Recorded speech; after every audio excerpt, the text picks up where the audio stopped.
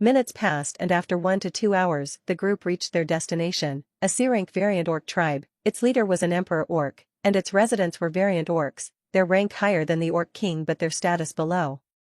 The students this time didn't stay outside and planned their offense, they directly jumped inside the tribe, taking the entire orc citizens by surprise. Orcs were going with their day, some coming from their hunt and some going, some having some fun with the slaves and some training them. The day was going splendidly for some and shitty for others, but it was normal nonetheless. Having lived years like this, even the constant danger of the forest was slowly dissolving. However, the students had other plans. Boom. Horaea. Everyone attack. Kill the monsters. Ice spikes. Tree whirled. Summon, Xmas. Backshot. Headshot. Mist expansion. A barrage of skills was thrown one after another on unsuspecting orcs. They didn't even have the chance to process the information before a good % of the population was sent to the cycle of reincarnation.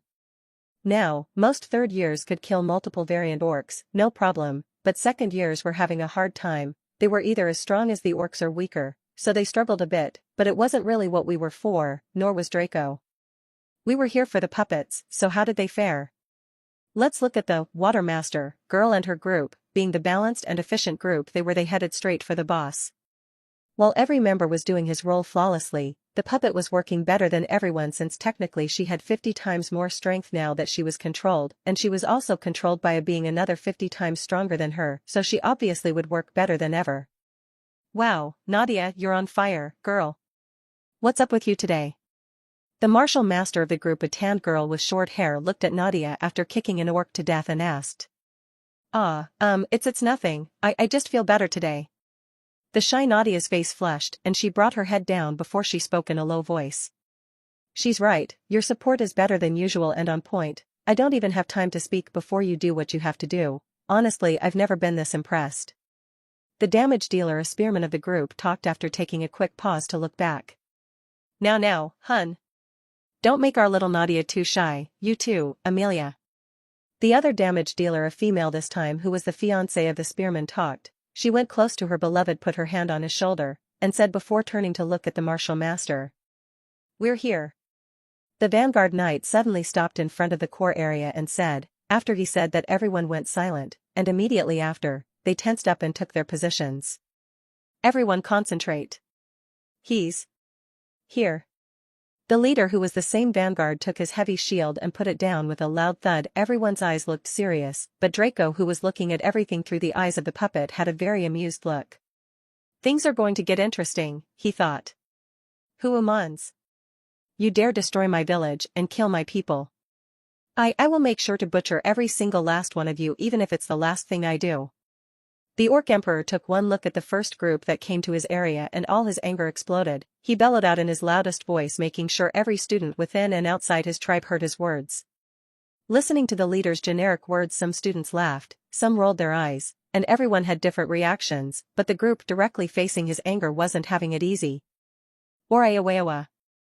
The Orc Emperor raised his head to the sky and roared to cause some fear to his challengers, but they weren't fazed, so he kicked the ground and appeared right in front of the Shield Master Knight, hitting with all his strength that was more than 4 times as high as the vanguard. The latter was surprisingly not fazed and didn't move by even an inch. His shield and jaw absorbed most of the impact, and a part of it was even reflected, which caused the boss to take 2 steps back, just enough for the damage dealers, martial artist, and others to act. All stats up. Damage buff. Bleeding. Stat debuff. Earth imprisonment. Flexible spearmanship, this form, heart stealer. Ground splitter. Roundhouse kick. Water barrier. Earth spikes. The Orc Emperor, who had to take 2 steps back, was suddenly hit with debuffs before the earth rose up and caught his feet. He received a spear to his heart, but it failed to piece, but it was immediately followed by an axe slash over his head, which he caught with his hands before a roundhouse smacked him head on his cheeks, and everything finished with sharp earth spikes trying to pierce him all around, but they once again failed. The second he tried to retaliate after breaking out from the ground prison, water barriers formed all around the damage dealers and he couldn't deal any damage, which surprised him to no end. He looked at Nadia, and she was startled. She knew this wouldn't have a good ending.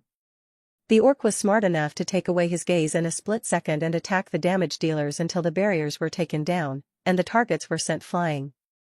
The knight charged at him and hit him with the shield, sending him sliding for a second before he stabilized, zigzagged heavily to the right and left, finally taking the knight by surprise with an uppercut to his left side, sending the latter flying.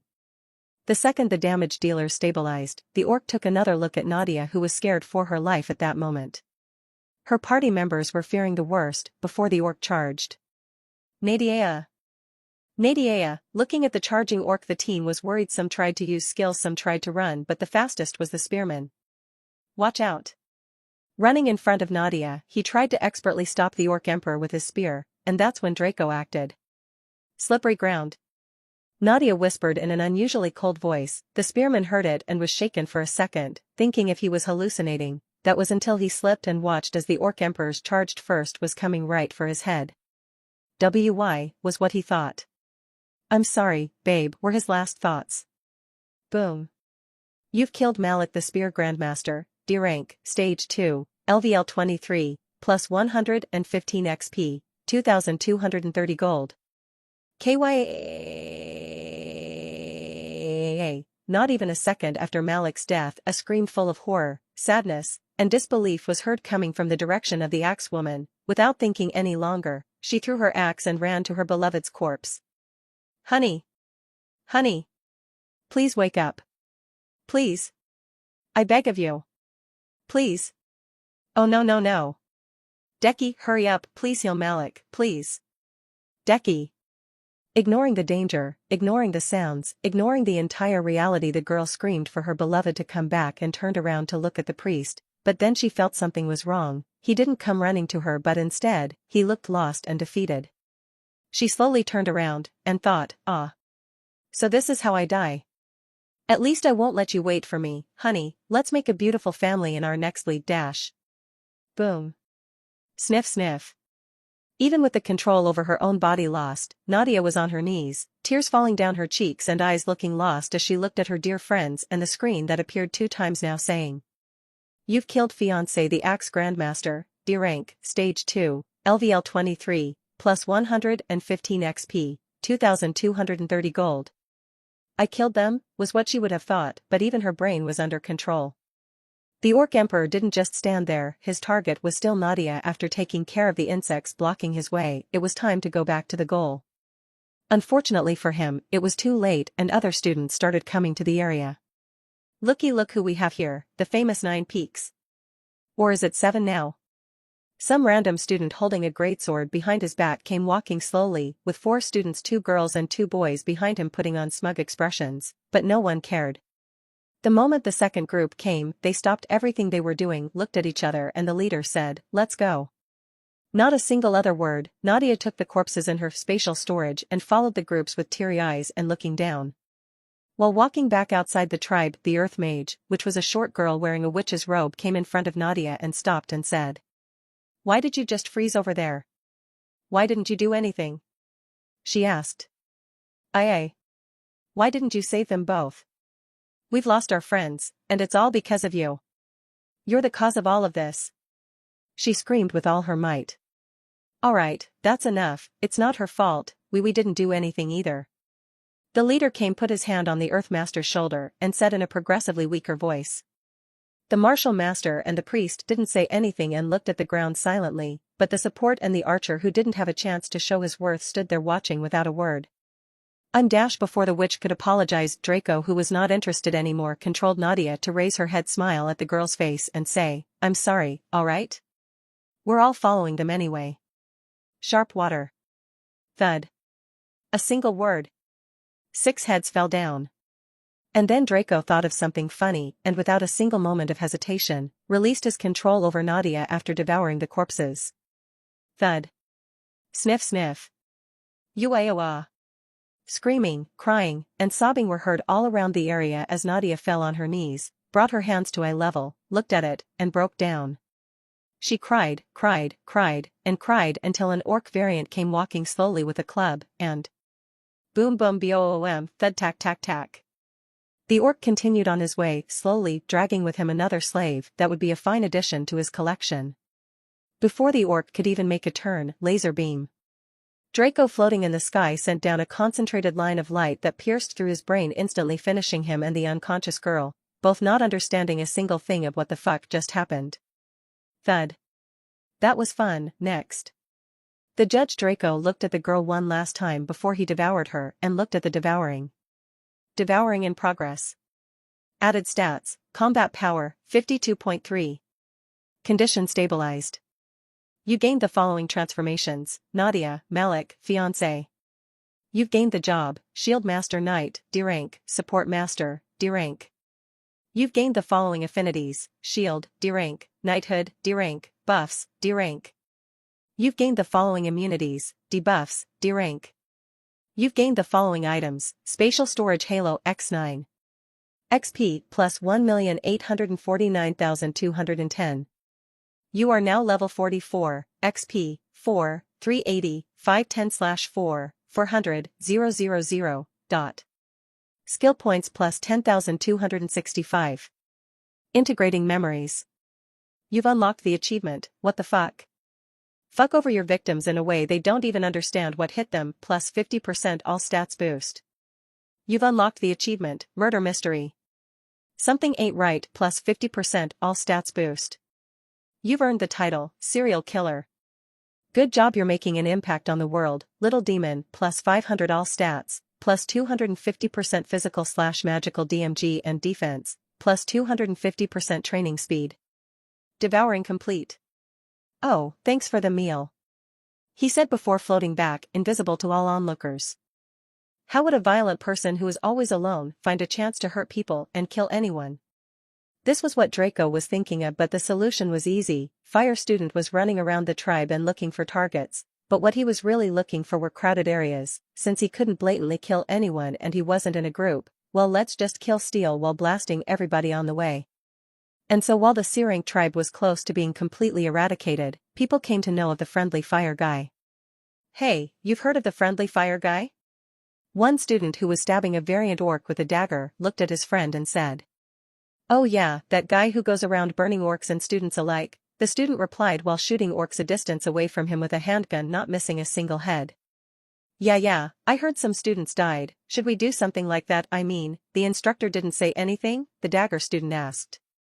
Don't even think about it, that guy is shrewd and known for his smarts and violent behavior, not to mention he's one of the strongest third years, messing with him or trying to be like him is asking to be killed. Also, he knows who to touch and who to not even approach, you don't. The gun student said. Yeah, but fuck.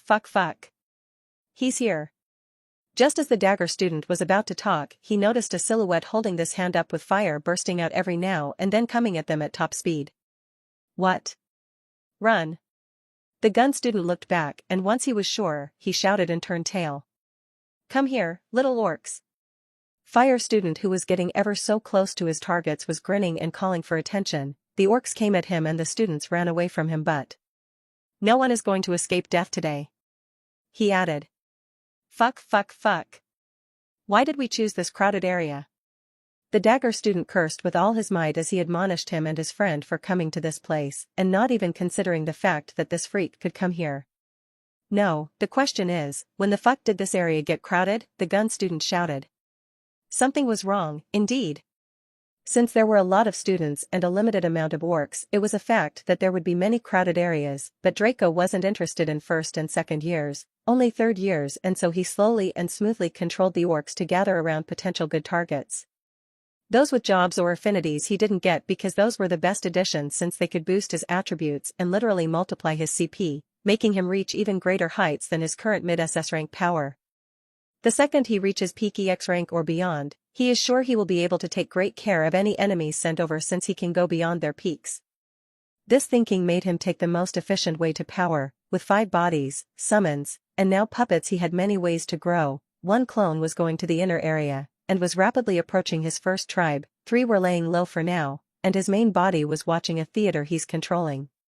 He watched and grinned while looking at the crazed fire student who was grinning from his heart while having no control whatsoever over his own body because he was making a profit, but what he didn't know is that he wouldn't last long. 3 orc variants appeared directly in front of the running students, and that was the decisive moment Draco was waiting for. There you are, little orcs. Burn to hell. Ha, the fire student still with his hand ready aimed and shouted. Fire bullet barrage. Brrrr. Arg. The students and orcs alike shouted in pain. How can anyone survive this? The dagger student thought as his life slipped away. Some of them died? More like all of them died. The gun student laughed in sarcasm as he thought of when his friends said that some students died after this crazy friendly fire guy entangled them in his mess. Thud thud thud X3. As the fire student approached, he didn't lower down his speed but just smoothly repeated what he had done since the beginning, rise. Devouring. After passing through the students, the corpses that should have been there weren't anymore, and the fire student continued on his way still planning to kill more. Unfortunately, he already killed enough and the instructor put a stop to the rice since the last orcs were killed. The fire student stopped and just as Draco was going to control him back outside the tribe, the instructor appeared in front of him. Aya. I hate doing this kind of stuff. Hey, you. Crazy guy. You killed too much. I have one question for you before you die and you better answer fast. The short instructor floated lazily with a pillow and pajamas as she looked coldly at the fire student and asked. I have nothing to tell you. He said before she even asked. Where did the corpses go? She asked. I burned them, he replied. Oh okay, by then, she replied. PHWT. Was what was heard before nothing remained of the fire student. Too bad, he was pretty fun. Draco thought. Let's see the gains. System, how many did this one kill? Draco asked. 49, mostly third years, 3 of them were second years. Yeah, acceptable, and some of them even got some new jobs. That's good, that's good. Now to the next one, the Light Master, was it? He's the kind of guy who is always alone but knows everyone. Let's see what we can do with him in the next tribe. Maximilian was the kind of friend everyone needs, the one so bright he attracts people left and right, the type of friend you look at from afar, the one with heavenly advice that knows exactly what to tell you at the right time, and his advice just works. Just as bright as he is, he's also mysterious, but you know he only wants what's good for you. He was also the kind of guy to know everyone. He was gentle. A lot of girls had huge crushes on him, but he never got a girlfriend and just lived life leisurely and carefreely, doing something out of the norm. His background was complex, his way of thinking was unique, his charisma was like a magnet, he had so many great things about him that people just couldn't get enough of him, and so he became one of the most well-known guys on the school grounds, but also one of the least seen since he just didn't care. He was always there when you needed him, talked with a smile, never made you feel left out, knew what to say and when to say it, and had complete control. He was the definition of the best human and friend you could ask for. How he came to be, it wasn't a good upbringing but sheer self-discipline, and out of him, he adopted such a mentality and way of being. Such a person was guided and fated to be the best human. Maybe he won't finish by becoming successful, wealthy, or powerful, but his impact on people reaching all of these states will be ever present. Now how would this person become if he suddenly made a 180 degrees change? Such a thing was literally an impossibility, especially for a person such as this with outstanding brains, self-discipline, and a philosophy of being. But Draco was itching to know who everyone was. The problem is that it was all in Draco's hands. Would such a thing be accurate? Well, he only had to act completely opposite to how Max himself would in that situation. Maximilian was a light master, and what was their specialty? Well, a lot. They had offense, defense, support, speed, and even slight connections to healing and light elements. They could make stuff invisible, shoot out concentrated laser beams that nobody would stand a chance against, go at unseen speeds for a temporary amount of time, quicken their healing rates, and even slightly turn their bodies into light without taking any physical damage, but that was a thing all elemental masters could do. Maximilian himself was the type of guy to go on a stroll while on a raid, taking care of any enemies in his way and helping those in trouble. He was just going at a leisurely pace with everything. People would never even suspect him of doing something wrong or bad. Those closer to him than most even grew reliant on him and he became an essential part of their lives, but those were far away at the moment. This time the group was at another C-rank tribe, a tribe of a race called Dabus, literal bearmen. They were simple-minded like orcs and ogres and were just bipedal bears smarter than the normal bears of the same rank, lacking the intelligence necessary to form a civilized tribe. These bears were similar to orcs, but unlike ogres in the way that they were heavily focused on endurance, vitality, and strength, ogres were also fast and deadly. The students, not missing a beat, went directly on the attack, similar to the last group, and Maximilian went on his casual stroll.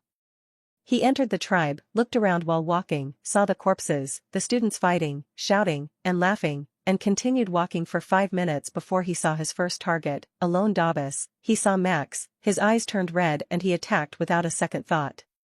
Laser beam. Zing thud. Rise. Devouring, and continued walking. A few moments later, he met a student struggling with a bear. The students looked back and the second he saw Max, he beamed with happiness. Hey, Max. You're here, right on time. Please help. This guy is pretty, though. The students, not stressed any longer, casually talked to Max while holding back the Davis. Max looked at him, put on his casual smile, lifted his hand, and... Laser beam. Thud. Huh? The student, not understanding anything, looked down at his leg, which had a hole in it, and back at Max. Before he could understand. CHKH boom. His head exploded into a dozen pieces. Grayer. The Davis roared in victory and was about to charge at Max before. Laser beam. Ruse. Devouring. He was killed, summoned, and devoured. Max, not taking another look, continued on his way. Mox. Help. Laser beam. Hey Max, wanna join us? We're going for the boss. Alright, sure. Max, he's coming this way. Laser beam. Kya. Max, you killed him. Laser beam. Rise. Devouring. Hey Max, our friend got this stinky wound, can you fix it for him really quick? Sure. Thanks, my pleasure. Let me see. Laser beam. Oh, he's dead, I can't do anything. Why is there a hole in his chest? Behind you. Huh? Chalk boom. Invisibility, sure is useful to use on monsters. Laser beam, rise, devouring. And it went on. Students struggling found themselves at death's door without understanding, students running fell down with holes in their brains, those asking for help were instead caught off guard, those wanting a heal were killed by the same healer, those wanting advice were sent to their deaths, and those too trusting were either blown to bits or had a hole in their chest, brain, or back. The problem is that there was no witness. I like this guy, I'm taking him with me. Draco thought. And so Maximilian went on to kill 1256 students in total by the time Draco's play ended, having caused the deaths of more than 10% of his group, and his legend was yet to end but had just begun. We've seen how Maximilian is, he was always bright, always their friend, smart, kind, self-disciplined, and righteous. What about the opposite? What about a depressed, violent, aggressive, lazy, and stupid kid? Someone introverted, no one knows him, and if he's known, no one likes him. What would happen if such a guy suddenly started helping people? What would happen if this guy took the lost role of the light? Draco wanted to know, he was just curious, but what he was more curious about was the reaction of the people, and how it would impact Depresso himself. Depresso was known by the entire school body, even fourth years, for he was the most infamous introvert. At the beginning they thought he was only introverted, so they approached him trying to make friends with benefits, but the look they gave them scared them for life, never daring to come back. It happened once, twice, thrice, and boom, the guy was known in the entire school. There was that, and the many crazy things such as his sunken red eyes making him look like a living dead, how he's always anxiously biting on his fingers, his stalking tendencies when he once stalked a girl until she committed suicide since any guy she talked to was found dead in the most gruesome of ways, how one time someone saw him torturing someone and cutting one arm after another while giggling to himself. Like a psycho, how he likes cats, and how his mother was also an infamous student in the academy's history. Overall, he was known as Crazy Depresso. Everyone knew not to approach and to keep a safe distance so as to not bump into him, like a guy who did so and shouted at him only to have his intestines acting as ropes for clothes to hang on. Yeah, indeed he wasn't that bad actually. If you're too close to him, you will notice that he likes cats. Before you die. Draco planned to do the exact opposite of what he did with Max, taking a stroll and instead of helping monsters, helping people.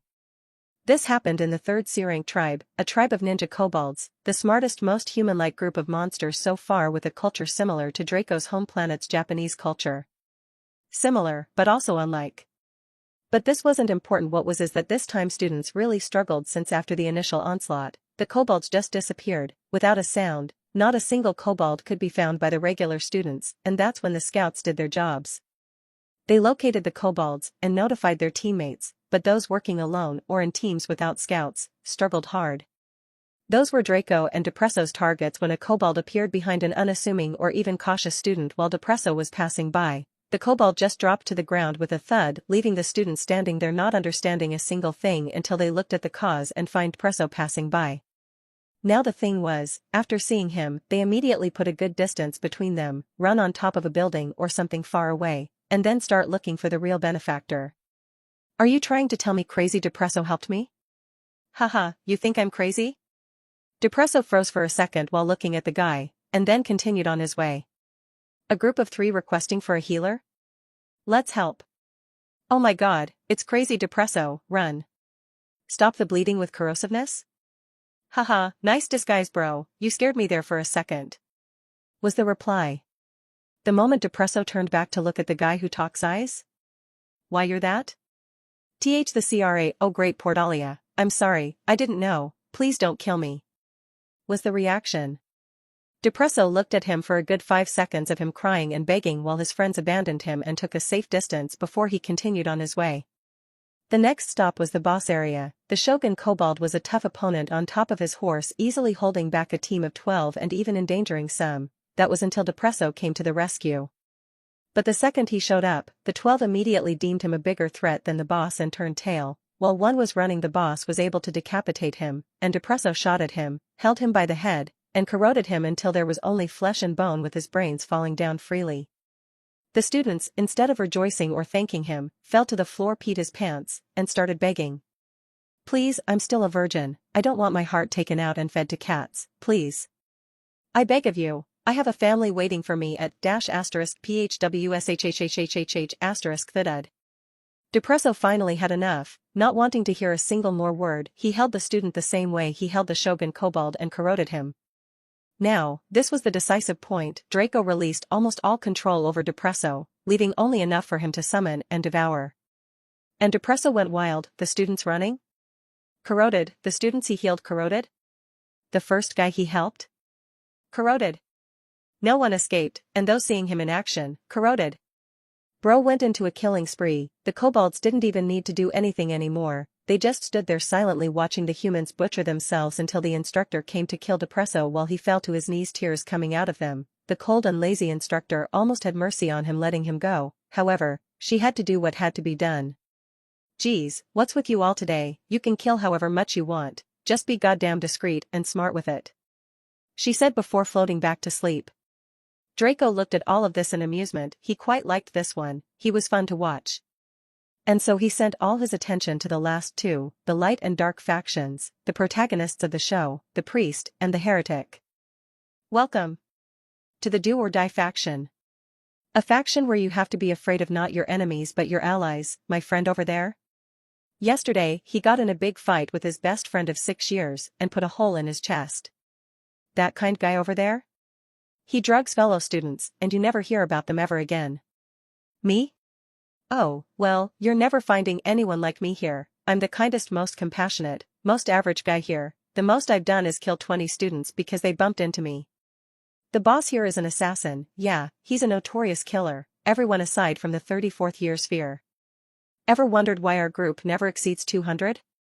No, not because we kill each other, it's because of the boss, just make sure he never sees you. Other than that, we're pretty chill, and you don't have to worry about anyone missing you. All you have to do is have your right ear cut off and a tattoo put in its place. Oh, you don't want to join anymore? Are you scared? Now, don't be a scaredy cat. If the boss hears of this, he's going to kill us both. Oh, don't try to escape, you either join or die here. This wasn't what you escaped? What you never thought of the reason this group was called the Do or Die? It's you either join or die. You either kill or die. You either hide from the boss and never let him see you or die. Oh, so now you want to join? Too bad, I thought I could get your contribution points. Well, welcome on board. On a scale of 1 to 10, how would you rate your craziness? Pi, you say, why? It's small, but never ends? Haha, you're a funny guy, you're going a long way being here, remember, don't show your face to the beau. Oh dang it. He's coming. Shit, he saw us. Hey, newbie, it was nice knowing ya. Thud. Hey no, I'm a member of your faction, I'm new here. Thud. TSK, another one of those lunatics saying they're a member of my faction. What faction? I don't remember having one. Yes, this was the Do or Die faction, a group of people using the most notorious, most feared guy in school as their shield, forming a faction on their own and calling him its boss. Now how did the faction operate? It was actually like this: a scout always keeps an eye on the boss, then, a telepath, a rare job holder, reads the leader's mind and gives instructions. Light and dark masters hide them from the boss's vision, always keeping a safe distance, and then new students who are all crazy or become crazy gathered together.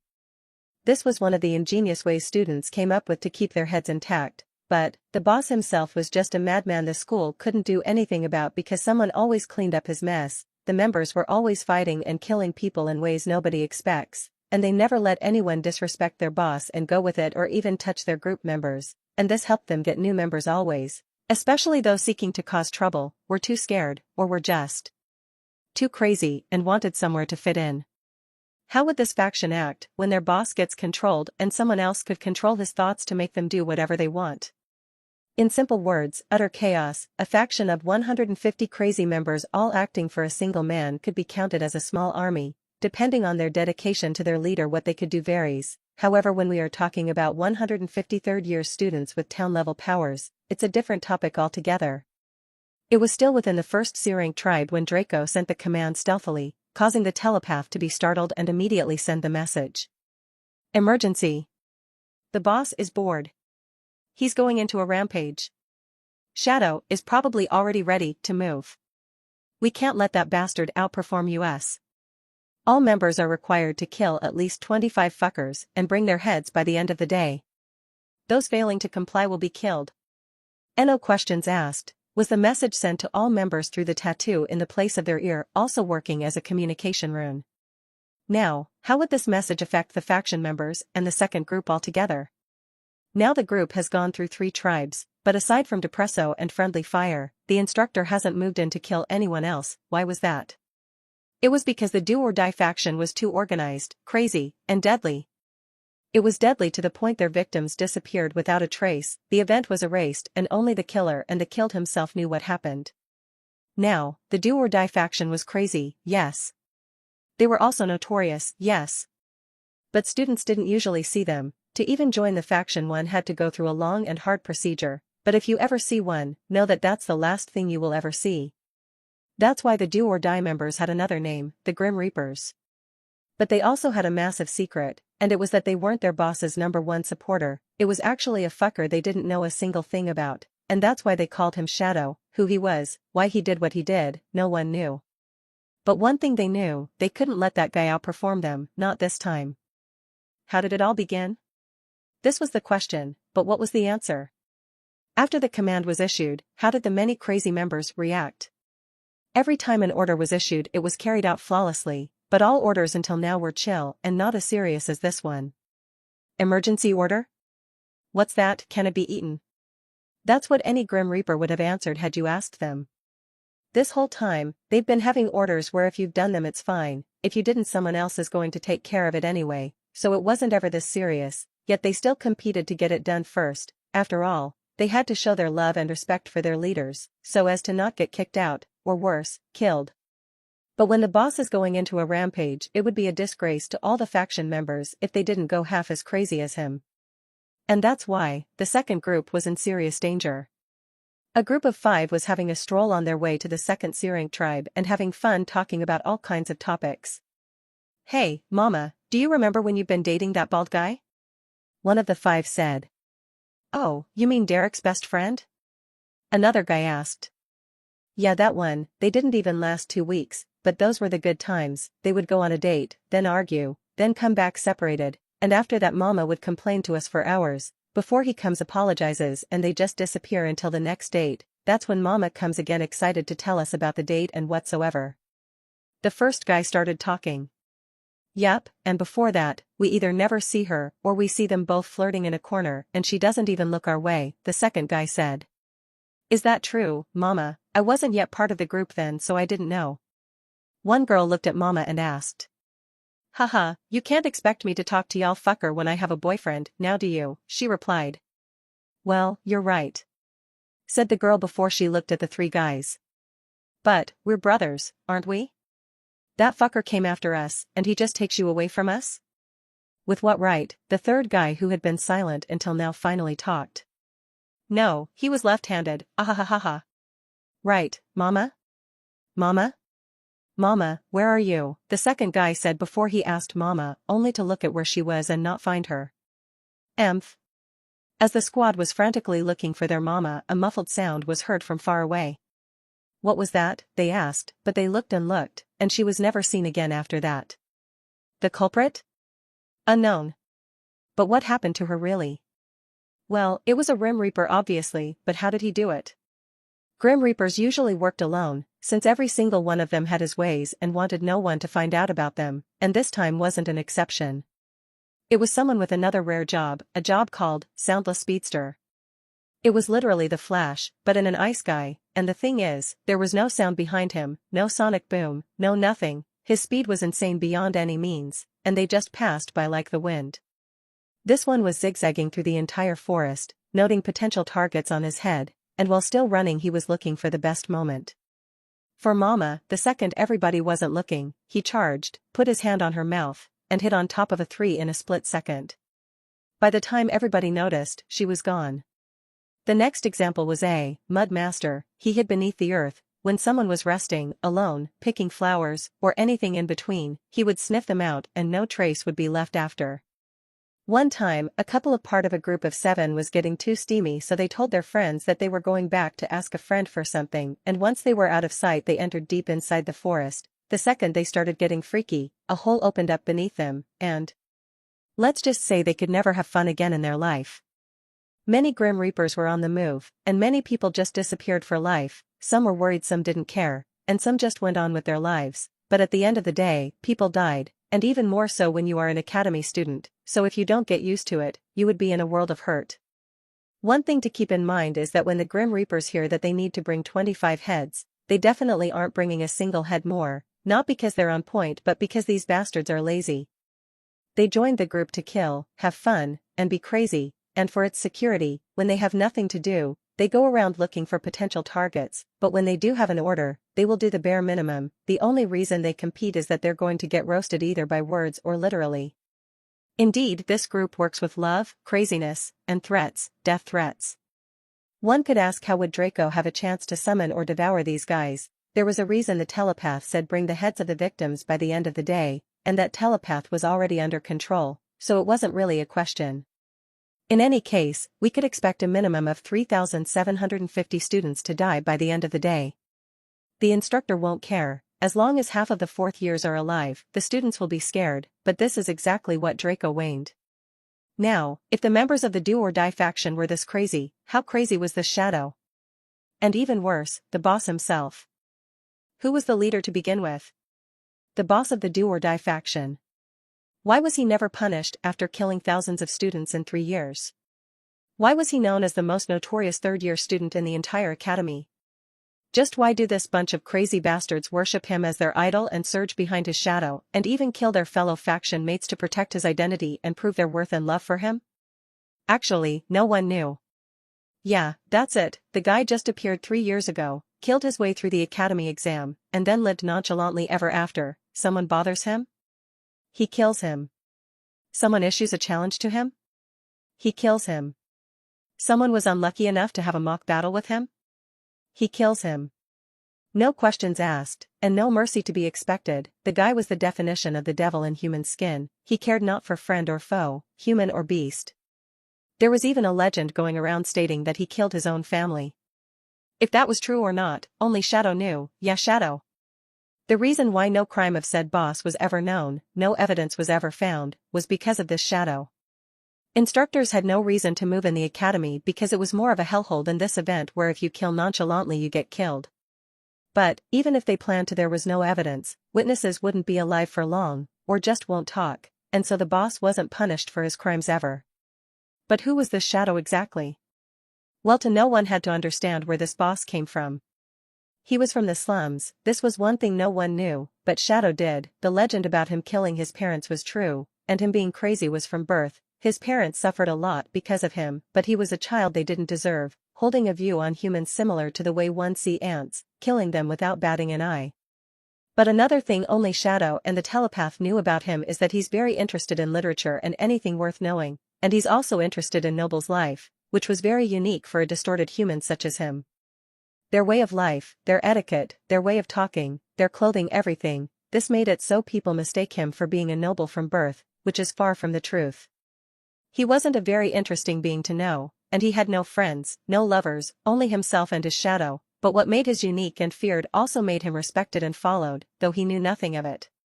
Being alone was the norm for the boss, and this wouldn't have changed for what remained of his life. Every human to have blocked his field of vision has died if they were weaker, but one didn't, one was saved and lived to tell the tale, and that was none other than Shadow. The one who knew the slightest detail about the boss, his only friend, self-proclaimed, lover, self-proclaimed, and mother of his children, self-proclaimed. The one who stalked him since she was saved, fell harder than an iceberg and did the unspeakable for him. Yes, Shadow was a girl, one crazy girl. A stalker, one psycho stalker. And lastly, a Yandere, one dangerous Yandere. If the do-or-die faction were the Grim Reapers for the students, then Shadow was their Grim Reaper. That was why they hated her, that was why they feared her, and that was why they hid and seldom appeared. She was another reason why 150 members were all the do-or-die faction could reach. Anything above that would cause an all-out against someone every Grim Reaper feared. Once one spends enough time in the faction, they start hearing a sentence more often: "Don't bring that crazy guy into this." When they ask, they get a stare that conveys a clear message: don't ask. It is true that the faction members kill each other, but that is when things are chill, and after they signed the contract with Shadow. Before that, let's just say there was an event that will go down in the Academy's history called a Shadow's Jealousy. The name doesn't sound as much of a disaster as the actual events where arms, legs, and brains could be seen splattered wherever you go.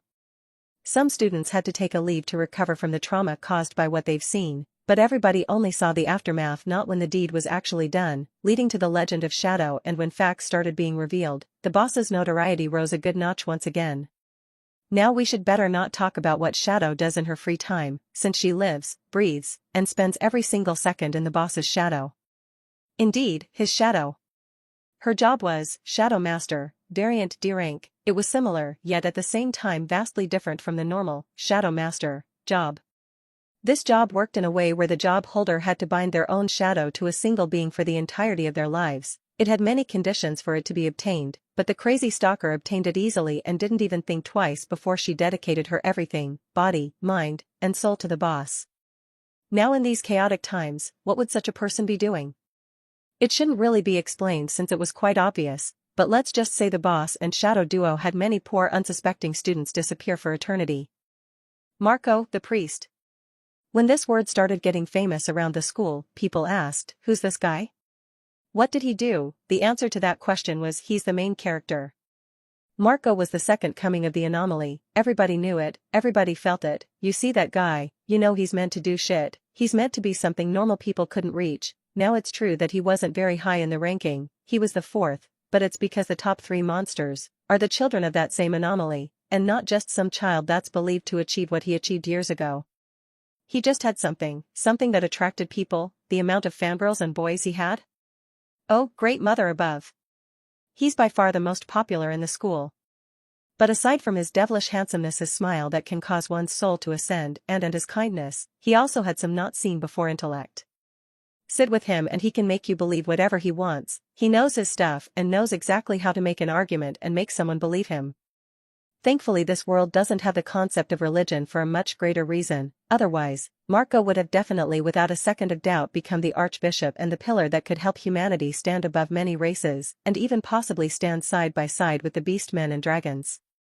For your information, a priest is essentially a person who has a connection to the elements, especially the healing elements and spirits connected to said elements, and he can use that same connection to cause many supernatural phenomena in exchange for mana. But whether churches and religions existed or not, it didn't matter since Marco would reach what he was meant to no matter what happened, but the method could always be different. Indeed, there were celestials ruling and watching over the world, but their causes and reason for they were doing were directly related to their rise of power. and they didn't work with faith but the achievements of those they'd blessed. This was directly connected to how high they would rise later on, but this was something far from us currently.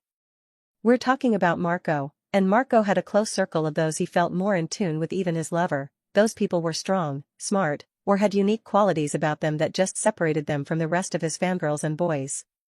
But if Marco was to give any of his crew an order, they would act without a second thought, and let's not even talk about the crazy fangirls and boys, some of those were on the level of Shadow. Overall, Marco was a charismatic person, and aside from his job and handsomeness he had uncountable other strong points, and he knew exactly how to use them to his advantage.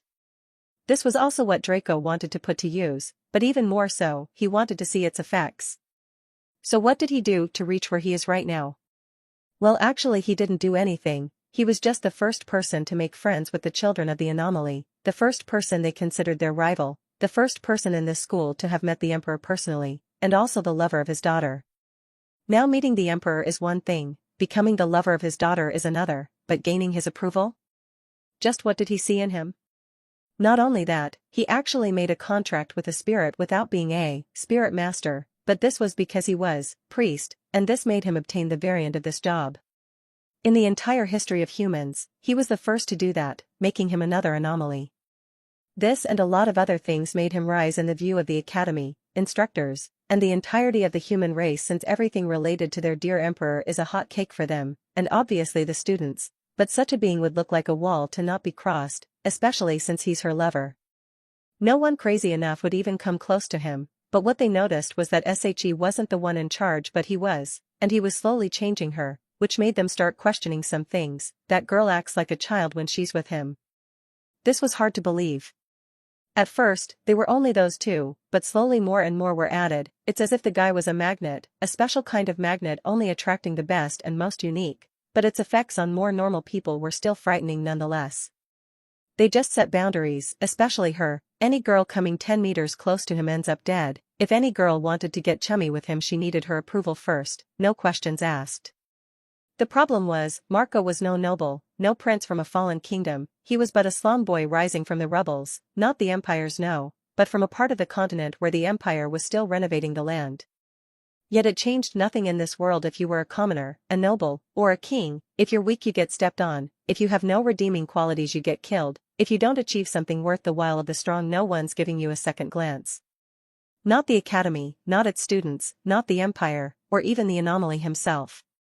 Draco knew all this, and he was setting his goals high. He was sure, his guts told him, no matter how high his stats got, that guy called the Anomaly who stood at the top, or maybe even those above EX rank didn't rely on stats to fight. He had an inkling of what it would be from his experience and knowledge. However, it didn't stop him from using still loose ends to infiltrate deep inside the Empire. Draco wasn't reckless, not in the slightest. He never approached something he knew had too many downsides compared to its upsides. And out of the many traits he devoured, recklessness wasn't one of them, and that was because he already had the harmony trait first. On this day, probably the 8th after his transmigration, Draco killed the most he had ever, directly or indirectly, and the traits he had gained were so many he didn't even look at them anymore, but he would definitely ask her to put them in categories or something to make it easier for him. The traits were filtered, the traits he had already cancelled out their opposing traits, and when two opposite traits meet each other during devouring they cancel each other out once again, and thus he progressively gains fewer and fewer personality traits. As for the racial traits, there are many more to be gained. One thing was for sure, he wasn't reckless, and that was exactly what allowed him to live for so long. He didn't know it yet, but 8 days was an achievement for someone who rose in power as fast as him. In any case, Draco made sure not to touch the instructors, the king's children, or the 4th years. But he would never say any food was an easy way to infiltrate the imperial lineage without being caught or in danger, and Marco was the perfect target. The poor prodigy had his pre-planned future forcefully cut off and changed off tracks because of one transmigrator wanting to have fun. And so, a question arises, what was Draco planning to do with the puppets who survived or will survive? Like Max, the boss, and most definitely Marco? This wasn't a question, all of them would die, and then be summoned back, but what would happen to them later on? Draco liked Max, he would let him act as a one-man army later on. The boss would form another do-or-die faction, this time led by him to commit all kinds of atrocities, but Marco? Marco had a future Draco didn't want to mess with too much, so his relationship with the daughter of the Anomaly wouldn't be interfered with. his graduation and anything he was planning on doing, Draco wasn't planning on changing.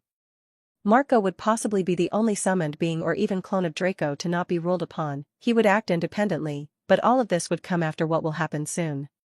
We've all seen cases where the bishop is actually corrupted and he uses the entire church to benefit only himself, and we've also seen cases where such important individuals act as if they're corrupted but they're in fact doing their best for humanity.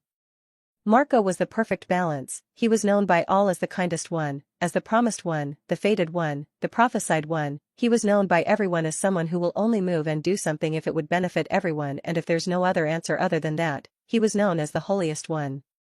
Everybody trusted him, everybody followed his words without a second thought, and everybody was bewitched by him. Fortunately, he was never the type to harm others just because, but is he now? What would happen if he pointed at someone and said that he should die? What would happen if he looked at someone and told them he hated their guts? What would happen if he even got close to a girl other than his lover? Draco wanted to know, and so he did. Marco and his team were marching towards another C-rank tribe when he put his hand on his chin. His lover, who was close to him, looked at him worried and said, "What happened? You're acting weird today. Do you know that team of 13? With the blind captain, he looked at her and said, "Yeah, what about them? Did they do something to you? Should I kill them?" "Haha, no need for that, I was just thinking about something I've heard multiple times. I was told that he committed many atrocities and I've been wondering how I could speak him out of it." "Marco, I've told you many times that this type has to die. There's no way someone who committed as many atrocities would ever hear you out," she said, slightly angry. "It's fine, my love, I cannot bring myself to kill someone when he could still change his ways." He looked at her warmly and said, "Humph." She blushed and turned away, but her mind had other plans. Looking at a place far away, she made a sign with her eyes, and some leaves rustled in a tree before everything went silent. "If you do not want to dirty your hands, then let me do it in your place," she thought. After a successful raid where they had just finished killing the tribe leader, Marco was cleaning his hands while looking slightly annoyed. Most people wouldn't notice, but his teammates and crazy fans will notice the slightest rustle of his hair. One of the guys from his crew came closer to him and asked, "Marco, I'm sorry but I already killed that guy." He said, "You shouldn't have, Pedro, you really shouldn't have, he had done nothing wrong." Marco looked at him slightly before he shook his head and sighed. "I apologize one more time, but I cannot stand someone acting haughty in front of you and trying to sully your image," Pedro said. All the poor guy did was try to make fun of Marco. Marco, being the kind guy he is, didn't say anything and even stopped his teammates from trying. Unfortunately, he was surrounded by a bunch of sensitive people when it came to him. All we've seen until now were the people close to Marco, and they only acted when Marco himself was affected. But how did his fans react when Marco was brought in any bad way? Similar to the Do or Die faction, the Marco stuns would kill each other over a slight confrontation about him, and if someone spoke ill of him, betrayed him, or anything similar, they would live a nightmare. The major problem here was that there was not one, not two, but many fans as crazy as Shadow within the rank of Marco stuns, and those were known by names. Layla, self-proclaimed Marco's little sister, she has Amira, Marco's lover's approval, and that is because she's a trustworthy friend who just looks up to Marco a little too much. Many legends are known about her, but if she finds you looking at Marco in a way similar to her, you can kiss your life bye-bye, but before that, your eyes will be taken out. If she hears you talking about how you would love to be Marco's little sister, your tongue would be cut off, stir-fried, and forcefully shoved in your mouth before you're killed. If you walk within a 50-meter distance of Marco and you're not approved off, forget Layla, every single crewmate, approved stun, and Amira, will make sure you die 1,000 different ways. Second comes Abdo, a former slave who was saved by Marco and is the most likely to join the crew as soon as he reaches his 3rd year, or D rank. This one is kind, and loved by many, and even the crewmates took him in as their own. He's the certified little brother of the crew, but he's also known as the Moonlight, always on the watch, looking from above for anyone harming the interest of his beloved savior and his friends. He also has a good relationship with the stuns and helps them deal with enemies who are far too strong for them. Then we have the actual little sister, Dunia, a little cutie loved by all. This one is protected, and even Marco will move if she's harmed, but she's not so simple. She's mischievous and loves to make fun of others and try all kinds of tricks that may or may not kill you. She has a storage device like the Academy's golden halo full of plushies, but the one she loves most is one given to her by Marco, a small purple bear plushie she loves more than herself, but with her job, that small plushie made many have nightmares at night and on the day. Last but not least, we have our small harmless pet friend, Namar, a small cat resembling a liger that hangs around the crew all the time. She was a gift from the anomaly to Amira when she was young, and although she is strong and can transform into a huge calamity of a monster anytime, she prefers to stay in her cute form and follow Marco and Amira all around. The second she met Marco, she fell in love with him and even fought her owner over him. Sometimes at night, she just disappears only to appear in the day with some red stains she sometimes forgets to clean. Thankfully only Amira has ever seen her, and Marco doesn't even have a guess where she goes, or did he? Now, there are many more shadow-level fans, but these were the approved ones, and those known by all others were acting behind the scenes.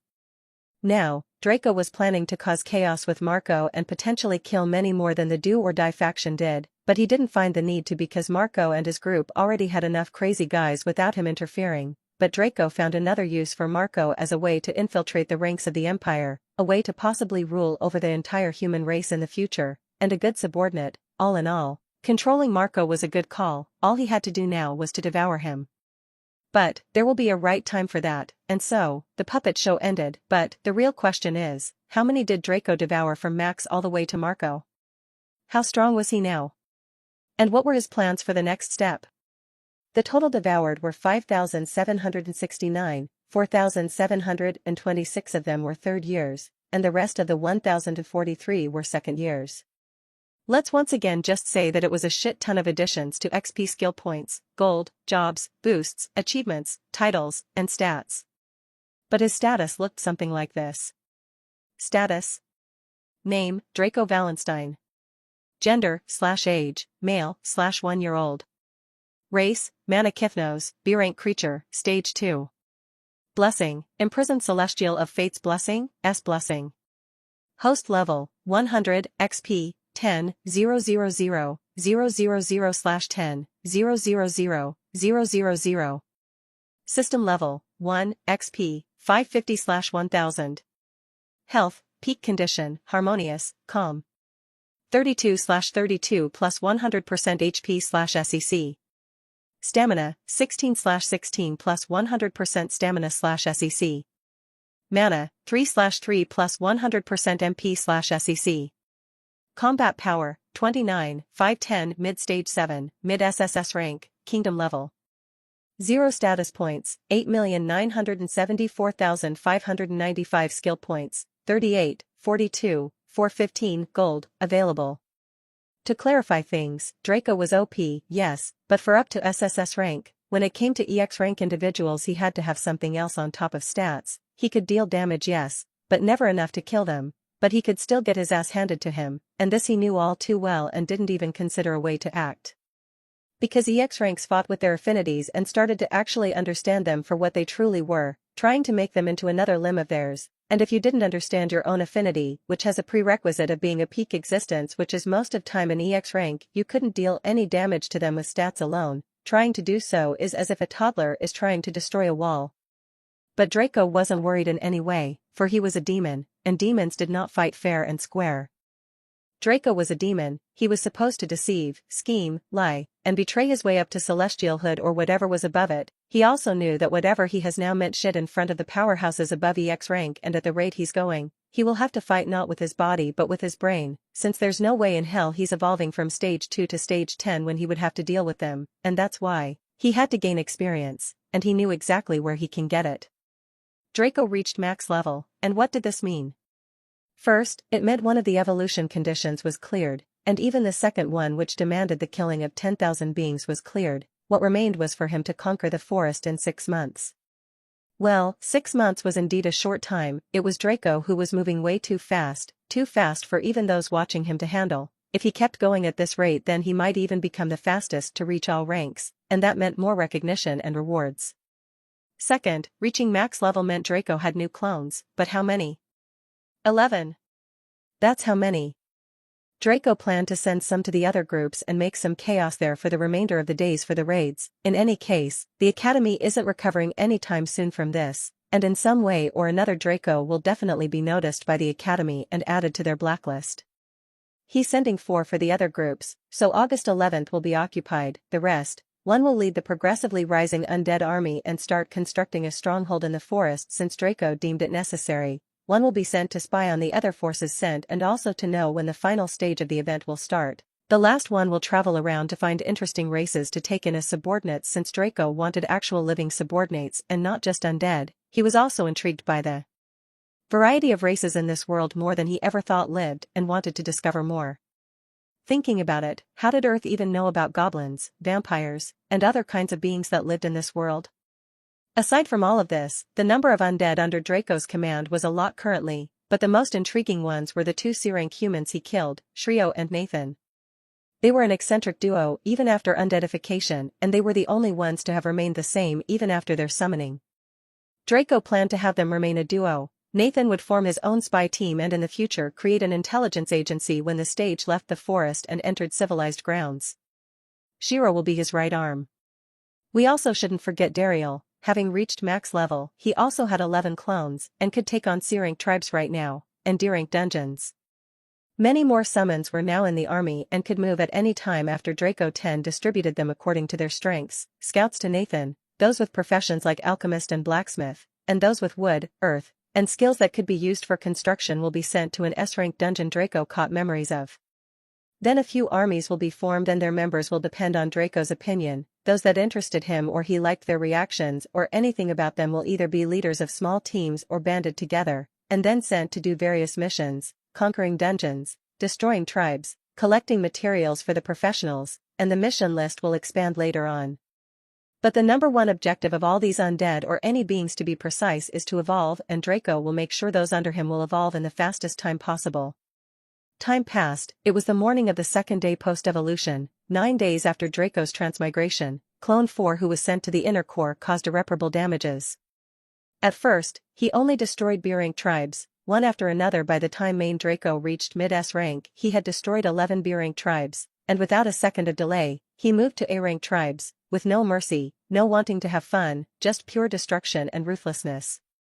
It didn't take long for him to reach mid-SS rank, and that's when Draco had nothing holding him back anymore. He just flew over tribes, sent down a new chaotic language spell called Chaotic Call of Death, and moved on. If the forest was not massive, Draco could have possibly cleared it all, but by now, he had devoured a total of 132 tribes, 29 B rank, 60 A rank, and 43 S rank.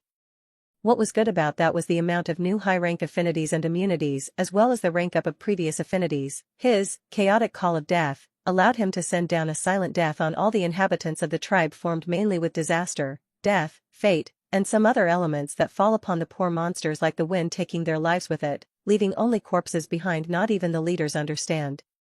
This caused a significant rise in Draco's CP, but he was still kingdom level. And this made him understand that empires were on another level, and if he wanted to kill other EX rank or initiate the understanding of affinities or what they truly were, natural and fundamental laws, he had to somehow kill an EX rank powerhouse.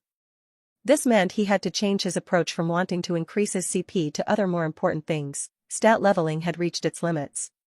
Now no matter how many lower-ranked beings he devoured would be close to meaningless. No matter how high his agility stat was, someone who understood even 0.01 light affinity could easily outshine him. No matter how strong his strength stat rose, someone understanding the body law won't feel thing with his full power. No matter how ridiculous his CP was, if he didn't understand even a strand of law, he couldn't kill someone who did. What did this all mean? Is Draco no longer OP? Was he grinding all along for nothing? Are stats really meaningless? Obviously not. It's like XP, you need XP to reach max level to evolve, but once you reach stage 2 you need to fulfill other conditions to evolve. This was what was happening.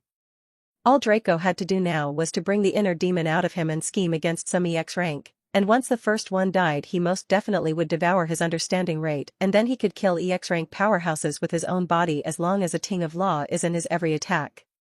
So Draco could still devour beings and pump up his CP, but it won't be effective on EX rank beings until he starts understanding law. He can still sweep the ground with them, yes, but not kill them. You can think of EX rank beings as higher existences. You can punch them from the corner of a continent to another, remove all their limbs, and still not kill them because the ting of laws they understood weaves their existence together, and without an opposing or another law that could cancel that weaving they cannot die.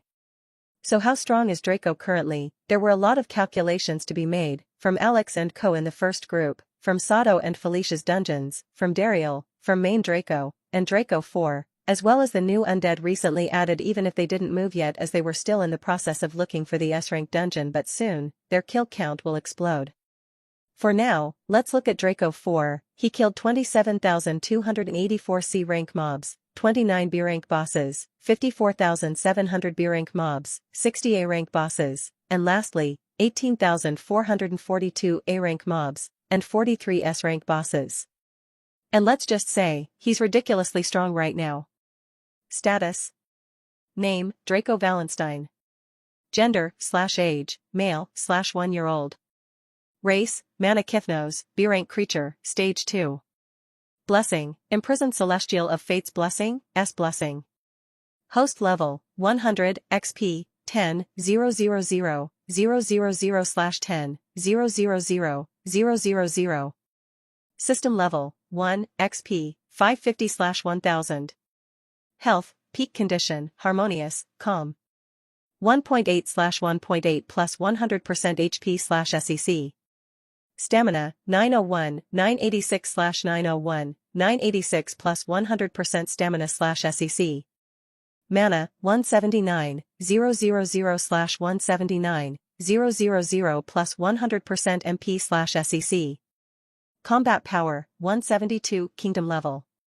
0 status points, 303,261,995 skill points, 632,942,415 gold, available. He was powerful, hard to kill like a cockroach, and rich. Had he been on Earth he could destroy the entire planet with one punch. Unfortunately, Portalia is much bigger than Earth, where even the smallest continent is several times the size of Earth, and it's held down by powers several ranks higher than basic laws. To understand what laws were, you have to think of them like this. They were essentially the foundation of what makes up the world, and every element and every concept is derived from these laws. Not only Portalia, the entire universe was created from, with, and restricted by these laws or their higher forms. Some parts of the universe had more diluted laws than other parts, and some had specific laws or concentrated amounts of laws or their higher forms. Earth, for example, was a planet with very diluted natural laws, and supernatural powers and phenomena as well as mana were either very hard to use, extremely dangerous and evil, or just non-existent. When a person starts understanding these laws, they start fusing with the very making of the world, becoming nigh impossible to kill with basic or more accurately baseless skills and physical power. There were all kinds of natural and fundamental laws, fire, water, thunder, and others like it were elemental laws, and they're included in the category of natural laws. Then we have body, mind, and soul. They are considered existential laws, and they're also part of the natural laws. After that we have space, gravity, time, and fate amongst others. They're the fundamental laws that many things just can't exist without. A being can begin to understand any of these, but if some conditions are fulfilled, to name a few, one has to be a higher existence, someone with an EX rank or higher bloodline, then an X rank or higher affinity with said element or concept one wants to understand. Thus most people just say that one needs to reach EX rank at the very least, since there's no way to gain an EX rank affinity or higher without being a being of the same rank. Draco was an exception. He had many ways to attain an EX rank affinity, due to his blessing from, and what remained, which was the bloodline, could be gained by killing beings with said potential. Now, once he fulfilled all of these conditions, would he be able to start understanding a law? No. Understanding laws wasn't easy, and it wasn't just a simple process of meditation and trying to make assumptions of just what was fire and how destructive or hot can it get. No. One had to absorb said element or concept of whatever law. If it's something like water, one has to take the element or its essence floating in the environment, decompose it, and understand it to a molecular level, then start understanding it deeply as well as all of its uses. This was law understanding in simple term. In more accurate terms, you have to become one with the element. And this wasn't simple, not simple at all. People took hundreds to thousands of years and still fail at this step. But after years and years, people discovered that EX rank or above techniques could speed up the understanding rate, and by using them to study a law, the chances and time it took to do so was lessened to a ridiculous level. But Draco wasn't bothered by all of this. All he had to do was first kill one EX rank powerhouse, and then easily kill 10, 100, or even 10,000 more with his CP alone to reach max understanding. So was Draco still OP? Draco 10, or was it 11? Let's call him Draco the Explorer. This was a Draco unlike the others. He came in peace, trying to sell kindness and belief. He wasn't ruthless, he wasn't arrogant, he was just a seeker of knowledge and a recruiter of sorts. He was planning to kill no one, he was planning to control no one. He came in peace, trying to broaden our horizon and walk the forest in our place. The forest was vast, the size of a continent, and with its outer, inner, and core zones, it formed a hierarchy. E to C rank tribes were in the outer layer, B to S rank tribes were in the inner layer. As for the core layer, there were no tribes, only walking disasters and sleeping calamities. Powerhouses of the SS, SSS, and EX rank. They were there to guard the heart, they were there to enjoy the calm, they were there because it was their home. If anyone disturbed their sleep in one way or another, if they didn't reach a certain level of strength, they weren't coming out alive. How big was the forest? And Portalia itself? Portalia was a prison world, a main world known by many. It was also drowned in space laws. Spatial fluctuations allowed many realms to exist in it, overlap with it, and expand the planet itself, thus creating the phenomenon of an ever-expanding world. But in layman's terms, Portalia was thousands of times bigger than Earth, and most of its land was concentrated on the central continent. Its equatorial diameter was in the hundreds of millions of kilometers and dozens of millions of miles. And to answer the first question, the forest itself was bigger than the entirety of Earth, multiple times at that. Since the forest was connected to the human continent, and the latter was the biggest continent aside from the central one, it could be said that when Draco and the students moved, they traveled a good distance, but the monster tribes themselves aren't that big, they were just very spaced out as each tribe held its own territory and those were of considerable size. So for the students to kill all the monsters alive or destroy all the tribes, it will take years. But Portalia itself was considered very small. It was so small that many named it the prison station. Because even if Portalia was huge compared to Earth, the gate to the prison realm, which was the more important thing about the planet, was measured in light years. The prison held down celestials and even sealed higher life forms than them, and those beings can't live in a weak place like a planet. A slight movement or even word from them could cause the entire planet to disintegrate. But this isn't our topic for today. It is the upcoming adventures of Draco the Explorer, the new races we will meet, the new encounters and discoveries, as well as understanding our little demon better. Draco the Explorer was still in the outer zone since he was just constructed, but immediately after that, he went for the inner zone. He wasn't interested in lesser monsters as weak as C rank, they had to be A rank at the very least to be added to his army. With his speed, it didn't take long for him to reach his destination, and that's when he flew down and decided to walk. The inner zone wasn't too different from the outer layer, but it had more concentrated elements, denser mana, and a richer environment. Huge trees 100 meters tall were covering the sky, beasts and monsters were living close to, inside, or above them, and rivers danced around them. A magnificent view of countless elements unfolded for Draco's eyes to see. Spirits moved joyfully without a care in the world, and this invigorated him to no end. To live is to be part of nature, indeed. Draco nodded to his own words. How did devouring thousands of enemies affect Draco? How many new racial and personality traits were added to the mix? There were too many to name, but in conclusion, harmony played the biggest role currently, but Draco was slowly turning into an unfeeling, selfish, ruthless, and scheming fellow, a demon through and through. His humanity could be said to have faded. Gone was the kindest living being, gone was the compassionate, kind, and caring Draco Wallenstein. Draco currently wouldn't even bat an eye before killing his own older sister if she had a single trait he deemed interesting. There was no for old time's sake in him anymore. But he was calm, collected, calculating, and shifting into an experienced monster with records of memories that were still intricately linking and weaving together inside his brain.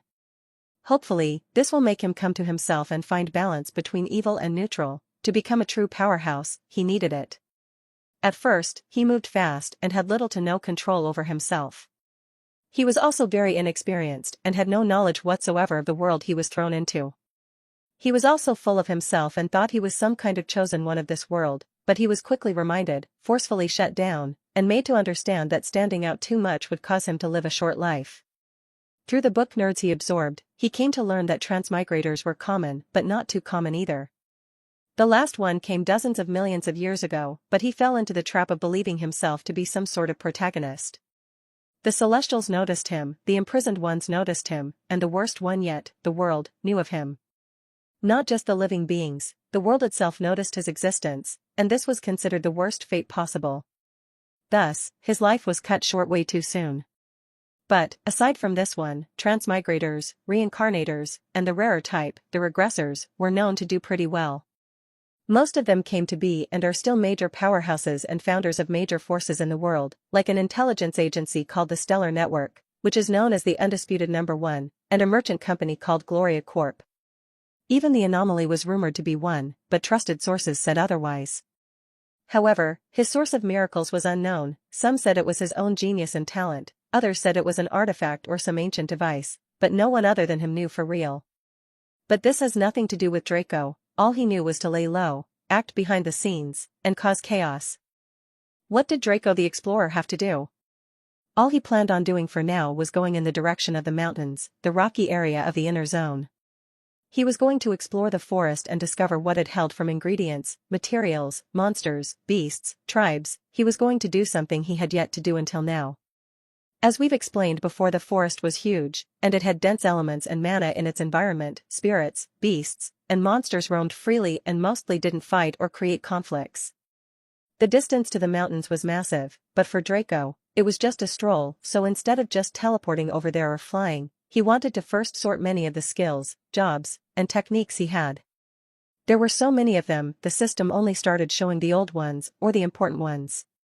Yet many of the skills he got from the students and the B to S rank monsters were yet to be known. Was there a difference between low-rank skills and high-rank skills? And was there a difference between monster skills and job skills? High-rank skills were more fancy, more destructive, and more wide-ranged than low-rank skills. For example, A. Fireball, F rank, will be A. Fire Dragon, S rank, or something similar. A monster with a fire affinity will gain such skill upon evolving, and such skills are sometimes called innate skills. A human, on the other hand, will gain this skill by ranking up his job. But there are fundamentally no differences between the skills both of them gain from nature. The difference between humans and monsters, beasts, or even spirits is that humans evolve their jobs, and the others evolve themselves. A human remains a human till death. That is not to say that an orc doesn't remain an orc. However, he goes from a regular orc to a champion ogre, an orc king, to an orc emperor.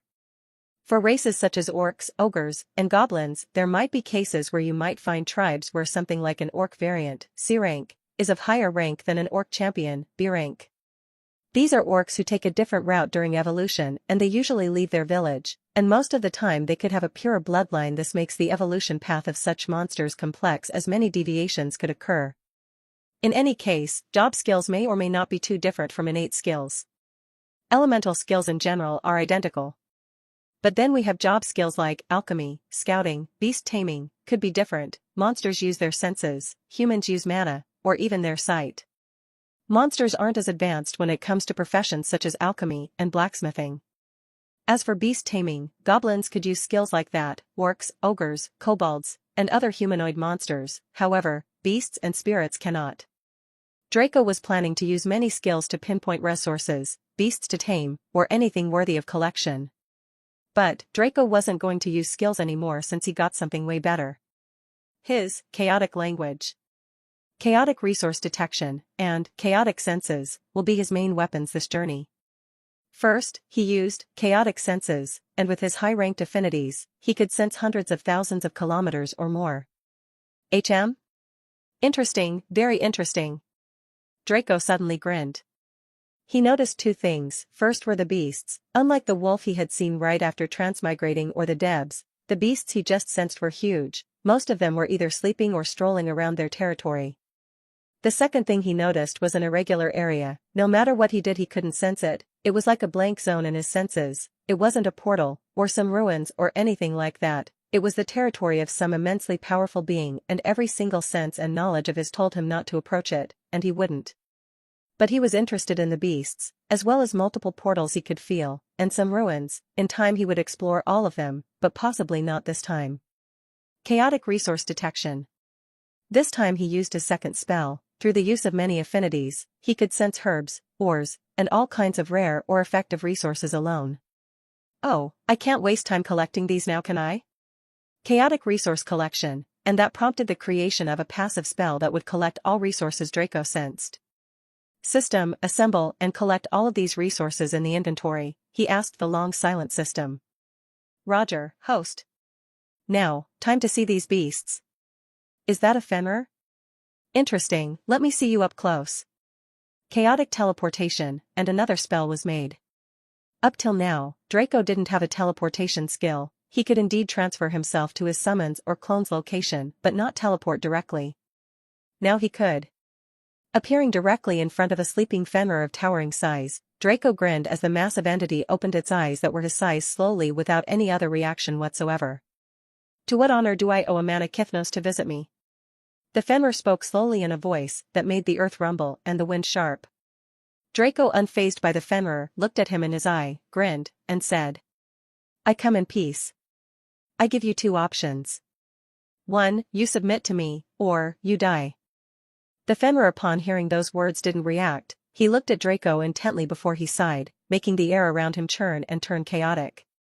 We have no enmity between us, young Kyth, and us Fenrirs are a proud race, so I'm afraid I would not be able to choose the first option even if I had to die, the Fenrir calmly responded. Indeed, we have no enmity between us, but for a being as old as you, I assume there wouldn't be a need to explain how nature works. Draco retracted his grin for a second before he put on a professional smile while gesturing with his hands. The Fenrir, after hearing his words, finally reacted. He got up as the ground rumbled, the air turned sharp and the temperature dropped. Are you trying to say that you're stronger than me, young Kyth? A tiny little beerant creature like you has no right to act all high and mighty before me. Now let me give you my options, you get out of my sight or die. The Fenrir spoke, but this time, the air was directly surrounding Draco as if the Fenrir wanted to tell him that if he as much as said the wrong word, he would make sure he didn't see the light. Is that an ultimatum? Draco looked high up to make eye contact with the Fenrir as the being stood at 25 meters high, making Draco look like an ant in front of him. The scene of a humanoid being and a Fenrir looking at each other with elements running wild was stunning, to say the least, but the air around was not pretty to be around in the slightest. I'm afraid you dash. Chaotic Deathbringer.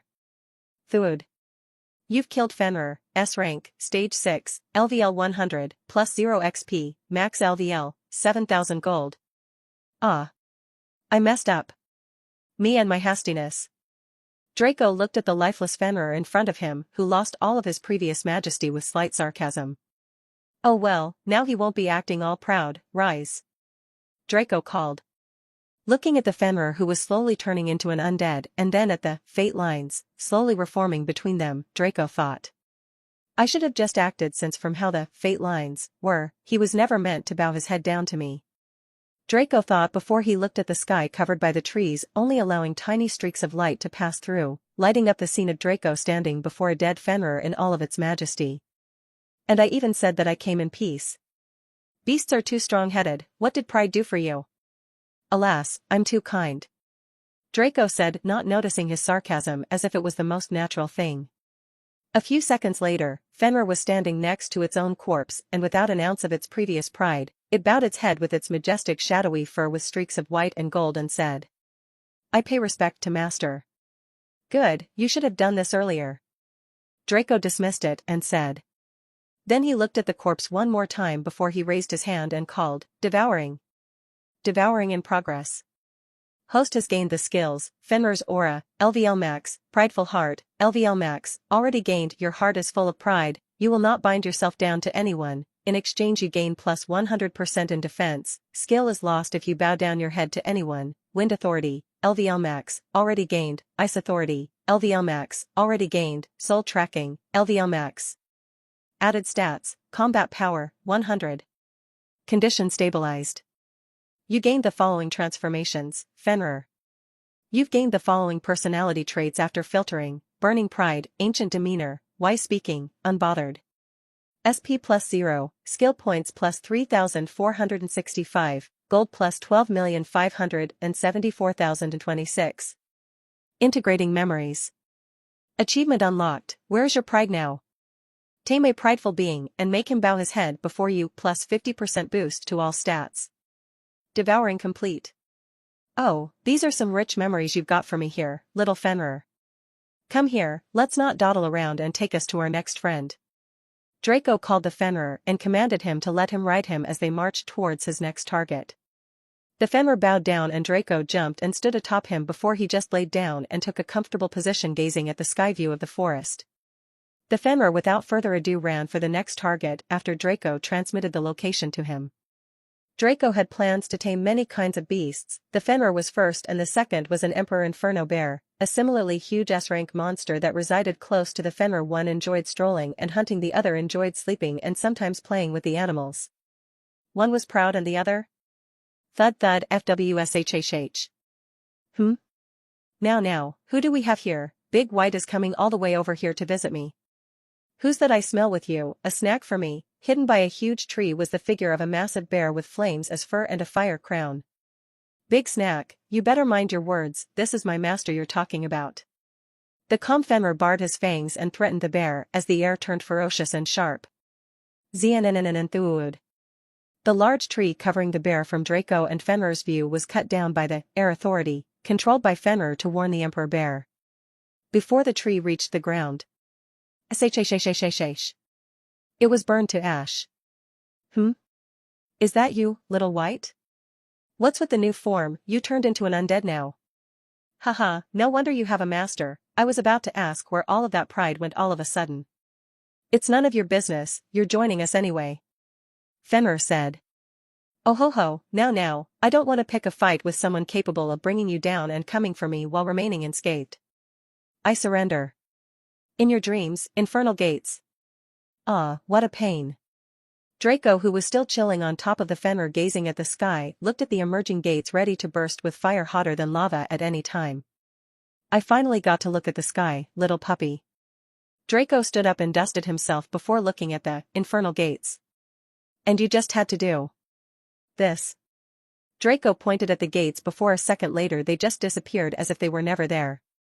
This was the might of elemental authority, a new kind of skill only below law understanding that allows one with higher affinity and CP or generally higher rank to take complete control over an element. Fire authority, one of the skills Draco gained from the S-rank tribe leaders he killed, allowed him along with his higher CP and affinity rank to entirely cancel the Emperor Bear's skill and let him look like a featherless chicken in front of a wolf. I came to know that I don't like being interrupted. How do you want me to take out this anger I feel? Draco turned his attention to the bear and gave him a sharp cold look that could kill if someone was weak enough. I surrender. I'm not strong enough to be your opponent. Please show mercy upon this lowly emperor and take my crown. The bear slowly bowed down and his crown started fluttering and losing all of its majesty. Draco floated slowly and came to stand before the bear. With a single swipe of a hand, the crown was removed and smoothly placed atop Draco's shiny blue hair. Tame, he called. FWSHHH. Congratulations, you've tamed an Emperor Infernal Bear S-rank, LVL 100. The second Draco tamed the bear. Another fire crown was formed on its head, but this one was white. I feel stronger. What did you do, KYT master? The bear felt himself wad was surprised. The massive beast of immense size looked down at its master and asked. Just a little trick, nothing worthy of note. Anything else? Draco said. No, master. Fenrir and Emperor shouted in unison. Good, let's move on. Our next target is the unicorn. Draco said before moving back to Fenrir's back. Master, you can ride on top of me. I'm pretty sure I'm more comfortable than Little White. Emperor looked at Draco and said. Master, don't listen to that puppy, you can make yourself comfortable. Fenrir retorted. Don't worry, I'm not leaving. I like resting on your proud back better than someone who surrendered with a single move. Speaking of that damn horse, he's a pretty annoying fellow. Emperor tried to change the subject. And so the trio continued on their way to add in a few other friends. The unicorn, an S-rank creature known for its beauty, its love for the forest, animals, and beauty, as well as its narcissism. It has authority over air and light. Its territory was both the sky and land. Animals loved its presence and concentrated around there and under its protection as it didn't let anything happen to them. This was Draco's next target. When the trio found it, it was floating high in the sky while holding its head high up. Emperor looked at it and Tisk. There were many reasons why he didn't like her. First was that his snacks all ran over to her territory and she's an annoying opponent to have with her light element. Second, she's annoying. Wow, wow, wow. It's white. And, you. What are you doing here? And who's that we have there? I've never seen something like that. The unicorn who was floating on the sky noticed her guests and ZNNNN. By the time the group noticed, she was already close to Draco and checking him out. Hello there, Uni, I hope you're doing well. Fenrir turned around to look at her and said. This is my dash. He wanted to introduce Draco, and when he made an almost full turn to look at Draco, he went silent. Draco was making a not-so-savory face right now. Little puppy, for once, you are right. This one is annoying. Draco looked at Unicorn head-on and said. The unicorn seized Draco and though slightly scared by his aura, she didn't take it to heart and still wanted to flirt, something that would cost her something very precious. Now, don't be like that. What's your name, little one? You can call me Unime. How about we become friends? Air Authority, Cleave. Thud. You've killed a unicorn, S rank, stage 6, LVL 100, plus 0 XP, 7,000 gold. Devouring in progress. Host has gained the skills, Light Authority, LVL Max, Flying Proficiency, LVL Max. Added stats, Combat Power, 100. Condition stabilized. You gained the following transformations, Unicorn. You've gained the following racial traits after filtering, Narcissism, Sky Lover, Territorial, Protector, Trusty Wall. SP plus 0, Skill Points plus 3,465, Gold plus 16 million. Integrating Memories. Devouring complete. Master, why? Fenrir looked at the unicorn whose head and body, which were cleanly separated, disappeared. Heh, she deserves it. Emperor smiled and said. I didn't quite like this one, let's move on. Draco said. Emperor, still in a joyous mood, didn't talk, but Fenrir still had a question he had yet to ask. Why didn't you summon her as an undead, was the question. As I said, I didn't quite like her, was the answer. And so the trio moved on to the next target, a Dark King Sabertooth. A territorial and violent beast, one that was more notorious than Emperor, he was evil, killed everyone on sight, and enjoyed seeing others suffer. He was a master of darkness, and neither Fenrir nor Emperor were on good terms with him. When Draco showed up he wasn't too kind, unlike the others. He tried being funny and asking if Draco was some kind of snack or tribute, and of course, the duo replied with a warning. The Sabertooth immediately realized that things weren't in his favor, and that's when Draco moved and asked if he would like to join or die. Things were moving smoothly until now. The Sabertooth was wary of the trio as he was sure he wouldn't stand a chance at defeating them, but he still believed he could flee at any time with darkness. But, with years of oppression and power, people sometimes had too inflated an ego. Thinking that Draco was a weak creature that had some kind of treasures he could tame the Fenrir and Emperor with, he sneered and tried to attack, but this led to his doom and summoning. Devouring in progress. And the last monster was an Elder Emerald Wyvern, a monster of a beast with authority over air, fire, and emerald. He was inside a cave of massive proportions, sleeping on top of a mountain of gold, emeralds, and all kinds of treasures. The moment Draco and Co entered, he opened his eyes. No one talked. Draco and the Wyvern held eye contact for a good second before the Emerald Draco said. I understand why you're here, but I am too old for this. You will have to forgive me, however, I cannot. Very well, and Draco left. No other words were spoken, that was all. The reason why Draco didn't kill him and just devour him? He respected him. Actions spoke louder than words, and eyes held more truth than the mouth could say. Evil as he might be getting, Draco was still a man of principles. He acted freely and slowly but surely grew as a demon and a living being. In the same way, he would kill for no reason, he would not because he thought of someone too highly to kill. We're slowly but surely watching the emergence of a man from a boy, of the perfect mindset from an overly excited nerd youth. Indeed, many factors are in play, such as the racial and personality traits, the memories, and experiences. However, one thing everyone can agree on is that Draco 9 days ago is years ahead of Draco right now. But is he better or worse? This was the true question. Draco truly went from the light and into a bottomless abyss with nothing but darkness. He was already at a point where he couldn't see that light anymore, and he couldn't differentiate between left and right. Next on the list was the corpse of some kind of monster inside a ravine.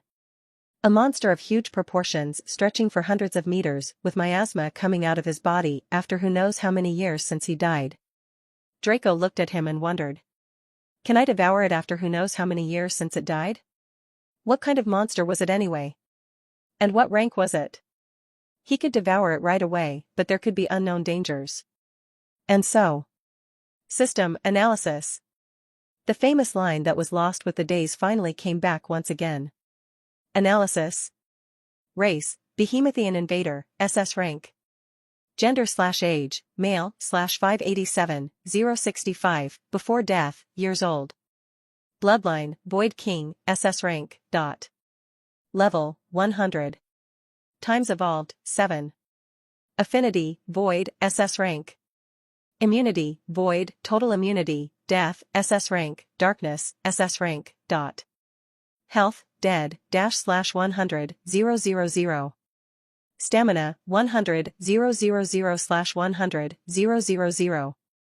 Mana, 100, 000/100, 000.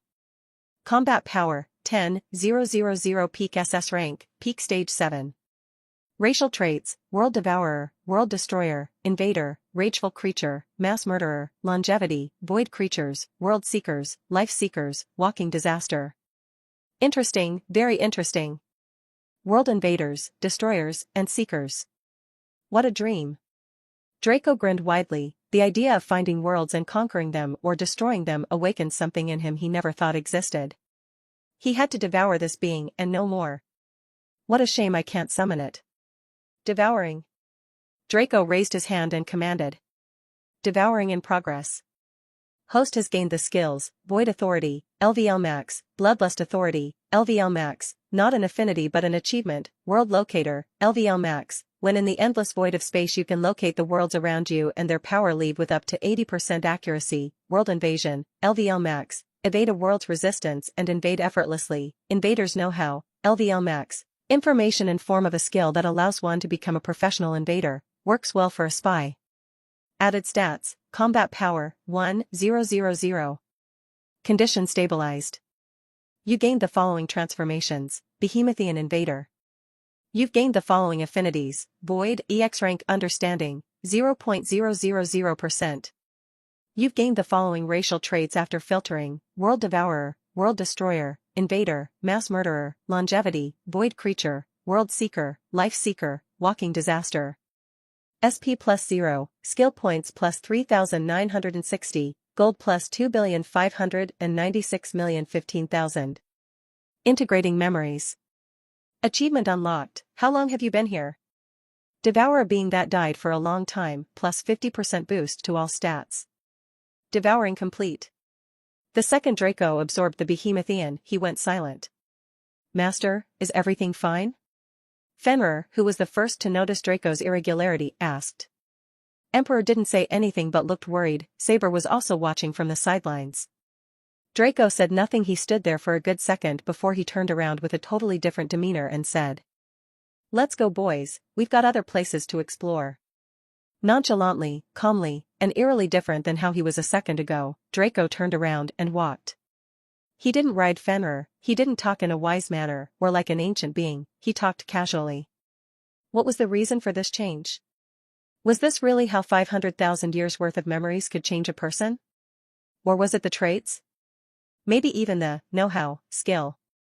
In fact, it was a combination of them all, alongside the most important detail. Draco's own realization and understanding. For the first time ever since his transmigration, Draco wasn't changed by external traits and memories, but by his own beliefs. This world was too small for his liking. Every person is unique. One's experiences, upbringing, education, social circle, view of life, goals and dreams, and thinking with all of their variations shape a person into who he is day by day, week by week, month by month, and year by year. The infinite possibilities such attributes could achieve make of us a uniqueness nigh impossible to observe anywhere else. Goals and dreams are one such attributes, and they are mostly if not all times the source of motivation that keeps a person going and ready to tackle any obstacles to achieve what he sets his eyes on. Draco had no goals, no ambitions, and no dream. He was only here for the fun adventures and power that was waiting for him at the top. Or at least, he was. He was a being without flavor, so to speak. However, hundreds of thousands of years did wonders for Draco that traits and other memories never could. He had seen life, spoke to life, gave life, was given life to, felt life, and finally destroyed life. This allowed him to understand life, and what he lacked. What for? This was the question. What did he kill for? What did he evolve for? For what reason did he gain power? Just because? No, not anymore. He had seen the vast world out there, and he was no longer satisfied with this one. A strong desire burst out of Draco, and flames appeared in his eyes. All of the worlds out there, the realms, galaxies, and universes, will be his. He wanted them under his grasp. He wanted them under his feet. What a day to be alive. Draco thought, his spirit itself was nourished. After many years' worth of memories, Draco was finally becoming a product of his own beliefs and not a puppet of devoured traits. Now with a goal in mind, no matter how he changed, and no matter the method he acted on, the purpose will be the same.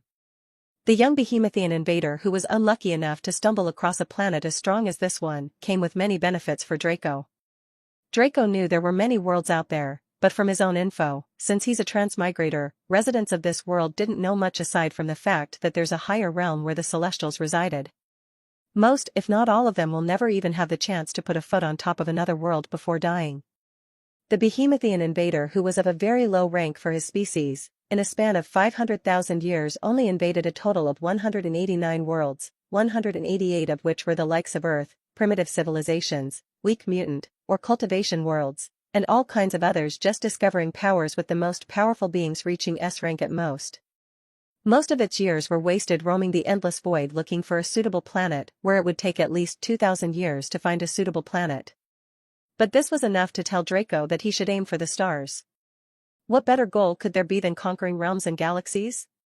In any case, he knew what he had to do: evolution, scheming, and conquest. The next destination was the mountains. They were quite far from where Draco and his pets were, and they even added more. A butterfly with authority over illusions and poison, she was one beautiful creature with a calm personality and was the only one to calmly join Draco's ranks. Another was a griffin with authority over the wind. He was proud and arrogant but quickly brought down by Draco. Then there was snail-like creature. This one was unique. He was sleeping on top of a stone. He wasn't huge, but for a snail, he was humongous. A snail was supposed to either be disgusting or in fantasy cute, but this one unleashed utter majesty. He had an aura so unfathomable it made Draco surprised. Indeed, it was the snail monarch, an irregular monster, a legendary monster, one of its kind. It was but an S-rank monster. However, you could say it was immortal, not in the way that he could not die, but because when the only snail monarch died, another one was born in an entirely different continent. It was a commodity for every living being, as consuming it allows one to unleash its majestic aura outwards, giving them a dignity and demeanor that no normal being could ever have. Why was it snail-like and not a straight-up snail? Because its shell was shaped into a crown. It was beautiful, with streaks of gold, neon white, and crimson red gems engraved on it. When Draco tried talking to it, it looked at him and a wave of aura attacked him, making him stand in place. It hid things Draco couldn't defend: his own dignity, his own aura. Draco indeed had an aura, a strong one at that. However, it was still developing and not yet on a monarch's level. This prompted Draco to speak. Speak his language of death. Chaotic Deathbringer. And that was it. It was the death of a monarch snail, the manifestation of Draco's own overwhelming aura that he even had authority over, and a new companion. Devouring in progress. Host has gained the skills: Aura Authority, LVL Max. Added stats: Combat Power, 100. Condition stabilized.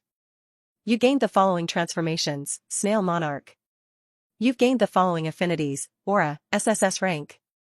You've gained the following racial traits after filtering: one of a kind, Reincarnators, Bound to Portalia, Unfathomable Majesty, Blinding Brilliance, Aura of a Monarch. SP plus 0, Skill Points plus 3,465, Gold plus 1 billion. Integrating Memories.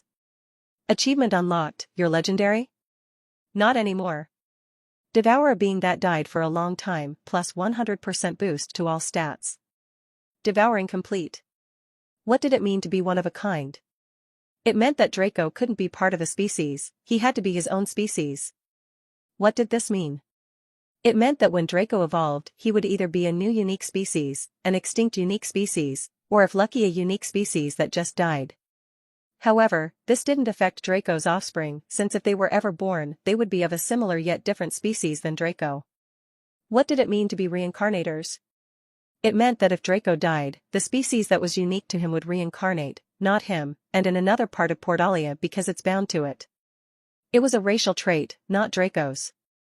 Now, nothing but Draco's aura and demeanor changed. This showed the benefits and potential danger of devouring. We've seen that Draco had many things about him change in a span of hours. He changed from a knowledgeable and evil demon to a wise and ancient demon, to a demon with a goal to conquer the galaxies even if he had to burn the world, and lastly something scarier than all, a demon with the demeanor of a monarch. He could stand up and make thousands bow, he could command down and make millions follow, he could talk and make billions listen. He had an aura of unfathomable majesty, he had knowledge, he had intelligence, but worst of all, he had a goal. A selfish goal. A goal that will make him stand on top of trillions of corpses and debris of destroyed worlds, but he cared not. The second he chose the demonic path, he set on a path of no return, he was made to kill, he was not supposed to be compassionate, and he was only going to get more ruthless, more scheming, more cunning, more evil. He would backstab, he would betray. He would infiltrate, he would slay. Draco cared for no one. Not anymore. He would do what must be done when it must be done, however, it must be done. Many more were going to die in his path. Many more were going to be devoured. He was going to grow stronger, smarter, and more ruthless by the hour. He set his eyes on the forest, and after that, it will be the Empire. Humans shall tremble. Humans shall fear. Humans shall be in utter chaos. For he was Draco Wallenstein. Status. Name, Draco Wallenstein. Gender, /age, male, /1-year-old. Race, Manakithnos, B-rank creature, stage 2. Blessing, imprisoned celestial of fate's blessing, S blessing. Host level, 100, XP, 10, 000, 000, 000/10, 000, 000. System level, 1, XP, 550/1000. Health, peak condition, harmonious, calm. 2/2 plus 100% HP/SEC. Stamina, 1/1 plus 100% stamina/SEC. Mana, 212, 943/212, 943 plus 100% MP/SEC. Combat power, 199, kingdom level. 0 status points, 303,274,550 skill points, 4,257,538,441 gold, available. Gomans were a tribe of muscular wise men focused on bodybuilding and nothing else. They resided in the mountains and had a wide range of experience with many things passed from parent to child through a very special method and so on until they could be considered a wise race. They knew things from human relationships, beasts and monsters in the forest, and even maps containing a lot of the ruins, dungeons, and inheritances in the dungeon, but they had no interest in them. The race of Gomans loved to and had a duty to get out of the mountains by the age of 10 since they grew way faster than humans and only came back when they turn 18. After that, they have to father a child and teach him everything they know from their parents and experienced in their 8 years of adventure. Boy, girl, there was no difference, you turn 10 you get out. Most if not all Gomans are always waiting for that day when they turn 10 so they can pack their stuff and live the legends their parents and their ancestors lived.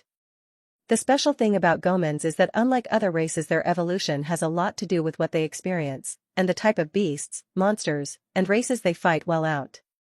A Goman who went to a human civilization and fought with them could become able to get a job of the same rank as his after evolution, but what job they get depends on the humans or enemies they've defeated. As for affinities and immunities, they only get them after evolving. The only things Gomans inherit from their parents are the memories and their race's strong physique. No affinities, no immunities, no skills, no nothing. They love fighting, they love exploring new things, and they're most certainly smart, very smart. After the age of 18, and after they come back to their tribe they spend most of their time in seclusion being good children and parents for 10.5 years or longer if they don't immediately get busy with a partner and they pop out a baby in 6 months. Unlike humans, Goman women only stay pregnant for 6 months. By then they would be around 30 years of age, and when their children leave for their own exploration, they of course have to make sure the tribe is protected. By the time the children are close to returning, the grandparents return from their second journey. They teach the parents once again. When the children return, the parents leave once again for a twice as long journey. This time they go in pairs, married pairs. And the cycle goes on. But each couple only gives birth to one baby, or in some rare cases twins, triplets, or more. This was the clan Draco met after going to the mountains. Him and his 6 pets entered the tribe uninvited, with Draco in the lead. Once the Gomans saw Draco, they were awed by his aura, and instead of getting aggressive against him, they welcomed him. Draco and company entered the village and started talking to the Gomans, learning their culture and traditions. The special method they taught the children with was actually combat-related. Through actual combat and a technique they transferred the knowledge they had to their children. Draco was interested in it, but unfortunately, the transferer and the transferred to had to be blood-related, and for more accuracy and effectiveness, they had to be parent and child. And so he dropped the idea. However, he was increasingly interested in taking the Gomans in. Their evolution was also interesting. He wanted to explore their full potential and make something great out of them. However, there was one problem: their tradition of going out at 10. Draco had to do something about it since it was very important to them and it would cause problems for him, but all he had to was give them a better proposal. The proposal was that after they follow him, they would get the chance to fight all kinds of monsters and live better experiences than they would ever have. They will have the chance to go to other continents, fight races that never appeared here, and live to tell tales to their children more interesting than ever. This indeed roused the curiosity of the Gomans. They started talking among themselves until the elders finally made a decision and agreed to Draco's proposal. And that's how Draco became the new king of the Gomans. He liked them, they liked him. He benefited from them, they benefited from him. And for the first time ever, Draco will have actual companions that might just be worthy enough to stay by his side. Draco promised the Gomans that he would come back and moved on. While Draco the Explorer continued his adventures along with his 6 pets, things were also moving for the other Dracos. Draco 1, 2, and 3, namely Alex, Sato, and Felicia, were still on their second day of the raid. The first day passed silently, no problems occurred and all conflicts were monster to human and no student killed another, or if they did, it was very silent. On the second day, those with grudges against one another started to move, and progressively people started to notice. Alex and company weren't excluded either. In fact, they were the #1 target as the students were scared of them after what happened before the raid, since they were the most likely perpetrators. Alex especially was attacked on many occasions. Since he didn't intake anything or needed to, poison couldn't work on him unless it was poison mist, or some poison daggers, needles, or even rocks. But those wouldn't work either. After all, he had S-rank immunity against poison. All attempts were like ants trying to take down a mountain. Holes in the earth, snakes and scorpions, random attacks that missed their targets, speedy fellows trying to show their might, girls trying to seduce, those more direct trying to pick a fight, and even those trying to put the blame on him so the instructor acts. All failed. No exceptions. And after that, in a span of 1 hour, the attackers died. And that was how Alex and company worked. However, Draco was now thinking of making his clones die so he could gain them back because they could be more useful elsewhere. And so with the work of a little illusion, the necromancer and his companions died ever so gloriously against a boss. And that's how Draco finished playing with the students, since they weren't worth it any longer. Regaining the previously distributed clones too, he was now fully ready to start planning how to move forward once again. Aside from main Draco, Draco the Destroyer, and Draco the Explorer, all other Dracos were together with the undead army and ready to head towards the S-rank dungeon. As more and more undead were summoned, the army grew, but this didn't matter, as one Draco would head towards the dungeon first, and the army would follow, since right now, he didn't have companions worthy enough to stand by his side. This was all. The only other thing worthy of note is the amount of tribes destroyed by Draco 4, the Destroyer. After the second day started and Draco the Explorer went from Fenrir's territory, to the bears, to the unicorns, to the saber-tooths, to the butterflies, the griffins, the snail monarchs, and lastly the Gomans before he continued to explore the mountains, Draco the Destroyer focused on S-rank tribes. As we've stated before, the forest was huge, and despite the similarly massive territories of S-rank tribes as big as modern cities, There were still a lot of them, and if you focused on them it could take you days to destroy them, and maybe never finish. But, he managed to destroy and devour another 84 of them. After the Behemothean invader, Draco also paid attention to dead beasts for a chance to absorb an SS rank or higher monster. But such a thing was not that common. The next plan is to attack the S-rank dungeon. Status. Name, Draco Wallenstein. Gender, /age, male, /1 year old. Race, Mana Kythnos, B-rank creature, stage 2. Blessing, imprisoned celestial of fate's blessing, S blessing. Host level, 100, XP, 10, 000, 000, 000/10, 000, 000. System level, 1, XP, 550/1000. Health, peak condition, harmonious, calm. 211/211 plus 100% HP/SEC. Stamina, 106/106 plus 100% stamina/SEC. Mana, 20/20 plus 100% MP/SEC. Combat power, 20, 705 Empire level. 0 status points, 474,949,550 skill points, 4,257,932,441 gold, available. For the S-rank dungeon, Draco planned to move alone. No companions, no subordinates, just him and his sheer power. One of his clones took the job, and he went where his memories approximately told him the location of the dungeon.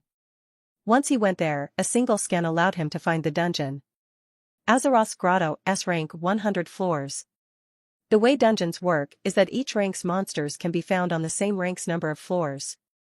So to explain, an S-rank dungeon like this will have F-rank monster in the first 2 floors, E-rank monsters from floors 3 to 5, D-rank monsters from floors 6 to 10, C-rank monsters from 11 to 20, D-rank monsters from 21 to 50, A-rank monsters from 51 to 75, and lastly, S-rank monsters from 76 to the 99th floor, before the SS rank boss in the 100th floor.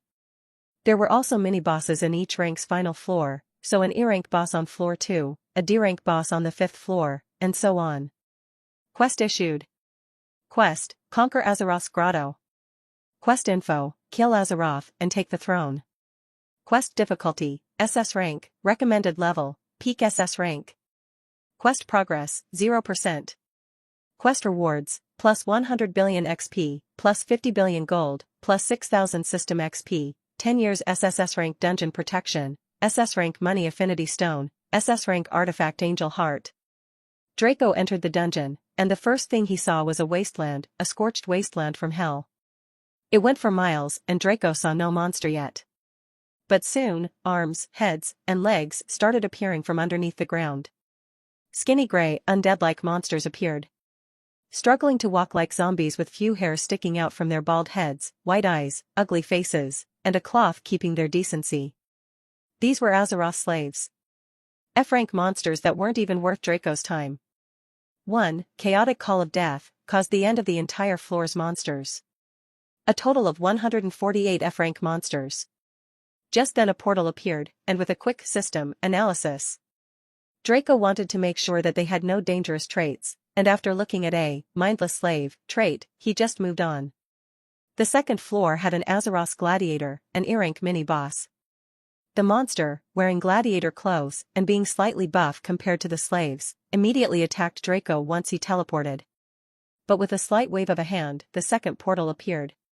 Not devouring the boss, Draco went for the third floor. This time it was a wasteland from hell, with greyweed sticking out. The monsters here were all gladiators. The second Draco appeared, the closest ones to him attacked, and with a chaotic call of death, all 289 monsters on the floor died. The fourth floor also had E-rank monsters. Gladiators once again, there were 292 of them. The fifth floor, however, had a D-rank boss named Azeroth's Servant, Midiolar. Once again, a single wave of the hand did the job. The poor servant wearing butler clothes with some quite handsome bodily features didn't last a second. However, Draco still didn't devour him. The 6th to 9th floors all had approximately 500 or so D-rank servers. The 10th floor, however, had an Azeroth's Maid, a C-rank boss, and a gorgeous succubus from hell with enticing features that caused a very hidden part of Draco to surface. And so, for the first time ever, Draco captured a boss not with power, not with skills, nor with chaotic spells, but with his 69 paths to heaven. No details came out of the room aside from a clinging succubus that was very charmed by a majestic and dominant man such as Draco. After that, he went on a quest to capture or summon the succubi from floors 11 to 19. Floor 20, however, had an Azeroth's Guard, a B-rank boss. This one suffered the damage of 2 mini-bosses combined, but it made no difference. Draco, with his favorite succubus mini-boss that only served as a 15-minute rest every now and then, managed to reach the 50th floor. By now, Draco's army had reached the first floor and was already preparing adjustments to make it a livable space before moving on to the next floors. The 50th floor had an Azeroth Knight, an A-rank mini-boss, nothing too hard, he was dealt with in no time.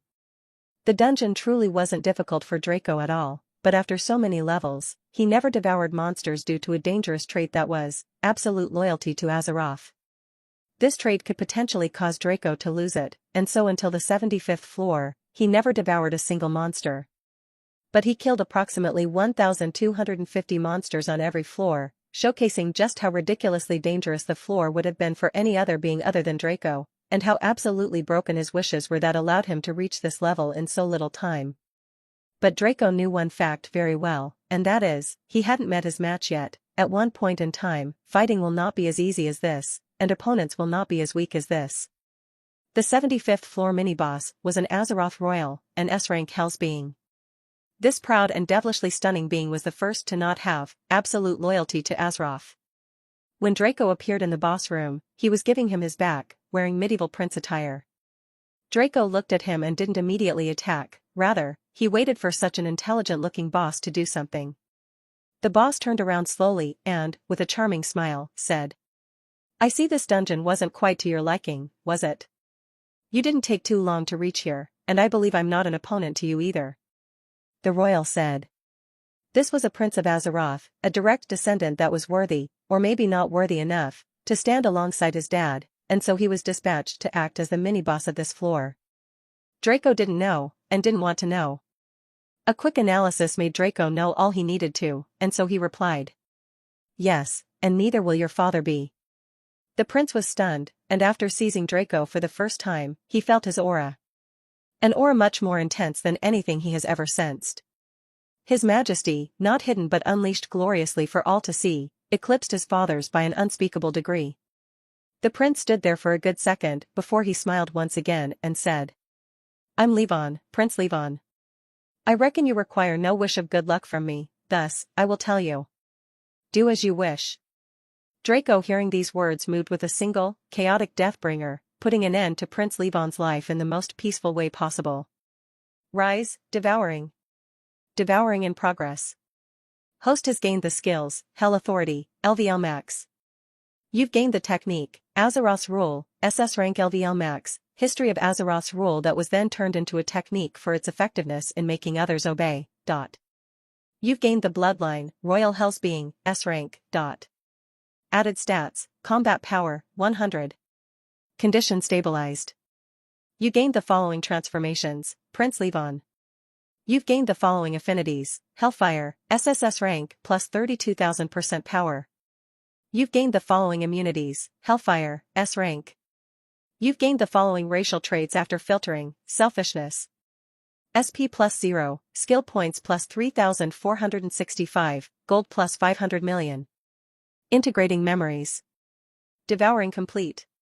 Gaining memories of the Prince. Draco knew what was waiting for him. 24 floors, unlike any other.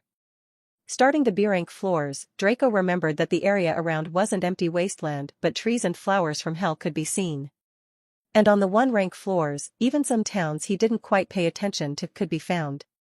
But, from the next floor and above, actual cities were formed.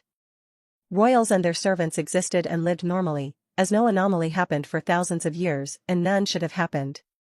The 75th floor was supposed to be the thickest line of defense, guarded by Prince Levon himself, right? Unfortunately, that wouldn't be true for long. Draco appeared in the middle of a town. The pedestrians, who were living their lives as normal, were surprised when someone unexpected came in. They didn't attack, they just stood there, curious. That was until the floor guardian appeared in the sky and shouted. Everybody, disperse. It's an intruder. A single sentence, and everything went haywire. Kayawiya. Mommy, it's a monster. Where is Prince Levon? Did he kill Prince Levon? Oh Lord Azeroth. Oh, Lord Azeroth. Draco looked at the townspeople panicking and was quite surprised. If he went by the earlier pattern, then isn't this floor supposed to be full of S-rank beings? He actually knew the truth, there were S-rank beings in here, but most of them were just strong because they were born that way, and the truly powerful on each floor were the Guardians. It's true that the S-ranks here could easily kill an A-rank, but another S-rank who's slightly more experienced could swipe the ground with them. There's a peak S-rank Guardian on each floor, and they're mostly royals or commanders of Azeroth. Each floor going up is filled with more important beings until the 99th floor, where only the direct descendants and the truly powerful coexist. Those on that floor could be said to be the absolute most powerful after Azeroth and Prince Levon, who were banished. Draco looked up at the Guardian and smiled. It didn't matter. Come 1, come 2, come 100, they will all perish. It happened in a few seconds. The monster appeared out of nowhere, and when the Guardian came to deal with him, he just fell. He fell from the sky, never to wake up again, and after that. After that. What happened after that? Draco appeared on the 77th floor, and the same thing happened once again. The pedestrians looked at him and while still being awed by his aura and irregularity, the Guardian came, and a single, chaotic Deathbringer, followed by a chaotic Call of Death, dealt with the entire floor. The only thing remaining intact were the towns and the huge territory outside that Draco never explored. The 78th, 79th, and 80th floors through the 98th floor all had the same thing happening again and again. Draco only devoured specific Hell's beings with no loyalty trait to Azeroth and summoned the rest. All of the devoured were S-rank royals or commanders. The only new thing he gained aside from memories were commanding skills and some noble/royal business knowledge. The floors only grew bigger with more citizens and elite families that didn't stand a chance against Draco's chaotic Call of Death. Towns turned into cities, a few pedestrians turned into a lot of civilians, and medieval houses became modern houses. As Hell turned into a civilized place, Draco destroyed and destroyed without remorse or care for a place looking similar to his old world until the 99th floor. The 99th floor, however, had Draco not appear in the middle of a town or city but on top of a hill overlooking a huge castle city that was probably bigger than the last 10 floors put together. Draco looked at it and started thinking to himself how annoying this could have been had he not been able to just teleport over there and finish everything in seconds. A moment after he appeared, a hand touched his shoulder and he heard a voice from behind saying, Well, we didn't expect a guest today. Mind telling me what you're doing here, strange sir? Draco turned back to look at who had the gall to touch him, and it was a butler. A butler with a devilish smile and striking features. Draco was alone, ever since he entered the 75th floor, and the succubus following him was sent up to the first floor to meet with his army.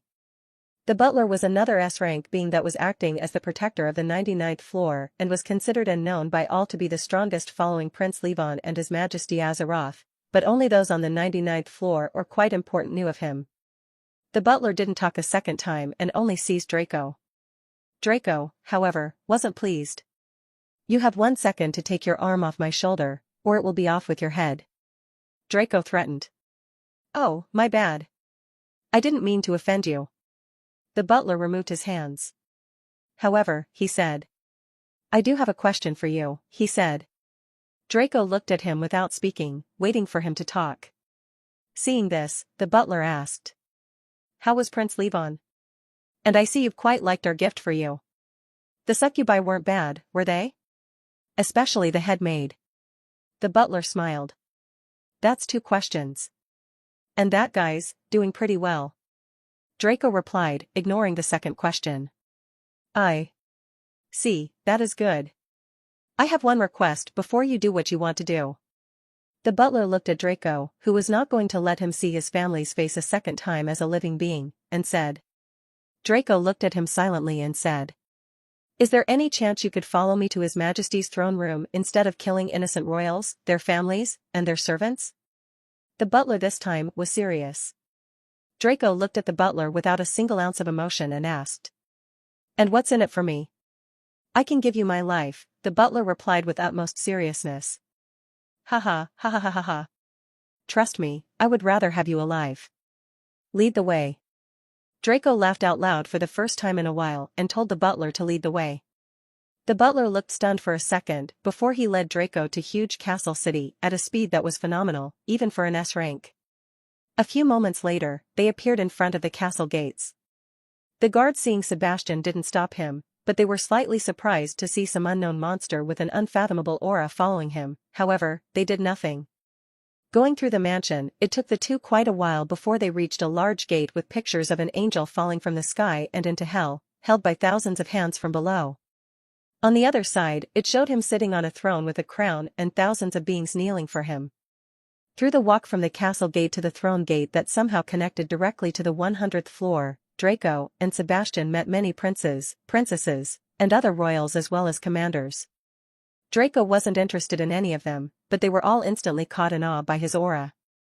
Some even immediately disappeared after seeing him go wherever they could to get information about him, what business he had here, and more importantly, was it finally that day? For the second time, Draco only cared about the boss and the butler on his side. Looking at the gate, Draco didn't waste time thinking about useless things anymore and opened it. The second the gate to Azeroth's throne opened, a swirl of black and violet appeared. Passing through without a second thought, what welcomed Draco was a strong gust of hot air that would have burned a regular human a million times over. Indeed, Draco didn't feel it until now, but the grotto of Azeroth was indeed hell. Aside from the monsters and mini-bosses, the environment alone required one to have a strong physique and resistance to harsh weather. You're here. Welcome, young Kithnos. Sebastian, I see you've been doing well. I'm glad. You're here. Welcome, young Kithnos. Sebastian, I see you've been doing well, I'm glad. Suddenly, Draco and Sebastian looked forward and saw a being of unfathomable beauty and knee-buckling majesty that almost rivaled that of the snail monarch, as well as a malplaced holiness that didn't fit quite right with the King of Hell. Azeroth looked at Draco directly, seizing him up and down, and even when he spoke, he didn't even look at Sebastian. Thank you, your majesty. Sebastian bowed his head and looked down, not speaking any further, but Draco held eye contact with Azeroth. Azeroth, as seen before in the gate, was a fallen angel with celestial beauty and wings that were dark with streaks of white and gold that made them even more beautiful. I see you're quite strong. And your aura. I fear my children were quite interested in seeing someone with such majesty that eclipses mine. Come, let us talk.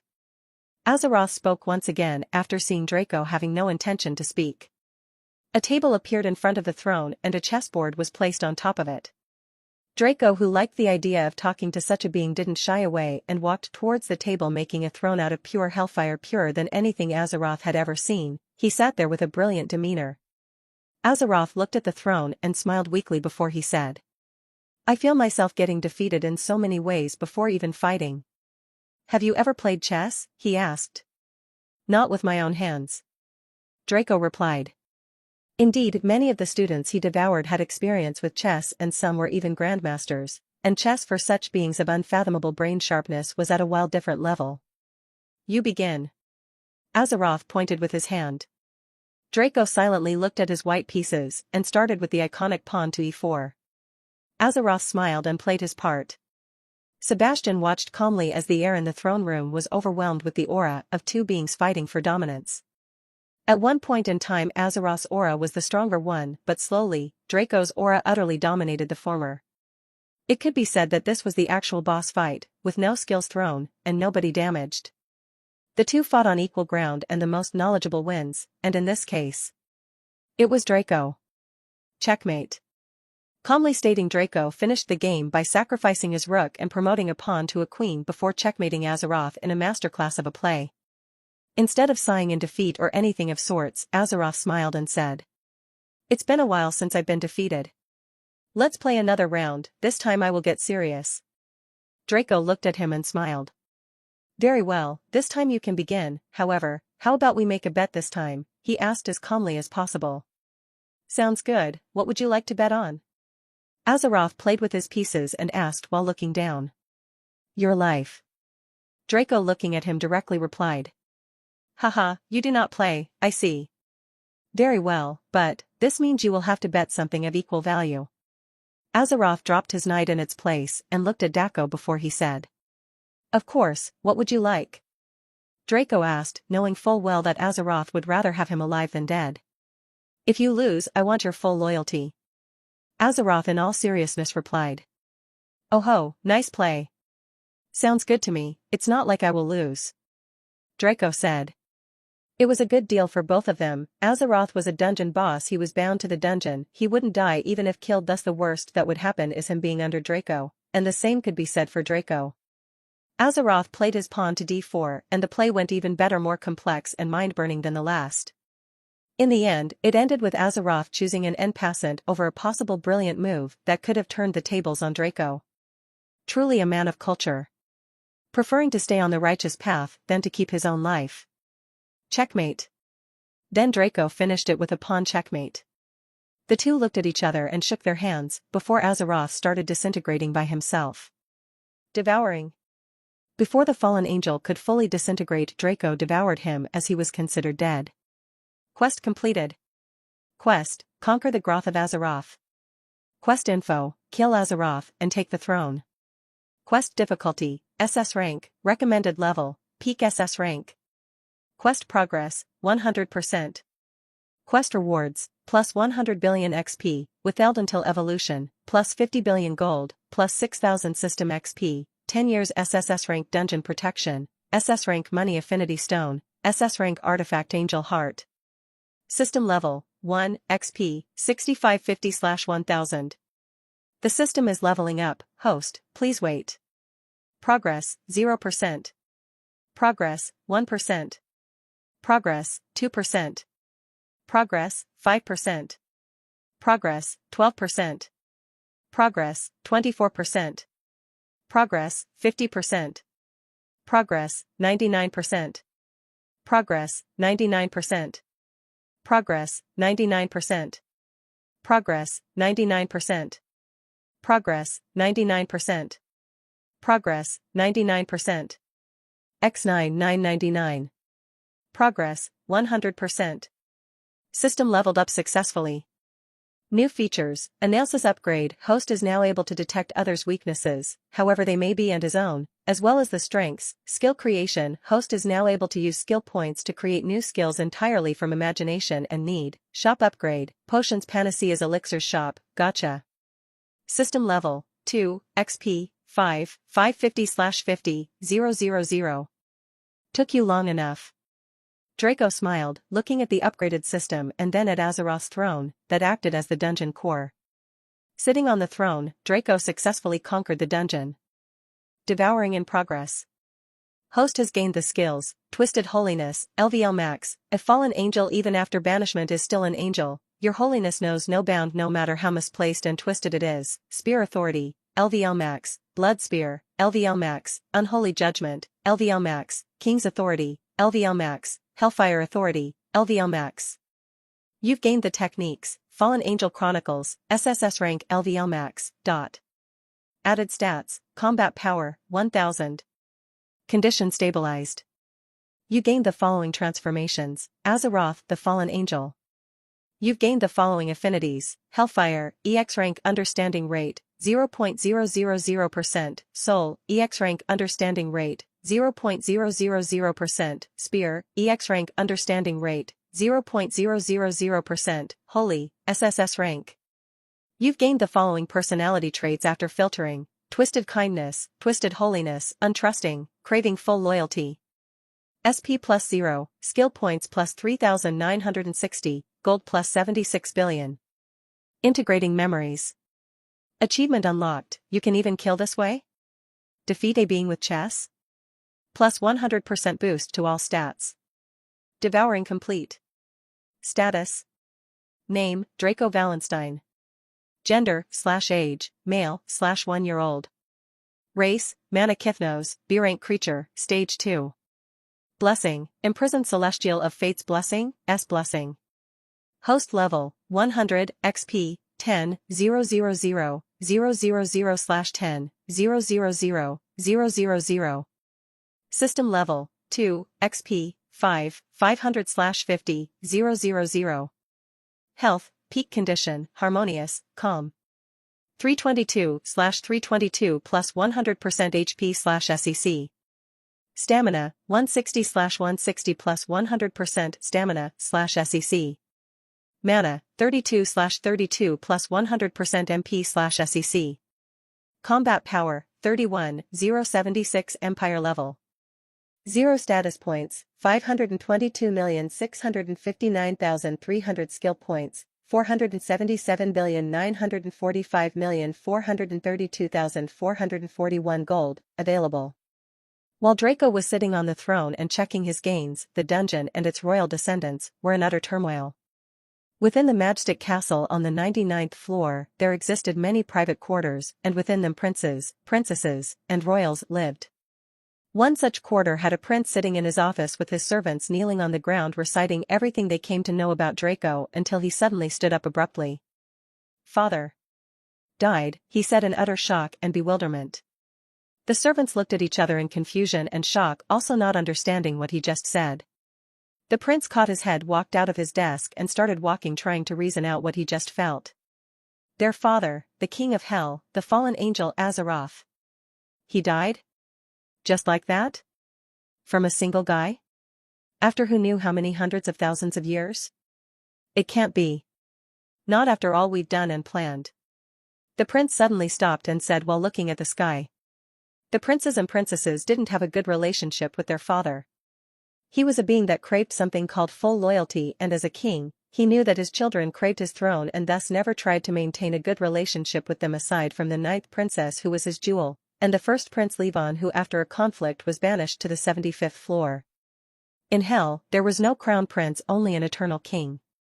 This prompted the many princes and princesses as well as the royal consort to do everything to change this. They implemented many spies and raised forces privately unknown to all. They formed connections, opened businesses, and did all they knew and could to try and conquer every single domain possible to grow in power and position until they could overthrow their father. Unfortunately, no one could. Everybody aside from some commanders and other royals swore full loyalty to Azeroth, the nobles, servants, commoners, and everybody else. And even if they tried to win them through other methods, they loved the 1st Prince Levon more than any other. Thus, they resorted to kidnapping young kids who knew nothing and weren't brainwashed in any way, shape or form to implement their own teachings.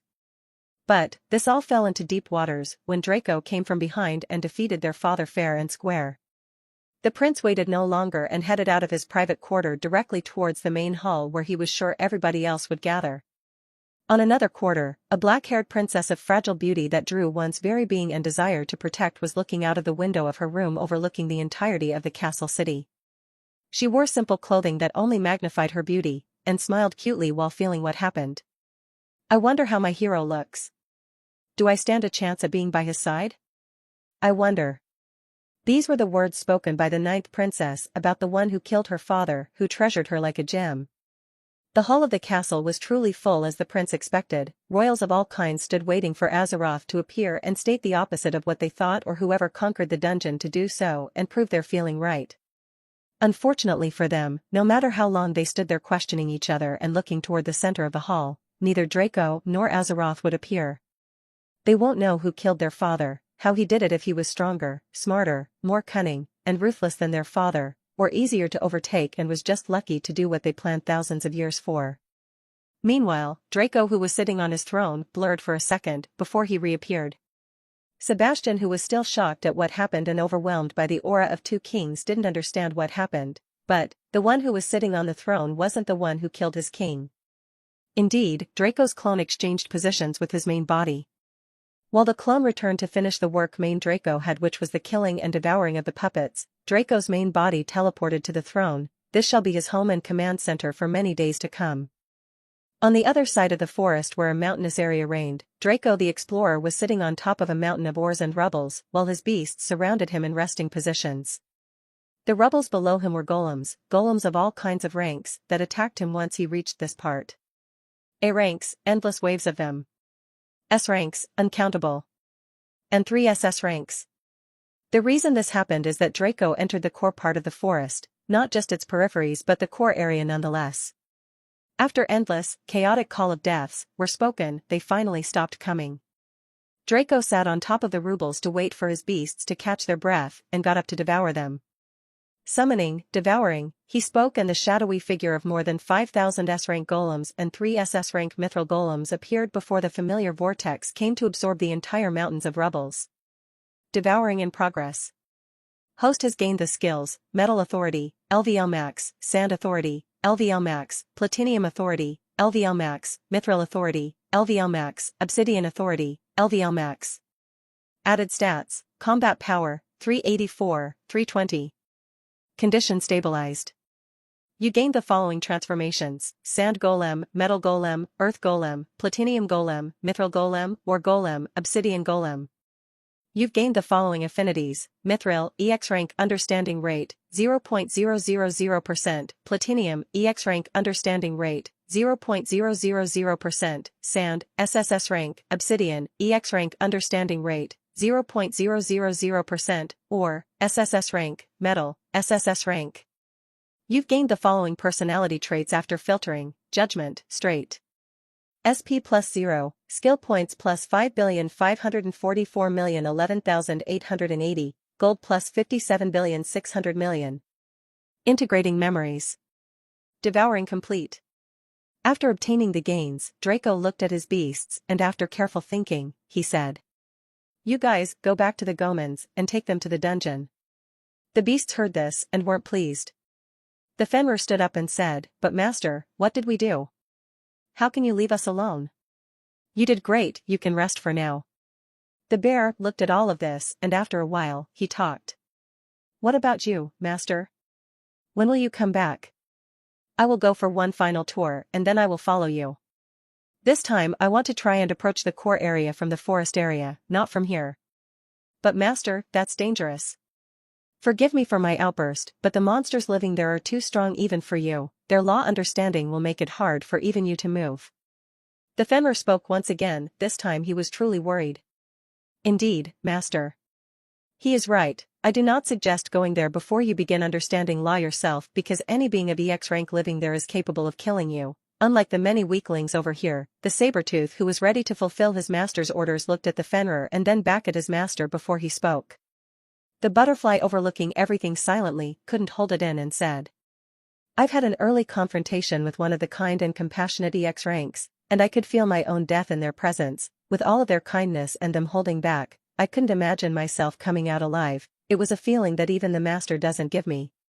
It's like standing in front of a higher being, something that could change the world as it wished." It was horrifying," the butterfly said.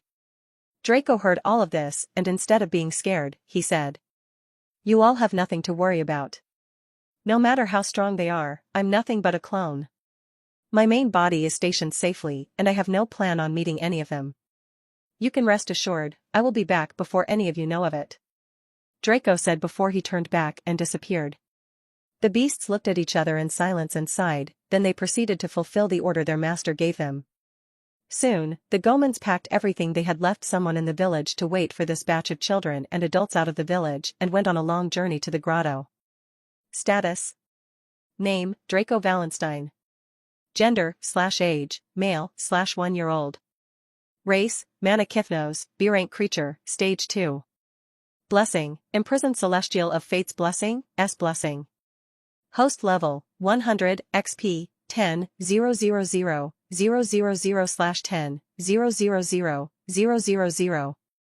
System level, 2, XP, 5, 500/50, 000. Health, peak condition, harmonious, calm. 1.6/1.6 plus 100% HP/SEC. Stamina, 811/811 plus 100% stamina/SEC. Mana, 164/164 plus 100% MP/SEC. Combat power, 162, 020 Empire level. 0 status points, 522,659,300 skill points, 477,945,432,441 gold, available. Draco flew for quite a while trying to scout anything interesting while approaching the peripheries of the core area. The forces sent by the humans were ready to move at any time now, and Draco only had a few hours to prepare himself to move and participate in the final battle for the heart. That was until he felt a blind spot on his radar once again. An area he couldn't feel, couldn't see, and knew nothing of. His instincts told him to not approach it, and he wasn't planning to. He knew full well that this was the territory of some EX rank monster, and he wasn't planning on going towards it. However, whoever owned that place planned otherwise. FWSHH. Well, hello there. Not knowing how, why, or what happened, Draco found himself in a situation he imagined himself to be in but never planned on. He was directly in front of an X-rank being, a colossal silver dragon emitting fierce spatial authority that made Draco stand in his own place unable to move. This was an X-rank being. Not any EX rank, but one with a high affinity surpassing the 99% mark, a true powerhouse that Draco can't even wish to reach anytime soon. The dragon was so huge Draco really couldn't see its entire figure, nor could sense or feel it. Its rule over space was unfathomable. Nothing Draco could even begin to imagine. Space was one of the rarest elements even in this space-infested world. It had high offensive power, defensive power, and support. Only a few elements worked against it, or concepts such as fate and death that directly attack something not physical. Unfortunately for Draco, out of the many EX ranks out there, he met someone who could truly kill him. True, it would take time. True, the dragon had no plan on doing so. However, if things took a bad turn, Draco would be the one in danger and not the dragon, who was an immortal species at the X rank. While Draco couldn't damage him in any way, shape, or form. But the dragon could, and in many ways. Why? It's because law damage cannot be healed with normal regeneration, similar to how Draco couldn't regenerate amputated limbs as a demonic goblin and an imp. The skill rank wasn't high enough. To deal with anything law-related, you should have something law-related, and that is law understanding. Someone with a 0.001% understanding rate will require too long a time to heal from a law attack by someone with a 99.999% understanding rate, while this latter won't even take a second. The way it works is that we take the attack's understanding rate and divide it by the attacker's, and then we deduct the result from their regen rate. And that's how slowed down your regen becomes. So in this case, 100-0.001/99.999 equals 99.999% of your health regen will remain. If both of them have a 50% understanding rate, then the attacked will regen exactly 99% of his health per second. In any case, Draco had 0%, and this meant certain death once the dragon used enough attacks to shave his HP out. This was a simple explanation of why EX ranks were a world beyond ordinary mortals like Draco. He knew nothing of what was about to happen to him and only wished he could get out safely. Don't be scared, young Kithnos. I was simply bored and decided to teleport you here to have a little chat. Draco simply looked at the dragon without talking. The dragon, seeing this, said, "You know you can talk, right? Young Kithnos." Draco, who already knew, simply had no reason to talk. Deciding to entertain the dragon, he finally spoke, saying only a few words. "And, what would you like me to talk with you about?" "Oh, nothing. Maybe about the little tricks you played on the humans? The fun game you had with little Azeroth? You can even talk about how you want to deal with the forces sent by that little anomaly. I see you've been spying on them for quite a while," the dragon replied. Draco, who was slightly surprised by the dragon's know-all once more, stood silent. The dragon, not wanting to keep that silence, simply said, "My dear friend, here, space, allows me to see everything that I want as long as it's located in this continent, aside from that pesky tower protected by the Celestials." "I see, that's quite a useful ability," Draco replied with utmost calmness. "Isn't it? Don't worry, as long as you start understanding laws, you could do something like this with your many affinities," the dragon said. Draco, who already knew that the dragon probably noticed his devouring, smiled and said, "I could do so right now if you just gave me one of your arms." The dragon stood silent for a second before he started laughing hysterically. "Kuahahahaha. You're one interesting young Kithnos. Unfortunately, I cannot do that. I don't want to make it easier than it is for you, and unlike you, I'm watched very closely by those you don't want to notice you. That is why I have my friend space blocking spying." "I understand," Draco said. He was just trying his chances around, but the dragon was right. he didn't want to attract any unwanted attention more than he did already. If the dragon knew about him, then who knows how many others knew how much about him. Well, what do we have here? The forces are moving, young Kithnos, you shouldn't take too long. The dragon suddenly said. I know, I'm ready to move too. Draco replied. Good luck, I look forward to seeing you rule this forest. I have high expectations. Oh, don't forget to stop destroying those poor S-rank tribes. If you kill all of them, you will ruin the ecosystem. Very well. Alright, young Kithnos.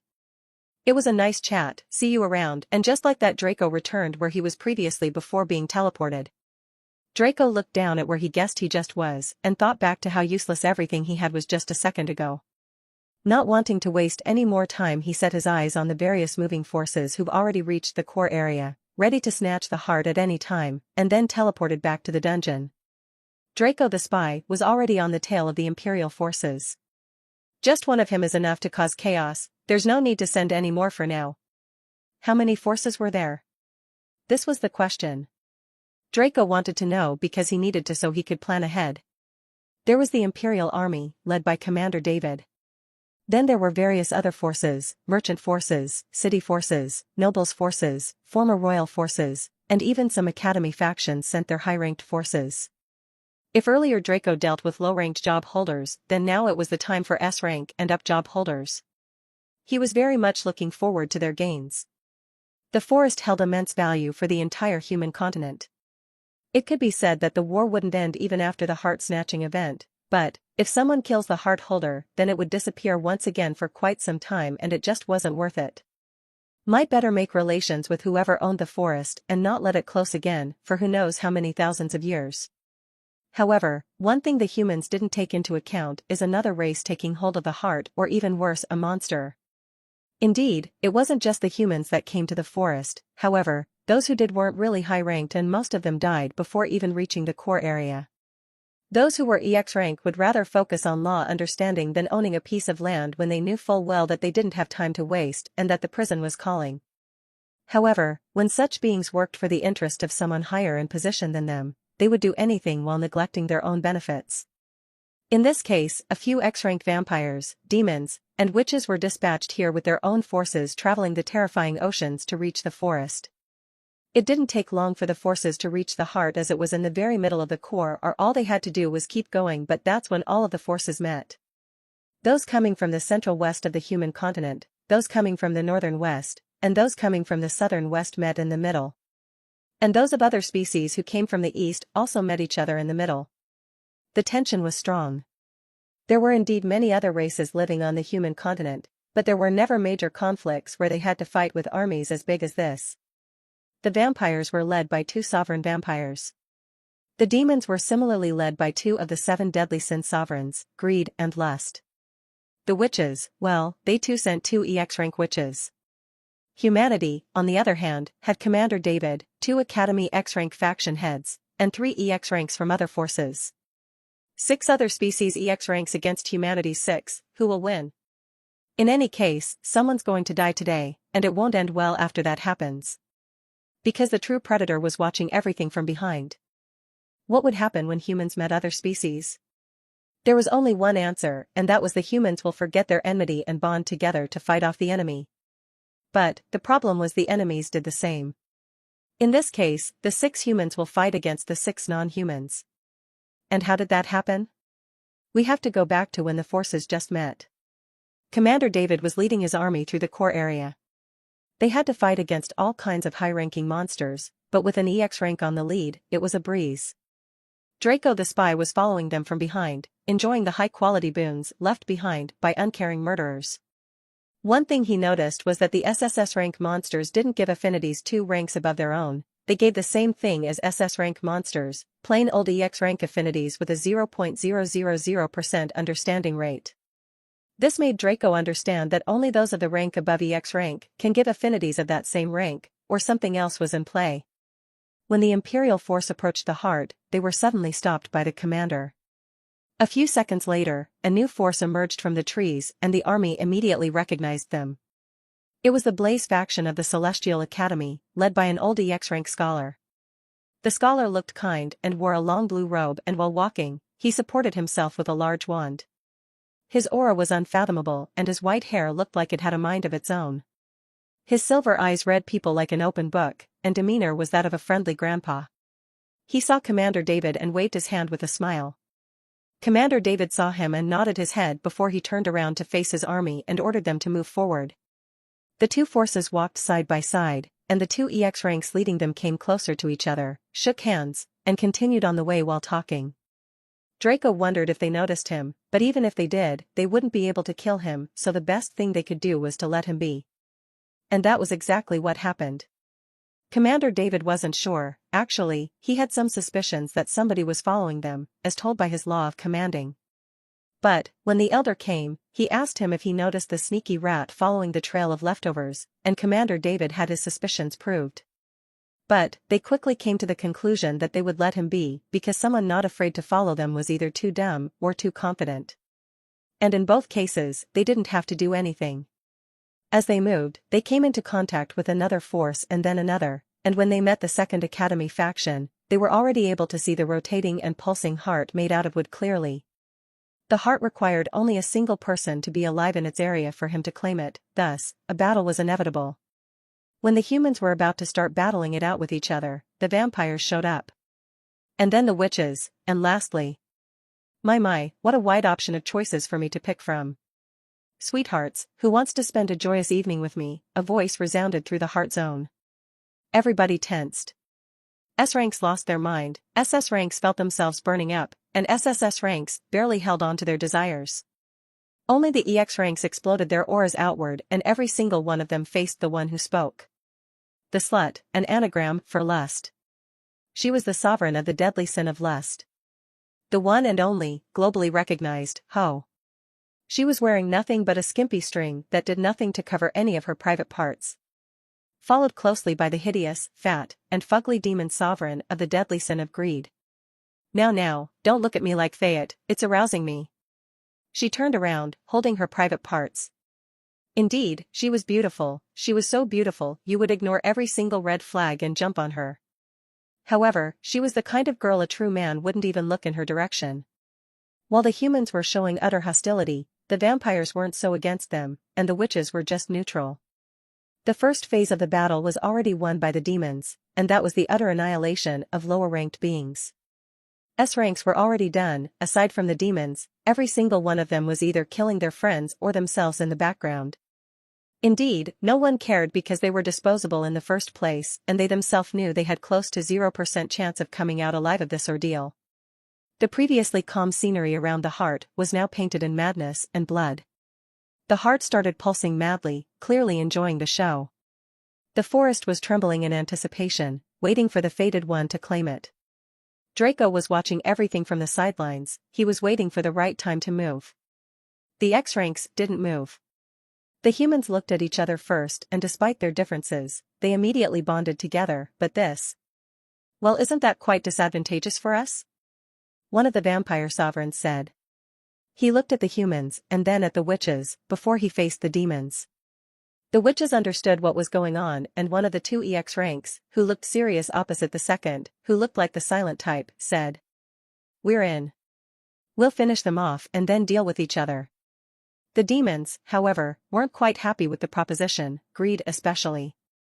He wanted it all himself, he wanted the heart of the forest and the ear of everybody else, even the sluts next to him. However, he had no choice in this case. Indeed, he was ugly even with him saying otherwise, he was fat even with him saying he was lean, and he was greedy, which he was proud of, but he wasn't dumb, as everybody knew. And so the teams were formed. The battle became fast-paced the second the demons entered the scene, and the S ranks who formed the majority were already minorities. SS ranks were considered excused from the battle and just liabilities, as they had to amputate a limb or two to stop their intrusive thoughts from making them lose their minds like their comrades. The SSS ranks were still capable of fighting, but compared to before, they only had less than 50% of their full power. And only the EX ranks were unfazed by the sluts' tricks. Only the demons still had their forces intact, but that wouldn't last long, because every single EX rank here was capable of doing something similar to what she did. Draco was highly expectant of what the EX ranks were capable of with their laws. The first to move was Commander David with his spear. He raised it to the sky and the temperature around the heart area reached hellish degrees, light couldn't be reflected in those present's eyes, and the SSS ranks around every single race other than humans started moving strangely. The previously debuffed weren't struggling anymore and looked like they were capable of unleashing even more destructiveness than they ever could. This was the power of Commander David, the holder of the job, Sovereign Crimson Commander. He had not one, not two, not three, but 4 EX rank affinities. Out of everyone here, he was undoubtedly the strongest. He held an understanding exceeding 1% of the law of light as well as of the law of commanding. And he had an understanding exceeding 2.5% of the law of fire, and last but not least, he had an understanding exceeding 5% of the law of the spear. It seemed low, but in no way could it be considered that way. It was not just a few thousand times stronger than an initial EX rank, no, it meant much more than that. Law understanding had milestones. 1% was the first and it was hard for any being to cross, crossing it meant an overall increase of 10 times to all aspects. And keep in mind that understanding just 0.001% of a law gives one a 10% increase in all stats and a plus 100% in that specific law's damage, effectiveness, etc. The second milestone is 2.5% and it also gave a 5 times increase in overall stats, then the 5% milestone with a 2.5 times increase, and after that, the 10%, 25%, 50%, 75%, and 99.99% milestone with a 2 times increase each. Does this apply to every law? The answer is no. There are some laws that are higher ranked than others, and they give 2 to 5 times as many benefits every milestone. Space, fate, time, life, death, and lastly, mana were some of them, to name a few. But all of this didn't matter for Draco, what mattered was their effects. What would happen to you when you can see no more? When you can't muster any control over your own body? When the only thing you hear is the screams of your comrades, and the only thing you smell is blood, and when the only thing you feel is pain? This was what was happening to the SSS ranks, following the vampires, the demons, and the witches. It was utter terror for them. A terror worse than death. They knew they were going to die, they knew they were nothing but cannon fodder, slightly stronger cannon fodder, but still useless in the grand scheme of things. If they knew this was how they were going to die, they would have never agreed to come. Unfortunately, they had nowhere to cry. And that was how the SSS ranks of the forces other than those of the humans met their ends. The vampires were enraged, the witches watched coldly, and the demons continued their act uncaringly. Similar to the SSS ranks, the EX ranks also couldn't see, aside from the humans of course, since Commander David had enough control to choose who could see and who didn't. But, this changed nothing. If they couldn't see, they had 1,000 more ways to substitute sight. A few seconds passed after Commander David raised his spear and only a small percent of the low ranks were still alive, and before he retracted his spear, he had to finish the job. Mighty spear execution. Rumble rumble rumble, swish, tshkk, tshkk. The ground trembled, light concentrated, and spear emerged from the ground, piercing every single being behind the non-humans, not leaving a single one alive. Not even the EX ranks were spared from the skill, but they weren't like those weaklings. They could see, they could evade, they could defend. One thing they could not do was to protect the soldiers. Not like they cared enough to do so anyway. Blood Guard. Impenetrable Blood Barrier. Ice Fortress. Mana Protection. Smushishum. You're mine now. Kuahahaha. The vampires used blood to protect themselves. One summoned a humanoid guard made out of blood who took the attack head-on and exploded. However, the attack didn't dissipate. Fortunately, he had enough time to evade it. The other summoned a globe of blood that surrounded him, parrying the spears of light with it. The witches used mana and their elements. One summoned a small fortress of ice that did a good job at protecting her, and the latter used something that made Draco want to go and strangle her to death: mana. This meant she had an EX rank mana affinity. This was a very rare element, but he wanted it for its boosts and its effects on him as a mana Kithnos. Out of the many beings he killed, none of them had mana as an affinity, and now he directly had an EX rank affinity in front of him. While the others defended themselves with normal skills and authorities with higher effectiveness, the demon, however, used some questionable skills. One gave the attack a long kiss, sending a heart flying at him, perfectly parrying it. The other? He tamed it. snatching it for himself and making it rotate obediently around him like a good dog. Good. Now send that on them, you fat fuck. The slut looked at her comrade and ordered him to send the attack back at its owner after seeing it rotate around him. No way in hell, I'm adding it to my collection, you can go attack them yourself, you essence-sucking mosquito bitch. Tisk, bastard. While the two demons argued with each other, the vampires couldn't just stay seated after their subordinates were killed. One of them raised his hand as bat wings appeared behind him. His black aristocratic clothes make him look like a gentleman, and his monocle staying in place glinted in red the same color as his eyes. Blood massacre. Protect the soldiers, an EX rank shouted. However, they had nothing they could do against an internal attack. Znnnnnnnnnnnn boom, check. The soldiers inflated like balloons and exploded like fireworks, not even having a chance to protect themselves. They were already weakened by the slut, and now, they suffered from another attack they couldn't defend against and perished. Now, only 13 beings were still alive in the heart zone. Everything that was about to happen from here on was going to be destructive, ridiculous, mind-boggling, and backstabbing. Now that everything was out of the way, the EX ranks were ready to battle it out until only one team remained alive. Nothing was going to interrupt them. Those they had to kill were killed, those who could cause problems were killed, and those who were too useless were killed. Now, nothing external could threaten them, or could it? For them now, that mattered not. They knew who they had to kill, and what they had to do to kill them. And in the end, either the vampires, the witches, the demons, the Empire, the Academy, or the humans will claim the heart. That's what they knew, that's what they believed. There was no one to ruin their plans. Even if there was, they should have died by now. As for the Forest Zone X ranks, they had no interest in the heart, this was a known fact by all. So, who would die today was known. The elder of the Blaze faction took a step forward, tapped his wand on the ground and it rippled like a wave. Zero gravity, he calmly called, and everything changed. Those standing floated, those dead rose, and those flying, continued watching. The humans and the elder stood on the ground unfazed, but the demons, vampires, and witches couldn't stand on the ground any longer and their wings or anything similar was useless. The slut who was already floating from the beginning didn't have much of a problem on the other hand. One of the witches who had ice affinity looked at the gravity and caught her hat while saying, "Since you like zero so much, then how about absolute zero?" FSHHHH. In an instant, the air froze and the corpses turned into blocks. Draco looked at this and was shook for a moment, directly teleporting a distance away from the skill range. He had ice immunity, yes. SSS rank even. But not enough to counter an EX rank dishes. Before the humans could even protect themselves, Commander David acted and unleashed his opposing skill. Hell on earth. The counter to freezing cold was burning temperature, basic math.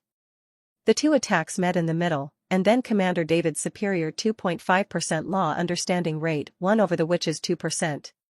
Slowly but surely the hellish temperature seeped into the ice's zone, while the witch struggled to hold on. The vampires were cooking from behind the scenes. Using the frozen blood and blood steam sneakily, they formed invisible attacks that they planned on using on the humans. Unfortunately for them, an EX rank with sharp danger senses caught them in the act and warned the others. "You vile things, don't you think I won't notice you?" Counter. The second the vampires were ready to shoot their shot, one of the humans who was close to the EX rank who noticed the vampire scheme used one of his skills that came with his analysis authority. By finding the weaknesses of his opponent or their skills he could counter them, totally nullifying them or in this case, winning control over them. He raised his hand in front of him and closed his palms.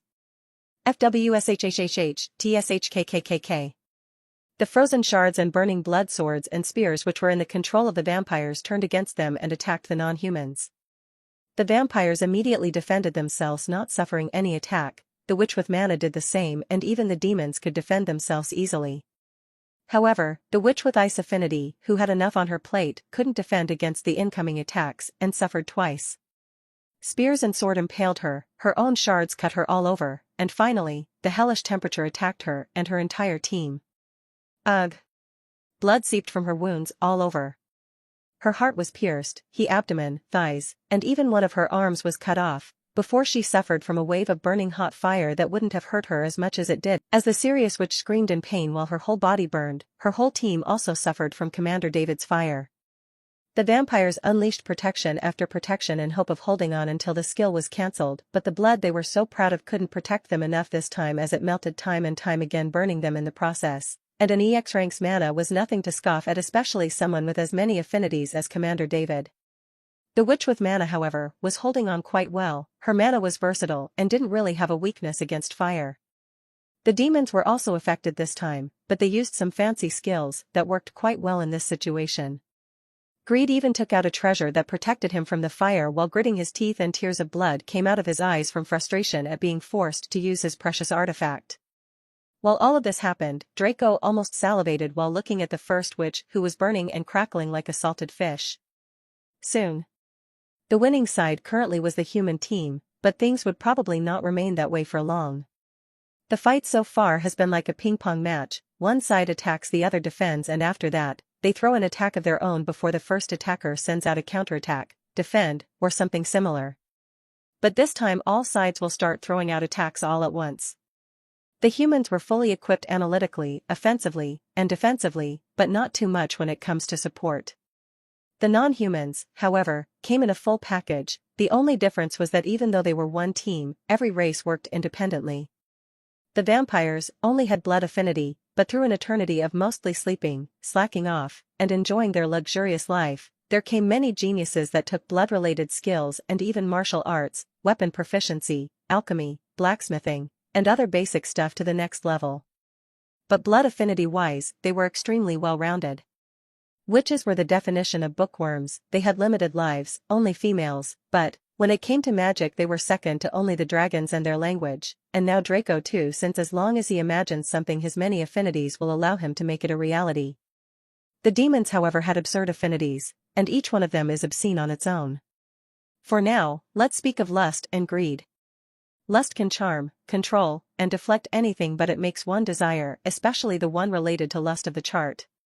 If this new generation demon sovereign of the deadly sin of lust had a higher understanding rate than the humans she's facing, she would have ended the battle without even starting it, but it would have taken time, since as seen before even SSS ranks were able to keep hold of themselves, but that was just with her presence alone and nothing else. Had she used her authority, she would have even taken hold of some EX ranks, but in a very limited manner. She was able to parry attacks with kisses, tame them with charm, and even launch them back on their owner. But some of these required a higher understanding of the law of the deadly sin of lust. Greed, however, allowed one to snatch everything he set his eyes on that had value, but this in turn made the holder greedy beyond belief. One thing all deadly sins had in common was that they were able to inflict, influence, take hold, or even amplify that said sin in the being they targeted. In this case, Fugly can amplify greed in his opponents, making them so greedy they would snatch their friends' hearts. Greed similarly was able to collect things from others, including their attacks, taking them for themselves, but the thing is, the demon sovereign of the deadly sin of greed is always so greedy that he wouldn't actually send back the attack at his owner and would rather collect it in his pouch. They were balanced and in some cases deadly for both the user and the target, that is why they're called sins. These were the two teams.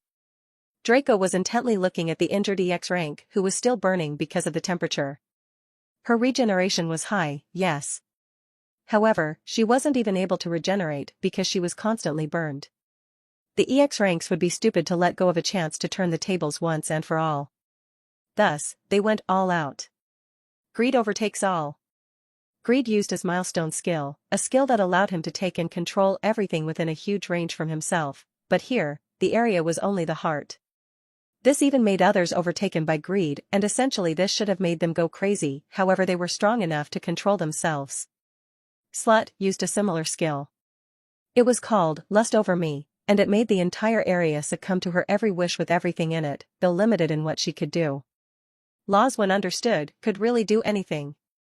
And though they're unique and have their own special characteristics, such as fire law users not being able to teleport or affect someone mentally or spiritually like other laws, they can still be used on other things, such as being able to burn wounds to imitate healing before regeneration does its job. The mana witch used a skill she made on her own. It was her prized possession. It was a skill that allowed one to seize mana, limit their opponent's mana reserves, and quickly drain them. She was trying to help her friend, and this was the most efficient method that would ensure she lives for a few moments more that could be decisive. The vampires were too busy dealing with the hot temperature to launch any other skill.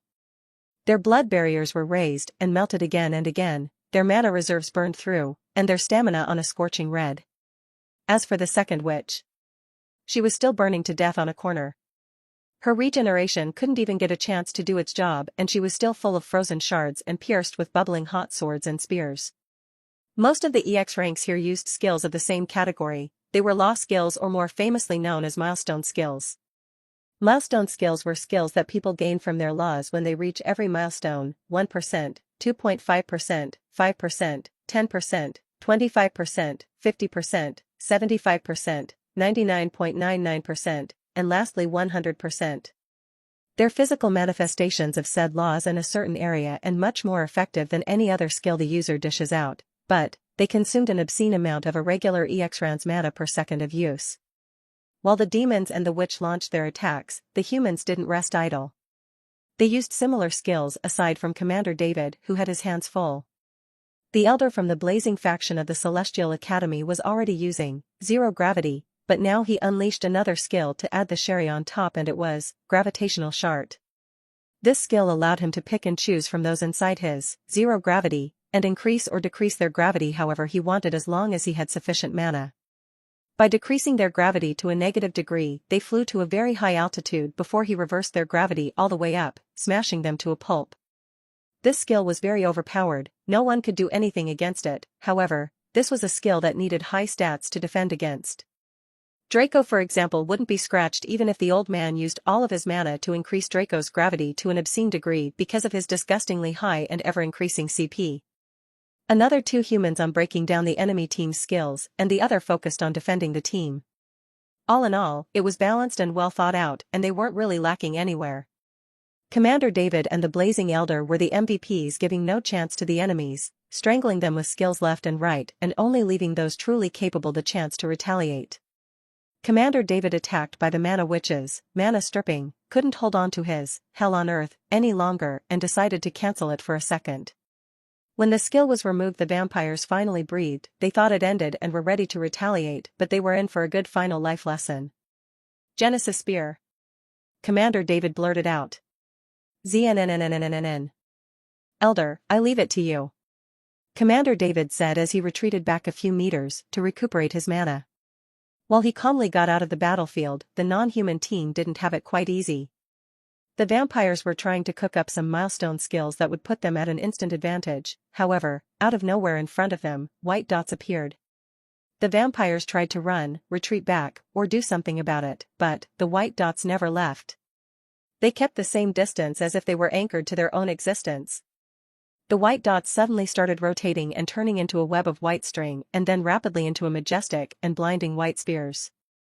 By the time the vampires realized what was about to happen, it was already too late. TSHKKKK boom.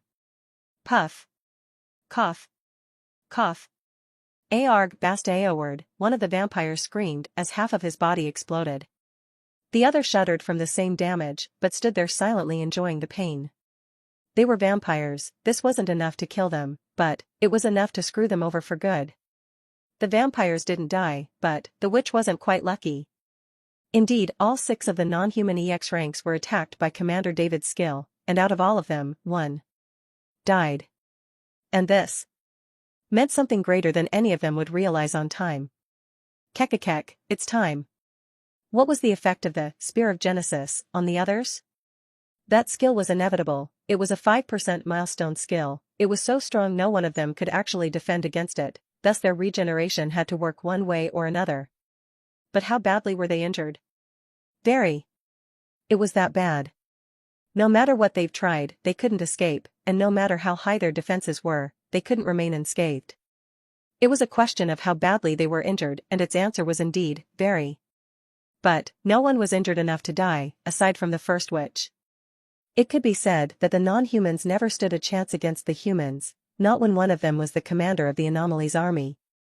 In fact, 5% was too low. No. It was absurd. How could a monster such as the Anomaly not bring something as easy as understanding rate to a measly 100% for one person, which is his commander? Not to mention he had previous cases of doing the same thing to his wives, his mother, and many of his own affinities, making it so no one knew what he was truly capable of, and what weird affinities he understood. The commander, David himself, didn't want to take the offer. Were it not for his stubbornness that held him back and his not wanting to take anything from the emperor he considered his son and helped him grow from a strong-headed, energetic little kid who loved his mother a little too much into an emperor who had a maid fetish, he would have been one of the strongest beings on all of the continents aside from the central one.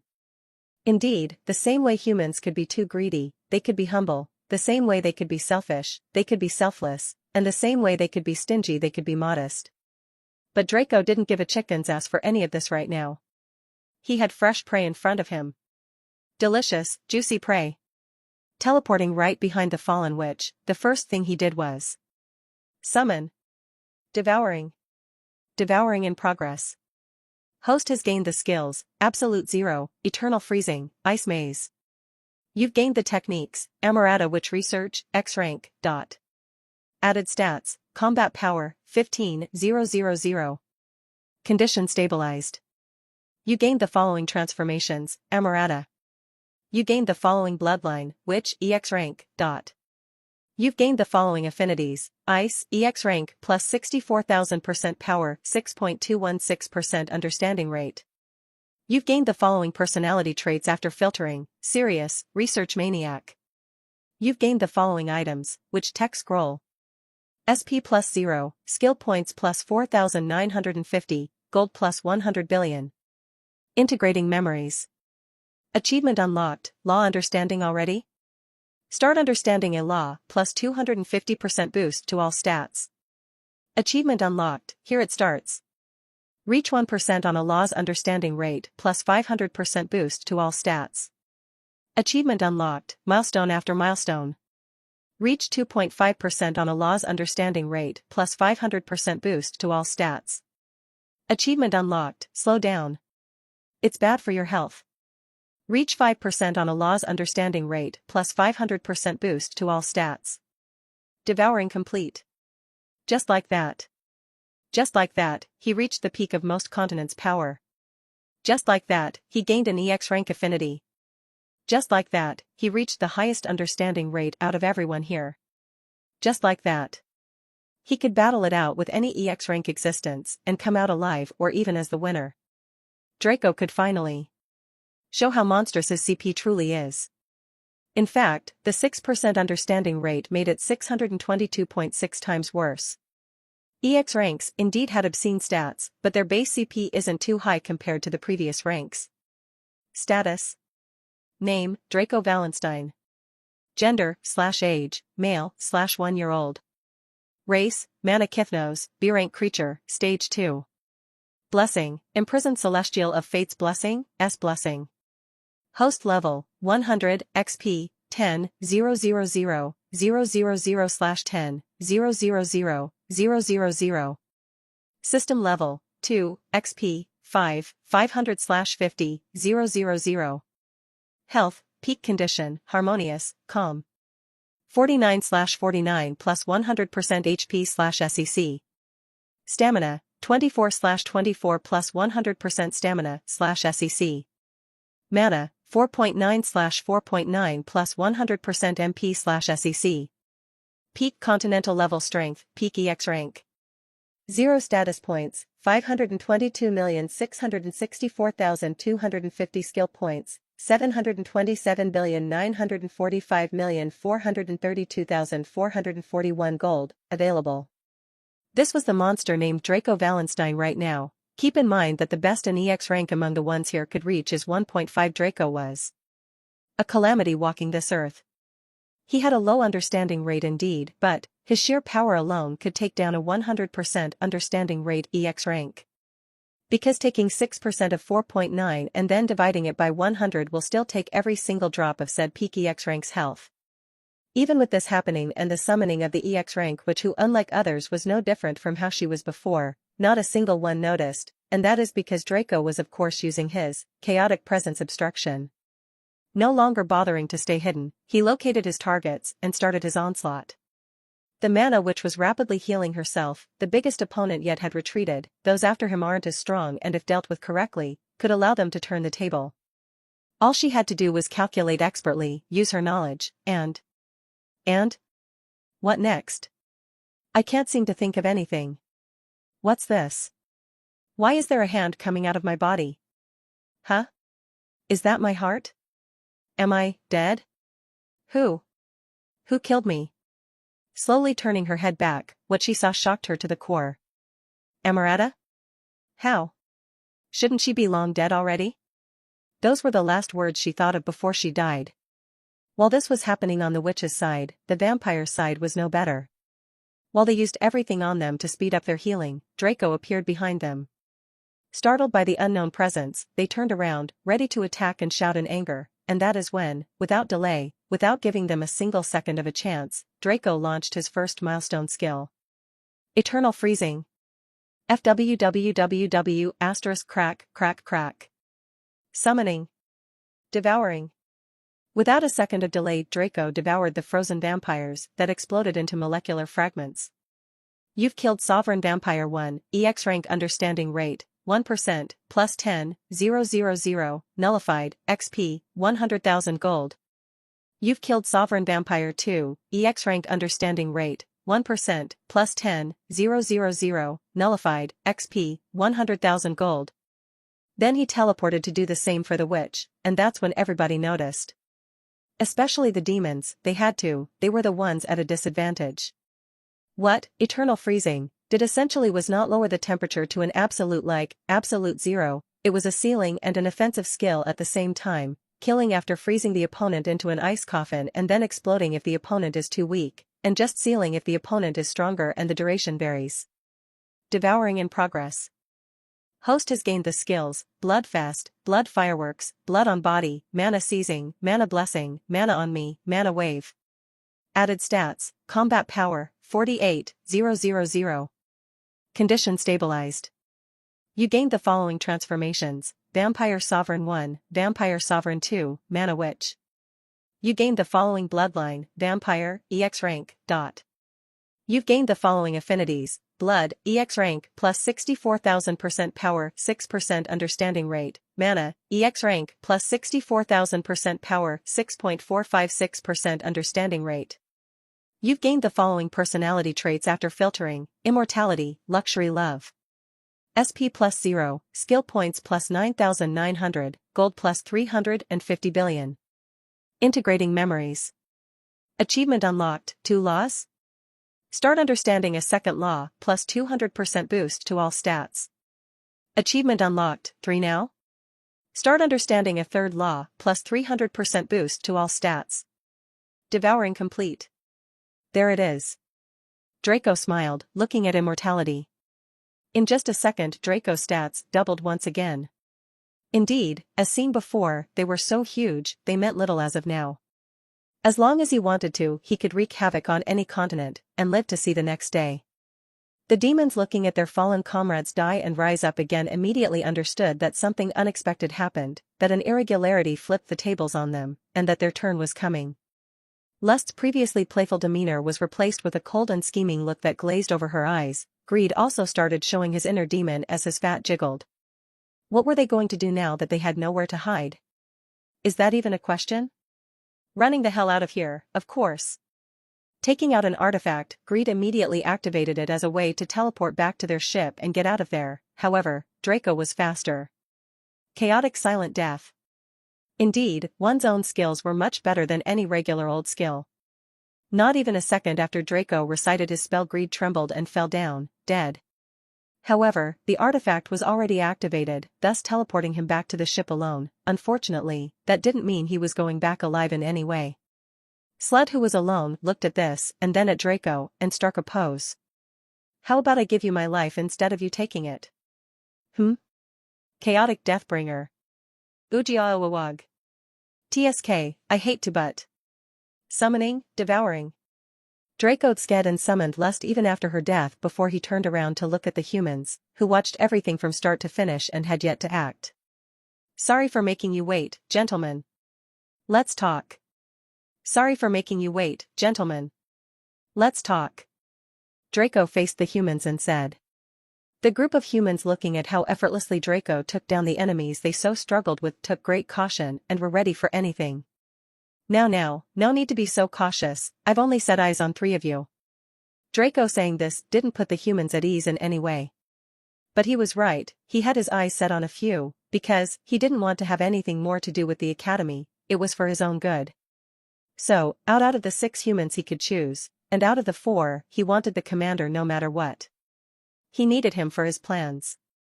Then out of the 3, who were namely a merchant group's EX rank, and 2 noble and royal clans' EX ranks, 2 of the strongest clans at that, Draco only needed 2. So, after thinking thoroughly, Draco decided on the 3 he wanted. I want the Stellar Merchant Group's EX rank protector, the Falcon Royal Clan EX rank ancestor, and lastly, you, Commander David, was what Draco said. The humans, chosen or not, were scared. Was this guy mad in the head? Who would choose to kill or have anything to do with someone so close to that crazy bastard? Not to mention the man he considered his own father? But, what did the man himself think? Sigh. Young Kithnos, I can see that you are strong enough to kill me effortlessly, thus, all I have to say is come. If you want to kill me, then do it. A man fears no challenges. But, don't you think that I will stand still waiting for you to kill me? Final command, Sacrificial Spear. Launching his strongest skill on Draco, Commander David was ready to bet it all. He didn't fear death. FWSHHHHHHZNNNNNNN boom. The commander, whose entire being changed to encompass an extremely sharp translucent white aura that seemed like a spear, found himself in front of Draco, who stood still, took his attack head-on, yet was completely unfazed. And while looking at the face that told him just how futile his final struggle was, he finally remembered what he feared. I'm sorry, Divania. It seems we are not destined to be. Remembering the promise he made to himself and to her, it seems he was going to die here and not go back to proudly propose to her with the grandest gift ever, the heart of the forest. The ownership of an entire continent. Indeed, Commander David was a romantic, being able to tame such a beauty that people dared not look twice at and make her go down head over heels for him required him to be completely serious, steal his heart and bring out the true man inside of him. Unfortunately, it seems they weren't destined to be. Fear not, Commander. I respect you, and from today onwards, we shall be one, and I shall achieve all of your goals. Draco said. Commander David stood straight, flickering like a dying candle as the aura around him started fading. Visibly starting to age until he was only a wrinkly old fellow, Commander David looked at Draco with utmost calmness and closed his eyes, never to open them again. Devour. Not wanting to summon such a man, Draco planned to fuse himself with him, the same thing he did with Marco. Thus, Draco was slowly changing from a single entity to multiple in a single soul. Let's not take too long, I have an evolution to undertake. You too, die, using a single chaotic Deathbringer. Draco was no longer in the mood to talk to anyone. Directly teleporting to them, he summoned them before devouring them. He looked at the humans remaining and then at the elder, who looked at him and held eye contact for a while before he said. I see you're the one who was causing trouble for the kids, aren't you? Very well, I have 2 things to say to you. Draco, hearing the old man figuring him out, started thinking if he should let him live or not, but the many years of info he had in his brain told him that what he was going to say was beneficial to him and that killing him was the worst choice he could think of. For letting me stay alive as old as I am, I shall speak on your behalf the day you come to our humble academy to ascend the tower. As for what you're about to do, no matter how strong you are or what you achieve, I recommend staying as far away from that lad they call the anomaly. He's not something a living being should face, and whatever he is, he cannot die. The elder said. Draco heard this, and nodded, not speaking a single word. The humans, not wanting to remain in this place any longer, up and teleported out, leaving Draco as the only living being alive within the heart area. Didum didum didum rustle rustle rustle. Awoo. Ruer. Scry eighth. As Draco looked at the beating heart welcoming him and walking towards it. The forest rumbled, rustled, and roared. Putting his hand on it, a blinding red light flashed. All conditions fulfilled, host ready to evolve. Meanwhile, in the great empire of Divania. Divania herself was looking out of the mansion in the direction of the forest once again, and that's when she felt it. Her heart cried, the glass of wine she was drinking from fell and broke into pieces. Her breath quickened, her knees weakened, and tears threatened to fall. She wasn't sure. She wasn't sure if what she felt was real or not, but... David. Roar. Rumble, rumble. As she said the name, a pillar of light rose from the forest, the ground trembled, and a frightening roar was heard. Please. Be safe. Devouring in progress. Host has gained the skills, Army Control, Spear of Genesis, Unbreakable Spear, Heart of Steel, One-Man Army, Lust Over Me, Too Hot to Hit, Intuition Surge, Unveil Yourself, Break Down, Final Command, Sacrificial Spear. Added stats, Combat Power, 75,000. Condition stabilized. You gained the following transformations: Commander David, Slut, Stellar Protector, Falcon Protector. You gained the following bloodline: Human, EX rank, Demon Sovereign, EX rank. You gained the following jobs: Sovereign Crimson Commander, EX rank, Sovereign Golden Merchant, Sovereign Falcon Scout. You've gained the following affinities: Commanding, EX rank, plus 64,000% power, 3.516% understanding rate; Spear, EX rank, plus 64,000% power, 17.997% understanding rate; Fire, EX rank, plus 64,000% power, 7.849% understanding rate; Light, EX rank, plus 64,000% power, 3.687% understanding rate; Analysis, EX rank, plus 64,000% power, 9.999% understanding rate; Lust, EX rank, plus 64,000% power, 3.696% understanding rate. You've gained the following personality traits after filtering: Romantic, True Man, Shrewd, Embodiment Lust. SP plus 0, Skill Points plus 19,800, Gold plus 3 trillion. Integrating Memories. Achievement unlocked, How many after 4? Start understanding a fourth law, plus 400% boost to all stats. Achievement unlocked, 5 you say? Start understanding a fifth law, plus 500% boost to all stats. Achievement unlocked, 6 now. Start understanding a sixth law, plus 600% boost to all stats. Achievement unlocked, 7 after. Start understanding a seventh law, plus 700% boost to all stats. Achievement unlocked, you're close to 9. Start understanding an eighth law, plus 800% boost to all stats. Achievement unlocked, 5 indeed. Start understanding a ninth law, plus 900% boost to all stats. Achievement unlocked, another day another milestone. Understand 10% of a law, plus 1000% boost to all stats. Devouring complete. Rustle rustle asterisk FWSHHH asterisk. To the sound of the wind rustling and the smell of greenery, Draco woke up. Light shone on him as if he was the son of the forest. Getting up from his seat, Draco, who slept with his back to the heart, looked to see his new form. An EX rank species, huh? I'm looking forward to what's coming next. Draco had already evolved. Before he slept, he had many options to choose from, all of which were unique species, extinct unique species, or new species entirely. What was more ridiculous was that all of them were EX rank species, as if the world was telling him that his achievement was too good to only be considered something from A rank to SSS rank, and Draco was sure if it didn't have too many restrictions to reach it wouldn't have stopped at only EX rank. Original Sin Demon, EX rank creature, extinct unique demonic species, a race of destruction, sin and conquest, a race hated by all and loved by evil, a race that would reward its benefactor with misfortune. If a demon is evil, then evil is the original Sin Demon. Perks, all stats multiplied by 5. Skill, Sinful Authority, you have authority over all sins and anything evil. Desires and emotions succumb to you and every being in front of you in nothing but a lamb waiting to be slaughtered. All 8 sins affinities of sloth, wrath, lust, gluttony, envy, greed, pride, and the original sin of conquest will be gained.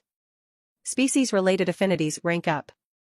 Skill, Demon Pact, form a pact with those who seek a favor from you and fulfill their request in exchange for something dear to them. Evil to the core racial trait gained, supreme enhancements evolve to extreme enhancements.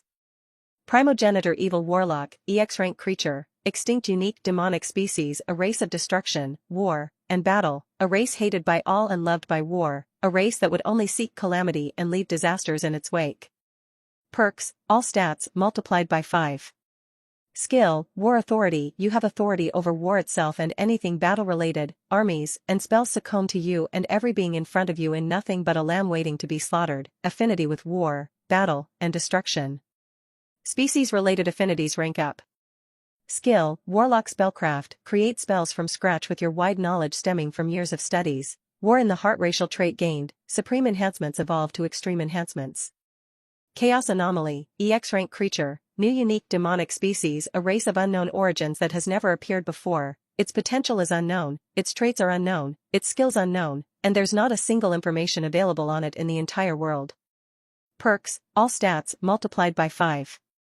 Skill, Chaos Authority. You have authority over everything and anything. You have an affinity exceeding S rank of humans, demons, vampires, monsters, dragons, and even beastmen shall succumb to you, and every being in front of you shall bow his head in front of the Chaos Anomaly. Chaos Affinity.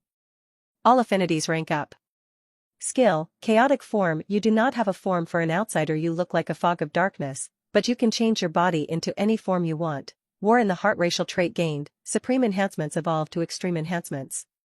White Calamity Vampire. EX rank creature. Extinct unique demonic species, a race of few beings that was hunted down to extinction for their evil nature and hideous acts. Perks, all stats multiplied by 5. Skill, White Authority. You have authority over everything white, the moon, light, skins, and anything vampire-related. Beings of all shape and forms fear you and every being in front of you in nothing but a lamb waiting to be slaughtered. Affinity with light, bats, the moon, blood, and destruction. Species-related affinities rank up. Skill, White Vampire Research. You receive hideous ideas in the middle of a full moon night. Acting upon those ideas increases your stats and understanding rate obscenely. Heartless Researcher. Racial trait gained. Supreme enhancements evolve to extreme enhancements. And there were other races, but the one Draco chose was the Chaos Anomaly. A race of unlimited potential that spoke deeply with his inner goals and desires. Upon glimpsing at it, no other evolution could meet his needs, and he chose it before sleeping, only waking up 15 days later to see himself looking like a dark fog with blinding eyes like white holes. Many things changed after this evolution, and Draco's current power couldn't even be compared to his earlier power because almost every single one of his affinities was now an EX rank affinity with a 0.001% understanding rate, and some would be increased rapidly as long as he gave them a little bit of his time, but that would happen later. For now, he had other things to do, one of which was checking on his S-rank dungeon, as after sleeping all of his clones were in a state of unconsciousness. Before he went to check on the dungeon and take out any of his constructors to start building the second base from the heart of the forest, Draco wanted to know what it meant to be the ruler of this forest. Ruling this forest in simple terms meant owning everything in it. Its beasts, monsters, spirits, elements, and every single tree were Draco's. The forest's entire mana reserves were Draco's, making it nigh infinite, but his mana was already obscene in the first place. What Draco liked was that all of the EX rank beasts, excluding the dragon, were his and under his rule. Every inch of land and every single resource could be called to him with a thought. He could teleport everywhere and anywhere, and it didn't end here, as one of the functions of the heart was that if Draco conquered another continent, the forest will burst out to devour it, thus making Draco also the legitimate owner of another continent. After all, in the beginning, the forest was nothing but a regular-sized forest as big as one of Earth's continents. There were also many benefits, but they will be shown with time. Teleporting to his dungeon, Draco found an entire city made out of the purest elements and his summons going about without a care in the world. His main body was still on his throne even while in a state of evolutionary sleep. Him as an EX rank right now could start understanding affinities on his own, and seeing as he wasn't planning on moving anywhere with his main body, starting to think about affinities and techniques was the wisest thing to do right now, and using his time in the most efficient way. Status. Name, Draco Valenstein. Gender, /age, male, /1-year-old. Race, Mana-Kithnos, B-rank creature, stage 2. Blessing, Imprisoned Celestial of Fate's Blessing, S Blessing. Host level, 100, XP, 10, 000, 000/10, 000, 000.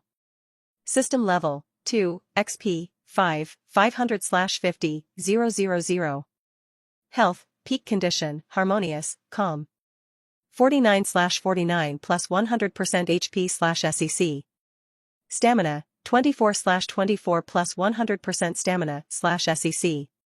Mana, 4.9/4.9 plus 100% MP/SEC. Peak continental level strength, peak EX rank. 0 status points, 522,664,250 skill points, 577,945,432,441 gold, available. These were Draco's stats, before his evolution. Status. Name, Draco Wallenstein. Gender/age, male/1-year-old. Race, Chaos Anomaly, EX rank creature, Stage 3. Blessing, Imprisoned Celestial of Fate's Blessing, S Blessing. Host level, 1, XP, 0/100, 000, System level, 2, XP, 5, 500/50, 000. Health, peak condition, harmonious, calm. 275, 000/275, 000 plus 100% HP/SEC. Stamina, 132, 000/132, 000 plus 100% stamina/SEC. Mana, 55, 000/55, 000 plus 100% MP/SEC. Peak continental level strength, peak EX rank. 0 status points, 522,664,250 skill points, 3,577,945,432,441 gold, available. Draco finally finished what he first had to do. His first set of plans was accomplished flawlessly. He first started by killing humans and then went on to infiltrate the Academy students' ranks, slowly killing them from inside and starting by causing a huge scene in the meeting place. He then used his clones to attack other groups of the Academy once the raid was set on, and after killing 2 sneaky little birds who knew too much, he used one of them's job skills to control 6 puppets who went on to cause mayhem and cause him to grow rapidly in strength until he was strong enough to go to the inner zone. Going to the inner zone caused another rapid growth in Draco's strength as he killed tribe after tribe, achieving SSS rank in many of his affinities. That was until he turned into Draco the Explorer and tamed 6 new pets, took in the Gomans, and fought against the golems. Turning back, he wanted to go one last tour close to the core area of the forest, and that was where he met the 99.999% understanding Rate Dragon, who toyed with him and made him know how strong EX ranks were, but Draco remained unfazed. The forces moved and Draco followed with a single clone, devouring the leftovers they killed before devouring them when they were killed in their own turn. He remained still, waiting for the right moment when an EX rank fell to propel himself towards that final destination, and the second that moment came, Draco 1. Now, after evolving and conquering the forest, he set his eyes on the second continent nearest to him to conquer. Not only because of his own goals and ambitions, but also because of his new evolution conditions. Evolution panel. Evolution conditions. 1. Conquer the great empire of Devania in 3 months, including Devania herself. Progress, 0%. 2. Destroy 50 important human forces 1 month, 0/50. 3. Reach max level in 1 day, 0/100. 4. Understand 100% of 5 laws, 0/5. Draco was the first being ever to reach EX rank while only being a stage 3. That was because no matter how high-ranked one's bloodline was, they started as an F rank, but higher bloodlines allow one to rise fast in ranks, and species with those bloodlines help their youngins evolve, thus making it easy for them to fulfill their conditions. But no one could skip ranks because no matter how hard one's conditions get, they couldn't reach Draco's difficulty because it was just so ridiculous and hardcore. And most of the time, if we take Beastmen for example, they only get to stay as F ranks for no more than 1 year of their life, and by the time they're 3 years old they're always C ranks at the very least. But, you can't expect a 1 to 3-year-old to do something as ridiculous as what Draco had done. Many factors were in play, but, something like Draco will likely never be replicated in this universe or the entirety of the. In the unknown realm where the Celestials lay, another mayhem was ongoing. He evolved again? What's with this guy? He's an EX rank now. Look at the number of laws going around him. We need to get him to join us. We can't let someone like him be a threat to us. Can't you just kill him? You already know we can't command those we blessed, and it's a known fact, we're not allowed to have followers. Interfering with the world too much will only harm us. Let him grow, and let's support him from behind. Yeah, who's the one who said they will bless him once he reaches stage 3? Here he is reaching it while also getting the entire cursed forest on the side. Alright, I'm blessing him. Me too. Me 3. What are you planning, knight? We indeed can't order those we've blessed and we cannot have followers, but there's one thing we can do. Don't do it, knight. At the rate he's growing, if you act against him you will be the first to be stripped of all rights by him. And trust me, if Truth acted like that, then it means once he reaches our level, there won't be anyone capable of stopping him. If we can't stop him, then we can stall him. I won't act this way if I was you, knight. Have you seen the number of laws revolving around him? I wouldn't even think of messing with him. Humph. Quest reward plus 100 billion XP issued. Quest completed. Quest, murder mystery. Quest info, kill as many students as you can without being found out. Quest difficulty, peak C rank, recommended level, peak B rank. Quest progress, 12,547/. Quest rewards, plus 50 billion XP, plus 10 billion gold, A rank artifact, dragon breath. Unique skill, random XP multiplier in effect. XP multiplied by 89. XP plus 13 trillion. You leveled up x99. You are now level 100, XP, 100, 000, 000, /100, 000, 000, dot. Heh, I missed this little XP multiplier of mine, not like it was needed in this case. What a fun life to be able to kill stage 10s as a stage 2. System, gotcha. Let's see what you've got. Today's item list. Ethereal Ghost Mode skill /1%, Mountain Slicing Spear artifact /5%, Rock item /30%, Dungeon Manager /0.001%, Mithril or item /4%, Sage /S rank job /1%, Dungeon Creator job /0.01%, Fenrir pet /0.5%, Behemoth form skill /0.5%, Rainbow fart skill /25%, Sword /B rank affinity /2%, Shadow breathing skill /2%, Blacksmith job /10%, Skill fusion skill /4%, Demon's way /passive skill /0.0000001%, EX rank body tempering technique skill /0.0001%. Price per roll, 1 million gold. Rolling 10 times at once gets you 1 free roll. Is this all there is to the gacha? No, host. There are other gachas, like the mystery gacha where you don't know what you'll get, and the category gacha where you roll on a single category. Good. Roll 10 times. Very well. Rolling, x10. Congratulations, host. You've gained 11 rocks. Yeah, you can shove them up your screen those rocks. Roll another 10 times. Rolling, x10. Congratulations, host. You've gained 10 rocks.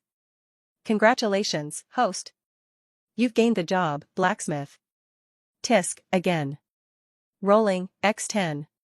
Congratulations, host. You've gained 11 rocks. Again. Rolling, x10. Congratulations, host. You've gained 11 rocks. Again. Rolling, x10. Congratulations, host. You've gained 10 rocks. Congratulations, host. You've gained the affinity of the sword B rank. Roll 100 times. Rolling, x100. Congratulations, host. You've gained 99 rocks. Congratulations, host. You've gained the job, blacksmith, x3. Congratulations, host. You've gained the affinity of the sword B rank. Congratulations, host. You've gained the skill, rainbow fart, x6. Congratulations, host. You've gained the skill, ethereal ghost mode. Roll 1000 times. Rolling, x1000. Congratulations, host. You've gained 951 rocks. Congratulations, host. You've gained the job, blacksmith, x25. Congratulations, host. You've gained the affinity of the sword B rank. x24. Congratulations, host. You've gained the skill, rainbow fart, x60. Congratulations, host. You've gained the skill, shadow breathing breath like a shadow silent and deadly, put fear in the hearts of your targets, x10. Congratulations, host. You've gained the item, Mithril Ore, X20. Congratulations, host. You've gained the artifact, Mountain Slicing Spear, X5. Congratulations, host. You've gained the job, Sage, X4. Congratulations, host. You've gained the skill. Now that's what I'm talking about. Status. Name, Draco Valenstein. Gender, /age, male, /1-year-old. Race, Chaos Anomaly, EX rank creature, Stage 3. Blessing, Imprisoned Celestial of Fate's Blessing, S Blessing. Host level, 100, XP, 10, 000, 000, 000/10, 000, 000. System level, 2, XP, 5, 500/50, 000. Health, peak condition, harmonious, calm. 275, 000/275, 000 plus 100% HP/SEC.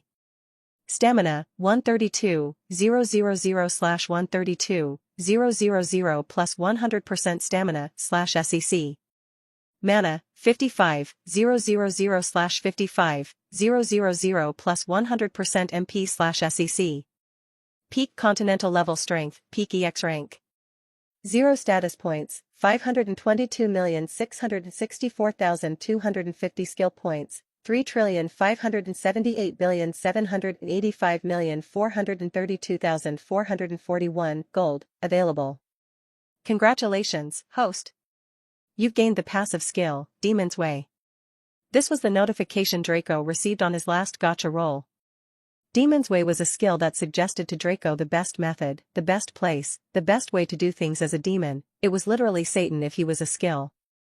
Draco was a demon, and the same way heroes had their ways, ninjas had their ways, and adventurers had their ways, demons had their ways, and out of all the above, theirs was the most hideous.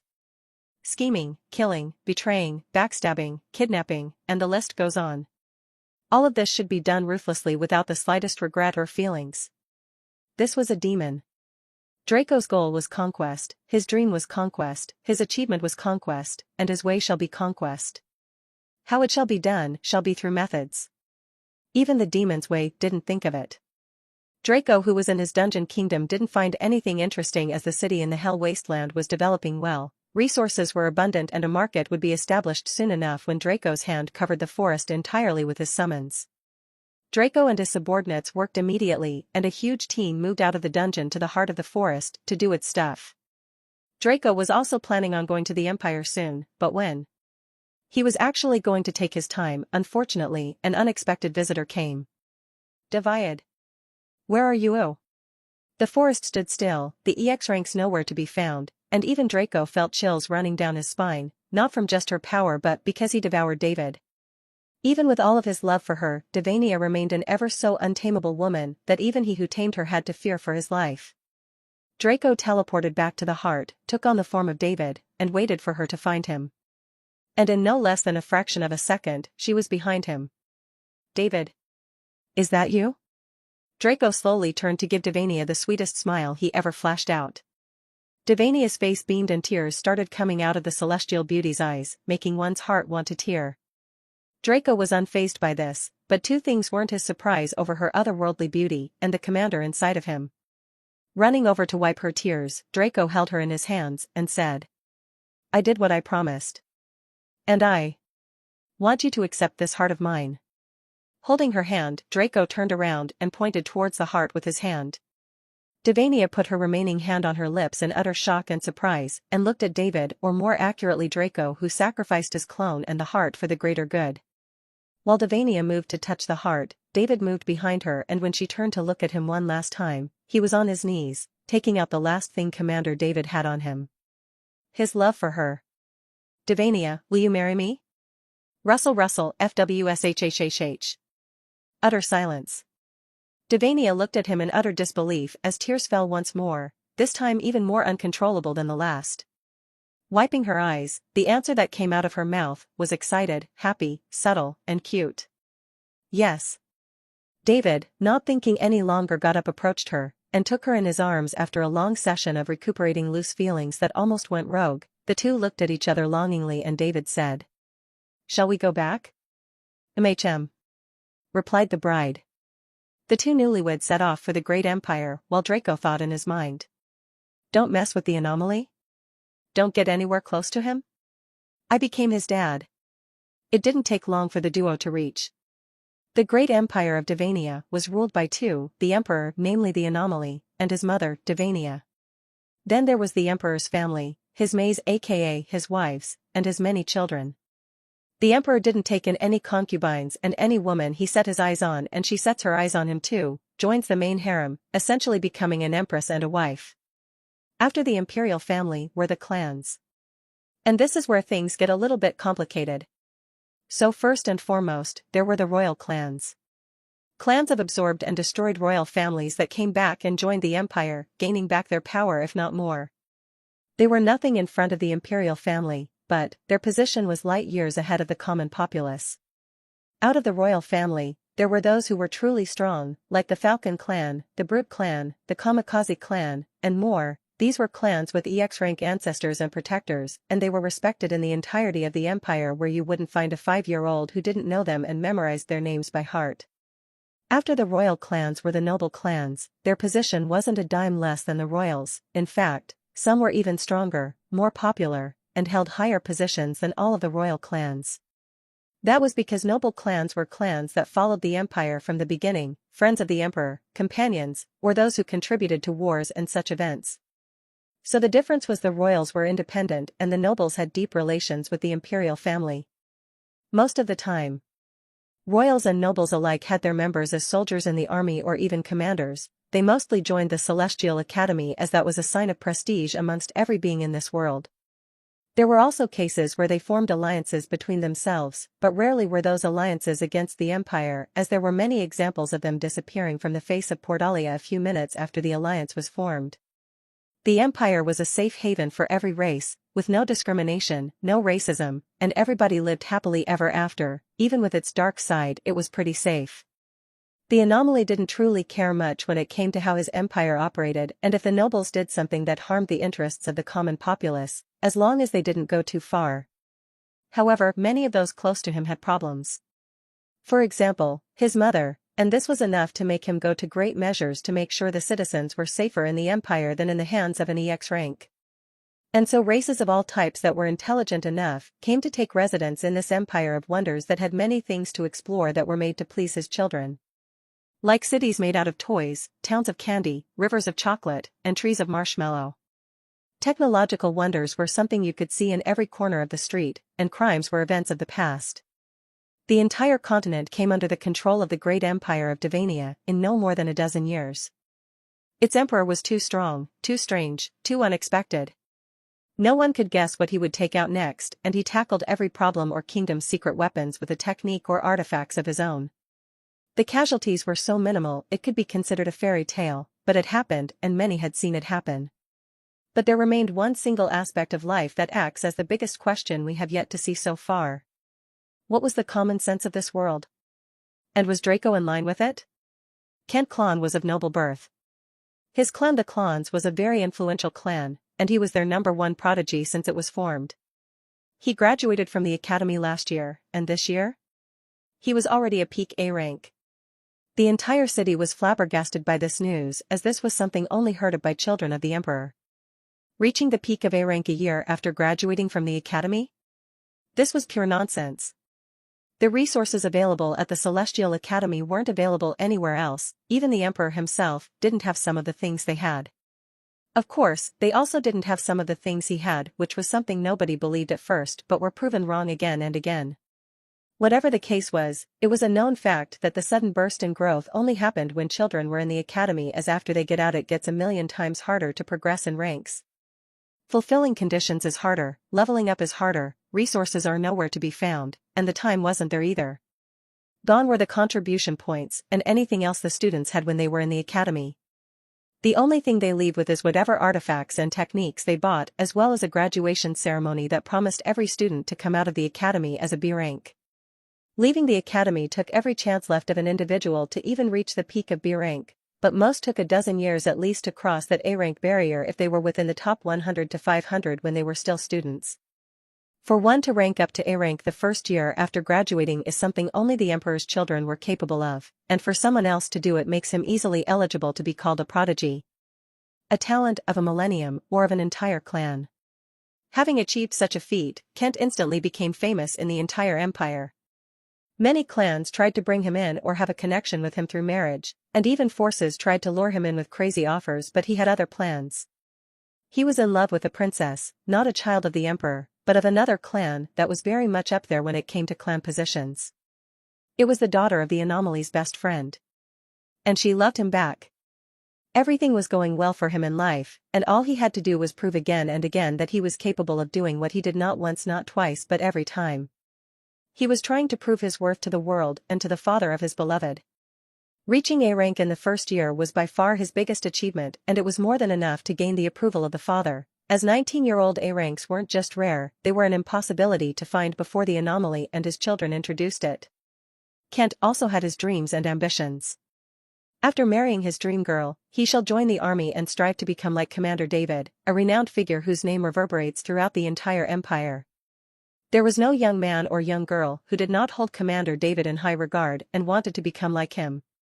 Standing with a man from his birth to his reign over an entire continent and being one of the main reasons he conquered kingdom after kingdom, faction after faction, noble after noble, and still remaining humble and modest. Joining the ranks of the Anomaly, he would rise through the ranks like a rocket, and finally stand side by side with the emperor, his family, and his commander while being a fellow EX rank. Out of the many children of his generation and his clan, he was the only one who was an A rank. Out of the many children of his generation and his clan, he was the chosen one to become the clan head. No one could take this position away from him, and he was proud of it.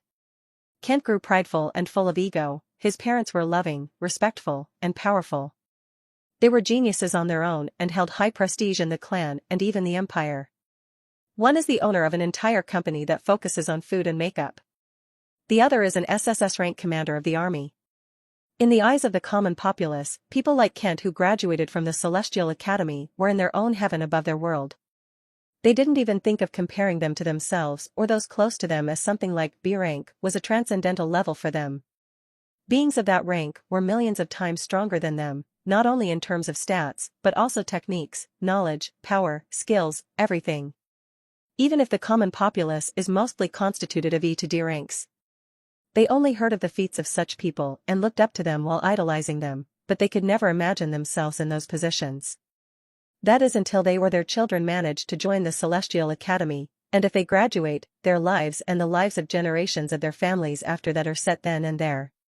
All that remains is for them to take on a good job or some kind of position that gives them prestige, earn achievements, form a clan, and boom, life is set for eternity or as long as the empire lives, which in their mind is eternity. So for people who think so highly of a weakling B rank, an EX rank is someone so out of their world they don't even dare think of. For example, a noble clan child will look up to Commander David who is an EX rank, however, a commoner child would look up to that noble clan child. As simple as that.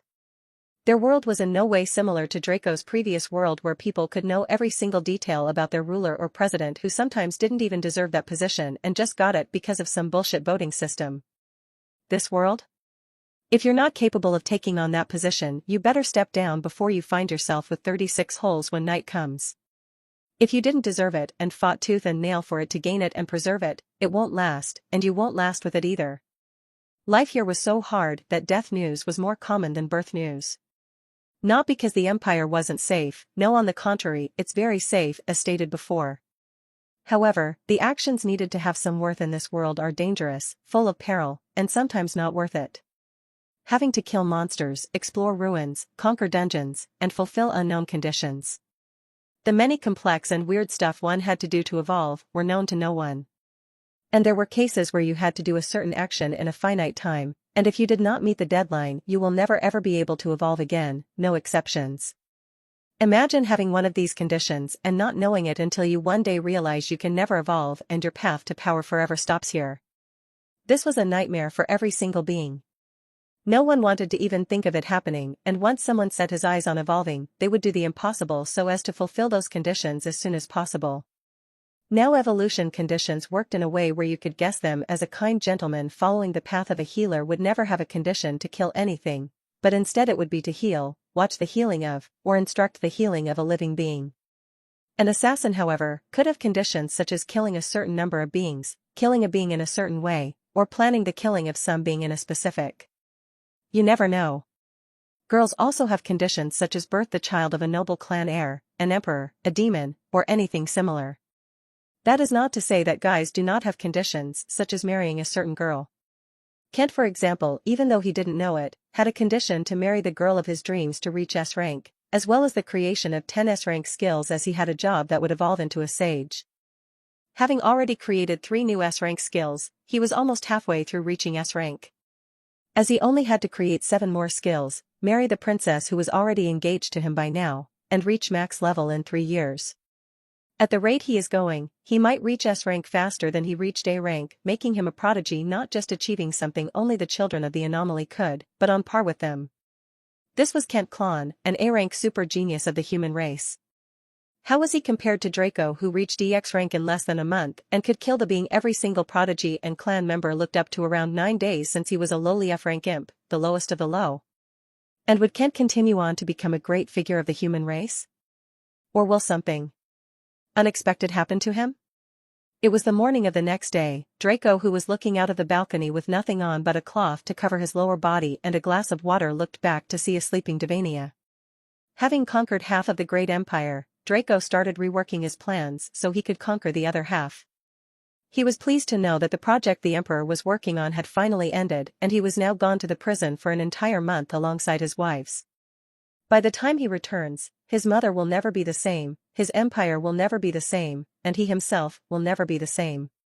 One easy thing Draco could do was to kill and devour before shapeshifting into all kinds of influential and important figures in the empire, such as clan heirs, clan heads, clan members, force heads, company owners, and all kinds of other humans with good status.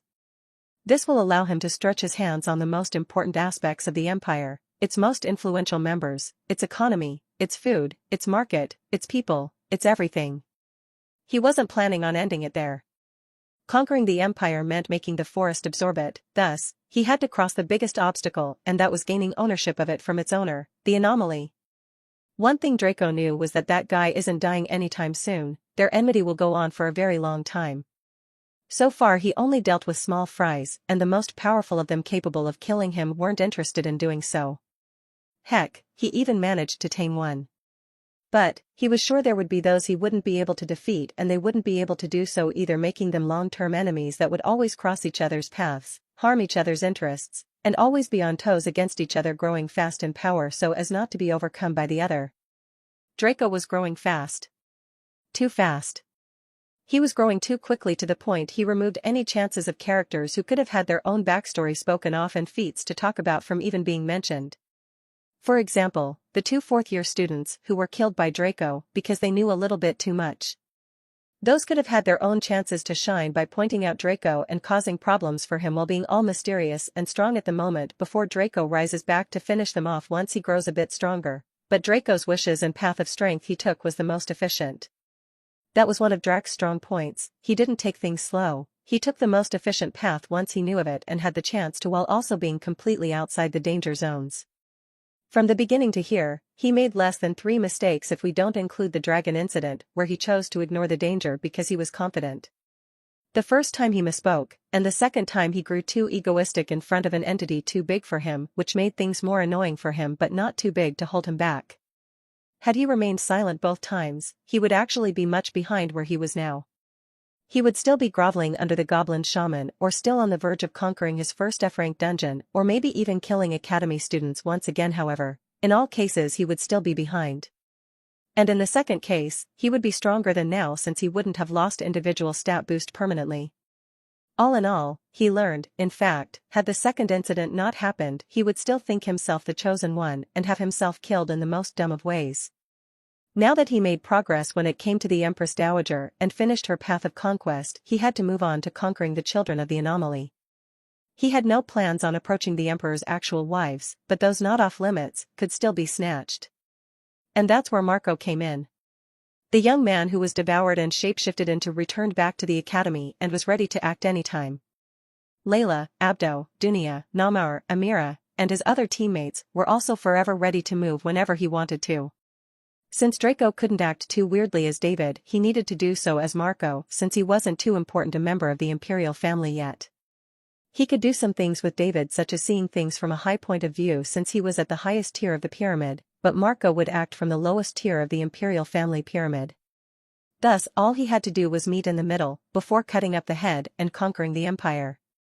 Now David was officially the husband of Divania, making him not the freest man in Portalia having to stay by the side of this beauty at all times, but the benefits of this will come later on when confrontation with the anomaly is at face. The problem was that David couldn't move, and Marco couldn't either.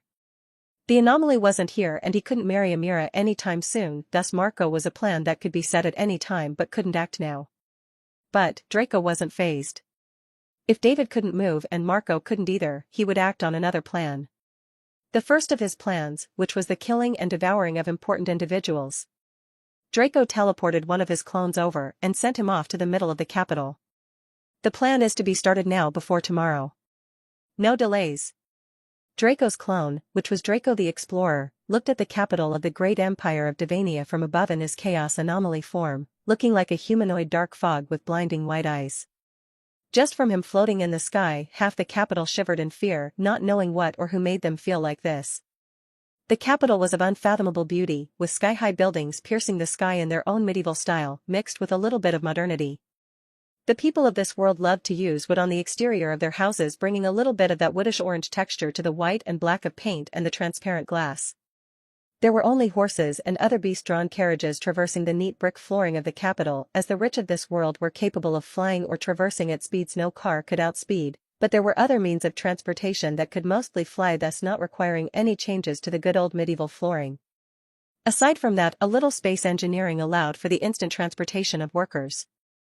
All over the city, there were stations that could teleport those of the working class to their offices, thus removing the need for trains or anything else. Draco, with all of the memories and information in his brain, located some of the most important and influential figures and their headquarters before sending down his ever-so-reliable puppet strings latching onto citizens about to enter their offices, and from there. He worked his theater all the way up to the CEO. It was fast and efficient. For example, a worker of a merchant company dealing in trades between cities and the company was going with his day like normal on his way to enter the office to start working when Draco sent down the Oracle of Strings. Having no information on the worker whatsoever, Draco decided to create a new chaos spell that would help with this operation, which he called Chaotic Soul Search. Using mental, body, and soul skills to infiltrate the deepest secrets of an individual, allowing him to know every single detail from them without devouring them.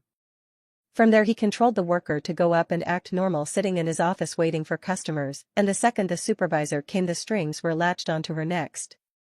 And that's where things got tricky. When the supervisor went back to her office, Draco had to wait for her to interact with the manager for him to move on and go up the ladder. It didn't actually take long, as the two had deeper connections than those of work. After the manager came the director and then the secretary, and after she went back home the CEO was tamed. This went on for several companies, one after the other, until Draco didn't want to do so anymore. Taming a total of 123 company CEOs was a job well done. From what he managed to know, in 3 days there will be an auction where the big heads will meet up, and that's when he was planning to act once again. In any case, the plan was going well. So well, his enemies didn't know what was coming for them. There were still 3 days before the meeting, and Draco knew what he could do in so many days, so he didn't remain idle waiting for time to pass. There were many things that could be done before then, and one thing to keep in mind is that the meeting wasn't the only time and place for the higher-ups to meet. For example, one of the CEO's Draco-controlled child came into his office and Draco managed to control him only to find out that he had a relationship with a girl from a pretty influential clan. And so, after the boy went and came down to meet up with the girl, Draco sent down his strings once again. Look and behold, the girl turned out to be a cheating wench. Right after eating in a good restaurant, she had plans to meet up with a royal clan member in one of the nicest hotels. Draco used this chance to go up the hotel's ladder as well as the royal clans.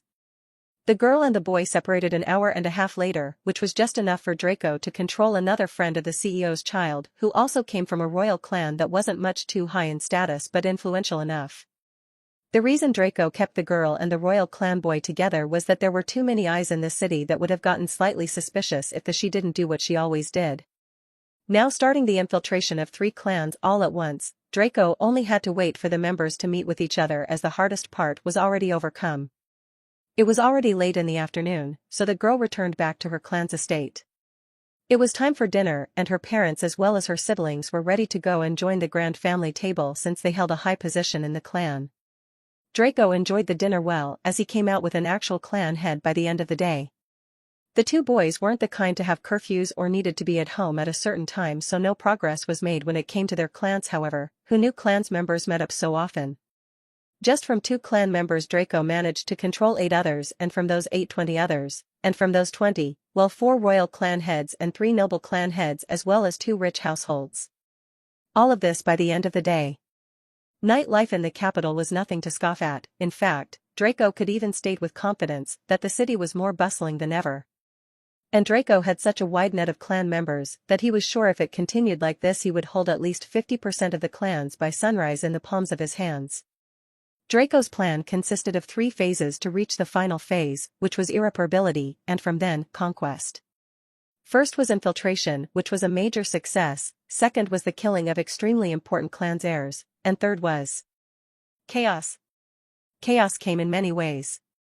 War was chaos, randomness was chaos, and uncontrollable thoughts were chaos.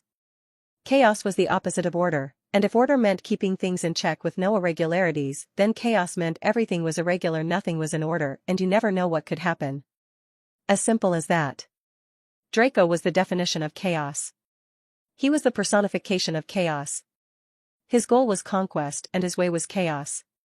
He was the chaos anomaly. When Draco meant chaos, he meant a state where he was in control. In chaos he lived, in chaos he reigned. Draco now could with certainty say that he had every corner of the capital controlled by his strings.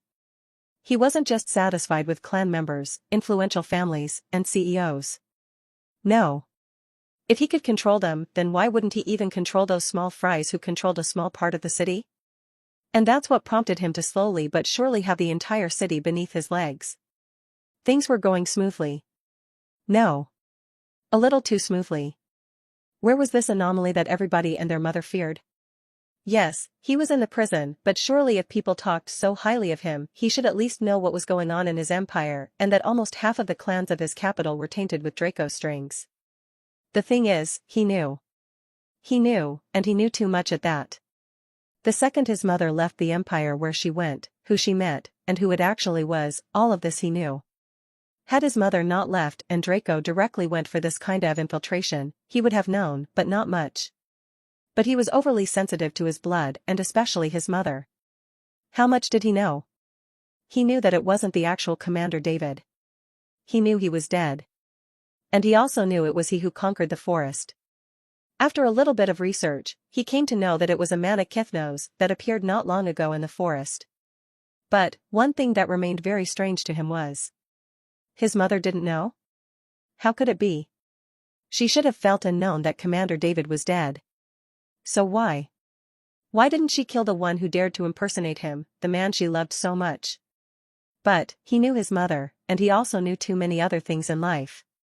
The answer was simple: whoever this Mana Kythnos was, he was too anomalous to exist and had managed to transform himself fully and without any flaws into Commander David to the point that he could be seen as a rebirth of Commander David who knew a little bit more. His mother couldn't bear to kill such an existence, such a living being that was 99.99% her beloved. When he smiled at her, gave her the heart, and proposed, she melted. She was a strong existence, the strongest in fact. Stronger than even the anomaly himself, a fact unknown to all. But, she remained a woman at heart, and they were weak to love.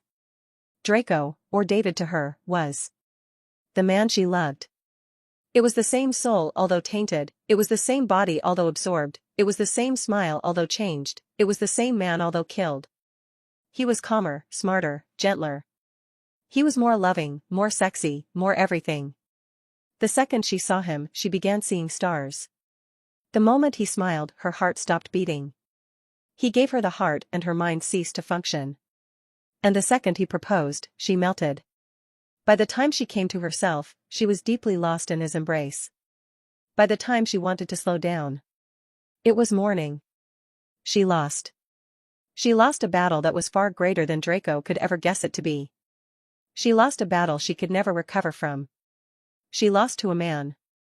A man she was ready to sacrifice everything she held to stand by his side from this day onward. And Draco was a man of his word. When he respected David and told him that he would take things from now on, he meant it, and he would act upon it. From yesterday onward, Draco would make sure not a single hair of Devania was touched. Not because he was a righteous man protecting women, but because he was a man of integrity and principles. He was a demon indeed. Demons scheme. Demons betray. They backstab. They curse. And they kill. But, couldn't a demon respect others? Couldn't a demon keep his word? Draco wasn't that kind of demon. Draco was the kind of evil demon who would do everything to achieve his goals. And now, protecting Devania was one of his goals. When the word everything was spoken, countless possibilities opened. However, if he had no choice but to sacrifice Devania to achieve his goal of conquest, he would do it. Without a single second of delay. Giving the parole back to the anomaly. What would he do? What would he do to regain his empire? His clans? His mother? Would he kill? Would he watch? Would he stand by? He had his ways. He held his mother in greater importance than the entirety of Portalia. When he came back a month later, the first thing he would do was to sit down and discuss with Draco, not the main Draco but David first. Because his mother was more important than anything else. After knowing what David planned on doing, he would then see what Draco did and was planning to do to his empire, and if they didn't come to an agreement, he would kill him. If the Empress Dowager Devania knew of Draco's actions and the truth, would she ask Draco about them? Or just remain content with what happened and enjoy her life with a part of Draco for eternity? Unfortunately, such a thing couldn't happen. There were some questions that just needed answers. The Empress, who was sleeping soundly on her bed, got up slowly and approached David, who was on the balcony, and stood by his side. David looked at her kindly and sweetly. "You woke up? How are you feeling?" "Well." The Empress looked at him for a second, trying to act serious and calm, but she couldn't and barely managed to hide a blush and look down. "MHM," she replied. "Good," David said before looking out of the balcony once again. "The city is beautiful today," he said. "It was always," she replied as she looked at it herself. "Is there something you would like to know, Devania?" David, still looking out of the balcony, asked. Devania looked at him, and after a period of silence, she asked. "Why did you do it?" "Why did I do what?" he said, still not looking. "Don't act like you have no clue when you clearly know, and you even noticed it without me even asking. So tell me. Why? Why did you kill him?" "Kill who, Devania? That's what I don't understand." "Who did I kill?" "No one died," David said calmly while enjoying the nice breeze of the wind. "You." "Very well. Let me say it this way. Who are you, and why did you kill David?" asked the Empress, slightly infuriated. Gone was the bashful Devania. The demeanor of an extremely powerful being was nothing to scoff at, and Draco felt this for the second time in this second life, and he had to say, he didn't like it one bit. Finally turning to look at the serious Devania, Draco put his hands on her cheeks and said. "David didn't die, Devania, he's right here with you, and will always be for eternity, for he is a man I respect," was the last Draco ever said to Devania. FSHH. Every last bit of dignity and aura Devania had was melted by the words of Draco in a second, as the demeanor, the way of speech, the aura, everything about David changed for a second to project the image of the man that managed to defeat him and tame her. "I lost to this man," was what Devania thought after her brain started working once again. "So? Is there anything else you want to ask?" David asked. Devania, who had both of her questions answered, looked at David and shook her head shyly. "Then shall we continue where we left?" he added with a smug grin. Before Devania could nod her head, David snatched her in his arms, and the rest was history. What happened to the Celestials that planned on blessing Draco? Some even had plans to curse him, but in the end, even after his evolution, he wasn't blessed nor cursed. What did this mean? Well, they came to the conclusion that he didn't need their blessings. And so, they decided to no longer bless nor curse him until further down the line when he goes to the prison. If he came out of the prison, then it was almost a smooth ride for him to celestial hood, but by then, he would also come to know what celestials were and what they did. And the main reason why they didn't bless him is because the bastard son and father of Fate has blessed him first. Fate was nothing to joke with. It was a very rare and powerful concept, and he who controlled it controlled life and death, time and space, and everything in between. Draco wasn't going to have a smooth journey when he teleports to the prison. That was one thing every celestial was sure of. When a celestial blessed a being, they benefited from their achievements. And that bastard Fate was the first to benefit from a monster such as Draco. If it continued like this, the second Draco became a transcendent and entered the prison. Fate will be released and all hell will break loose. Many things didn't happen after Draco evolved this time. Fate didn't react, his chaotic Kairos physique didn't reward him with a new skill, and only his affinities rose in rank from the blessing of the Great Mother. Why didn't Fate react, nor did he upgrade his blessing?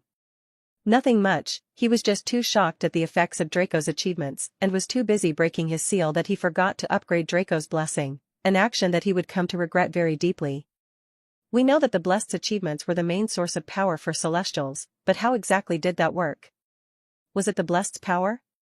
How fast do they grow? Their evolutions? Their conditions? Was every feat and every action counted as an achievement? Or did they have to use their blessings and said achievement for it to be counted in favor of the celestial? First of all, no. It wasn't heavily related to the blessed's power, it was more related to how difficult and how grand that achievement was compared to the stature and power of the blessed. How fast they grew was also an important factor, as it was also counted as an achievement, as being the first to reach a certain rank in a certain amount of time was a massive achievement in such a massive world and even the entire sea of realms and worlds out there. When it came to evolutions, it wasn't actually known that it was such a heavy factor, as everybody only ranked up to gain a rank above their own, since everybody wasn't Draco, who had a system and devouring, which made him light years stronger than any being 7 ranks or stages above his own. Draco was indeed such a ridiculous example to compare him to others.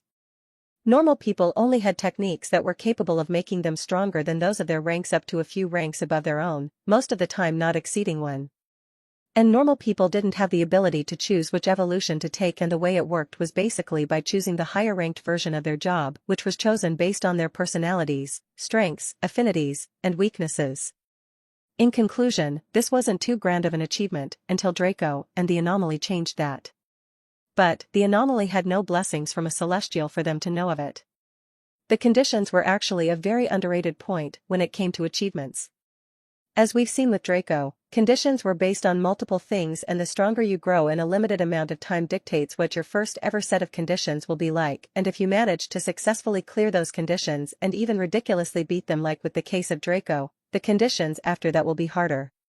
So if you have an obscene task to accomplish in order to evolve, successfully clearing it and in an overpowering way acts not only as an achievement but a feat worthy of being written in records unknown to all.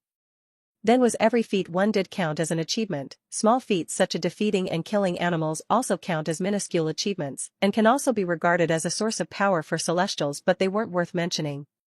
Lastly, did one have to use the actual blessing given by the celestial for it to count for him? If a being was blessed by more than one celestial, they had to use their specific blessings for it to count for that celestial. However, if one accomplished grand achievements and not just small ones like killing random beings, it counts as a source of power for all celestials no matter the case. So what did this source of power do for celestials? When one becomes a celestial, they have power capable of destroying entire worlds with a single thought or word, so for them to grow stronger is a ridiculous fact. So how would such beings who acquired the complete power of a concept grow even further? Indeed, it was by achievements of their blessed ones, one achievement after another. Once a certain amount is reached, a celestial is able to go up a tier. But, for the first few tiers, they still have to bless beings and wait for millions to billions of years for their achievements to accumulate until they reach a certain rank where they need no further achievements of other beings but their own.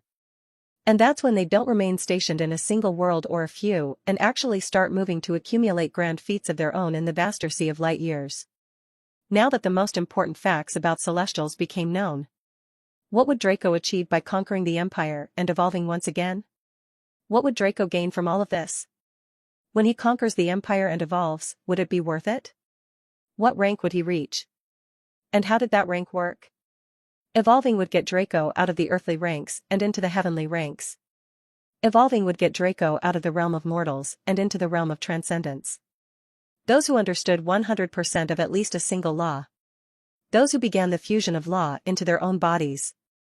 Those who were too feared to walk on earth, they were banished. The fusion of laws into one's body came with many downsides and dangerous aftereffects depending on the law. Fire law would make one quick to get angry and explosive. Water law would make one calm, decisive, and ready to act at times. Gravity law would make one slow and heavy, or rapid and unpredictable like a feather. Thus, to make these beings able to control themselves a little better, they were banished to the prison. Sent to face the imprisoned ones, and thus born from utter filth and evil, they fought, fused with the laws, and grew. By the time they evolve once again they leave directly and set foot into the greatest continent, the continent full of powerhouses capable of overturning seas and flattening mountains. This was Draco's goal, this was Draco's reward, and this was Draco's path. But, would it actually be worth it? The things that would happen to him once he evolves are many, and getting banished to prison was just one of them. Meeting fate was another, and having to deal with the aftermath of fusing not one, not two, not three, but dozens of laws wasn't something a normal person could handle. However, Draco was not normal by any means. He was the stage 2 who against all odds managed to defeat 12 EX ranks on his own with nothing but a single clone to conquer an entire continent of monsters. The Cursed Forest. And if all of this meant he was getting one step closer to his goal of conquering the stars and galaxies, then he would face any challenge no matter how difficult and grand it was, or whoever sent it down on him. He was a man who feared no one. So how did the realm of transcendence work? Well, first of all, the transcendent realm was the first realm of the heavenly ranks. The line that separated mortals from beings of unfathomable power. After a being successfully manages to understand 100% of a certain law, he most likely fulfilled one condition out of 4 to reach rank up or evolve. Then once all four conditions are fulfilled and one successfully evolves, all he has to do is start the process we call the fusing of laws. This was all he had to do as a transcendent. Fusing the laws he understood with his own body and becoming one with them. Slowly but surely trying to grasp what the truly knowledgeable call the essence of law. And as we've stated before, such an action comes with many downsides, and the higher the number of laws one tries to fuse at once the harder and more chaotic the process is. The most calm of laws could cause an entire continent to quake or go entirely still, not to mention disaster, space, or gravity. Now, what about someone with chaos itself as an affinity? Indeed, Draco upon evolving into a chaos anomaly had gained an affinity that was unique to him alone. It was chaos. We've previously explained what chaos was, but what did it do? Chaos was simply an unorderly and utterly random amalgamation of every element and concept that Draco already has an affinity with. To make perfect use of chaos one had to already have at least 2 affinities, but if one only had a single affinity on top of chaos itself, then the way it would work is that second affinity he has, let's take gravity as an example, would be the most random, inexplicable, destructive gravity there ever was. Instead of either taking one up or down, it would grab him from all sides. Laws worked in a way we understood, they didn't leave common sense behind, no, they worked within a set of rules, and all understanding them did was study their intricacies and limits so as to bring out their maximum potential. But, chaos didn't work that way, it left common sense behind and broke down the limits of the affinities, making them capable of doing things they would have never been able to do in such a stage. If more than one affinity was added on top of chaos, then the destructiveness and potential brought out is phenomenally obscene. And it didn't have any problems with fusing opposite elements such as fire and water or ice and lava, no, it added their strengths on top of each other. Water becomes burning and fire becomes a liquid. Lava freezes and ice melts. The 4 of them together would freeze, melt you, and break you into 1,000 pieces after you burn to death. This was chaos in the case where one has at least one affinity, but what if one didn't have any affinity? It's simple, chaos also stands for anything unorderly, randomness, and war. As one understands chaos, he comes to a point where the more chaos around him the stronger he gets, not in a literal way yet but because in chaos he has more authority, in chaos he has more power, in chaos, he is the ruler. Chaos was a powerful affinity, no, it was one of the most powerful concepts there ever is after creation and destruction, 2 of the forbidden concepts no other being than a select few could have. Chaos was a derivative of destruction, and order the opposite of chaos was a lesser law of creation. And both of them could only have one holder at a time in a limited area. What mattered most right now was that Draco only had 1 month to take Chaos Understanding rate to 100% or as high as he could. The thing was that the number of EX ranks in the entirety of the human and monster continent wasn't a lot.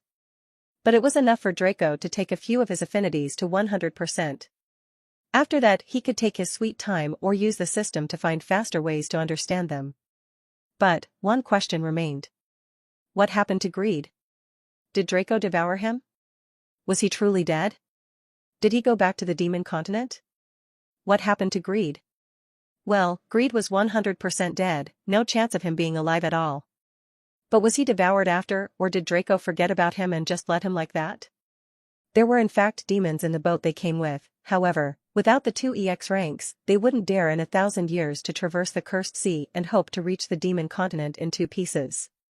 Because they definitely wouldn't last 30 minutes before they die.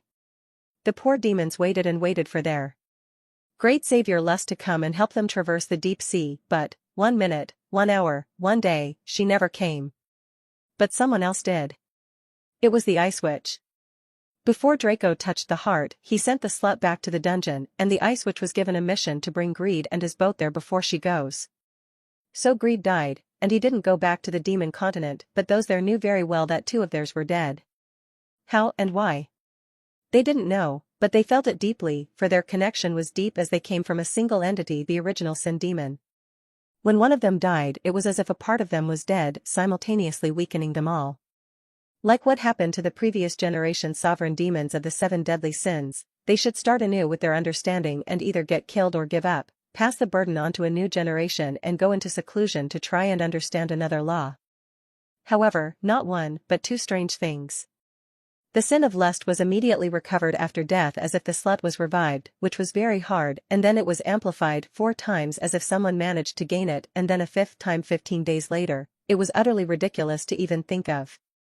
However, Greed wasn't regained immediately, and they were starting to doubt things and plan to go and recover his body, but at the same time lust was amplified for the 5th time, Greed came back and was amplified as well 5 times.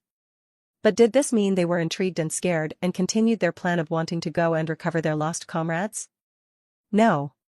Even if there was a risk of whoever killed Greed and Lust to come after them, they didn't care. Why? Because when a single deadly sin rose in understanding, all of their sins rose at the same time. 3 days passed since Draco first started gaining control over the CEOs of various companies and forces, as well as clan heads.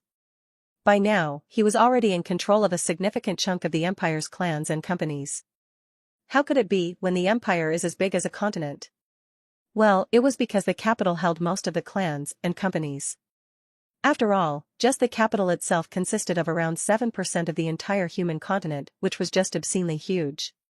No matter.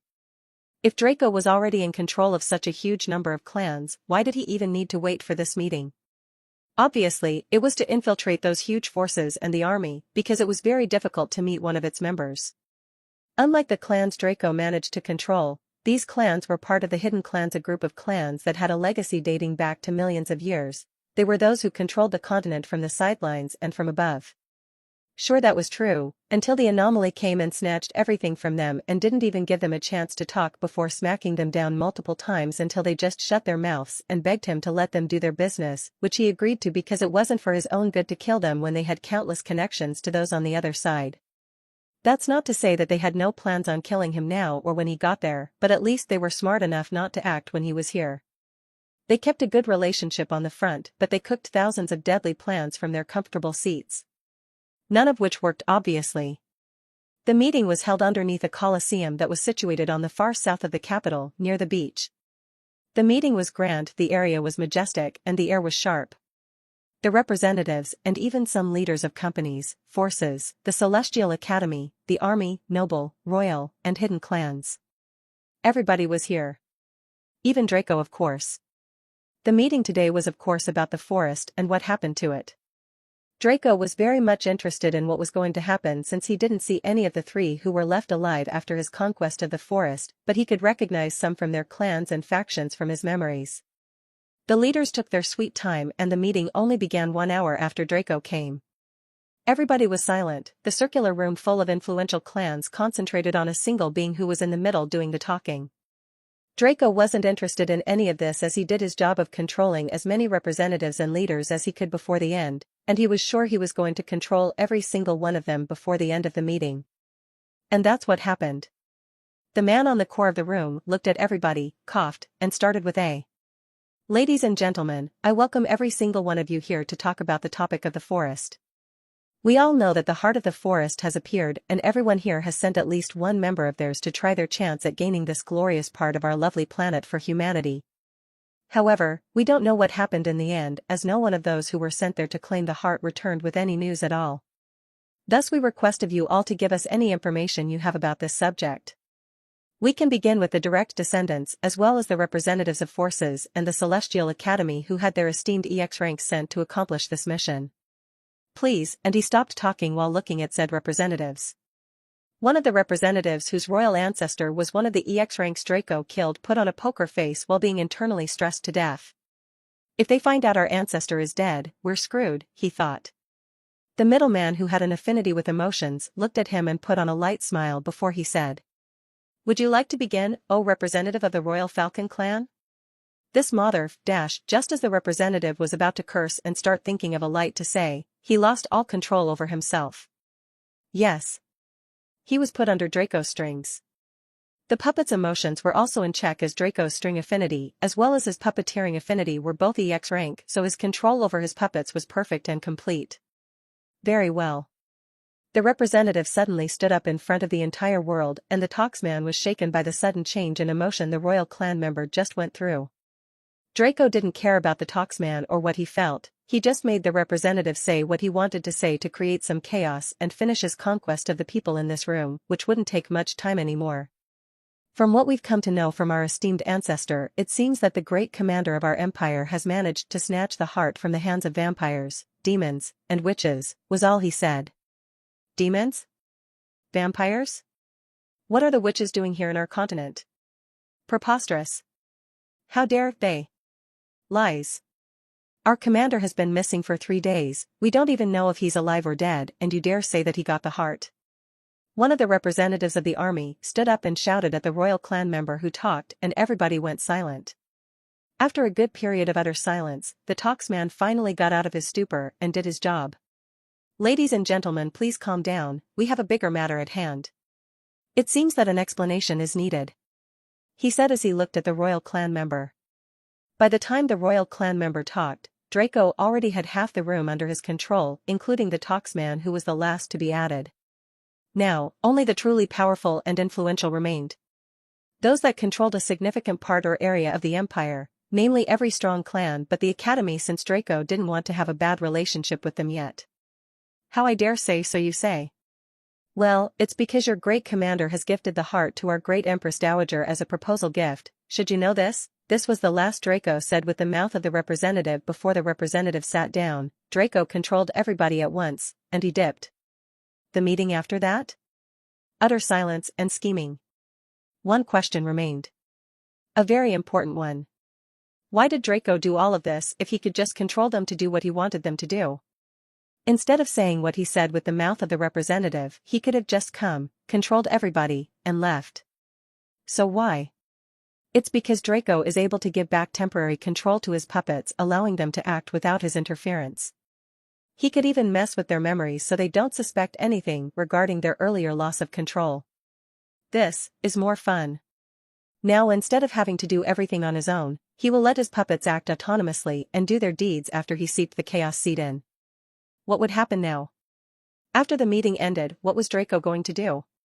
Of course, it was to start another round of control. After the representative went to their forces, clans and companies, Draco was going to start controlling them little by little until he had control over every single clan head or force leader and CEO.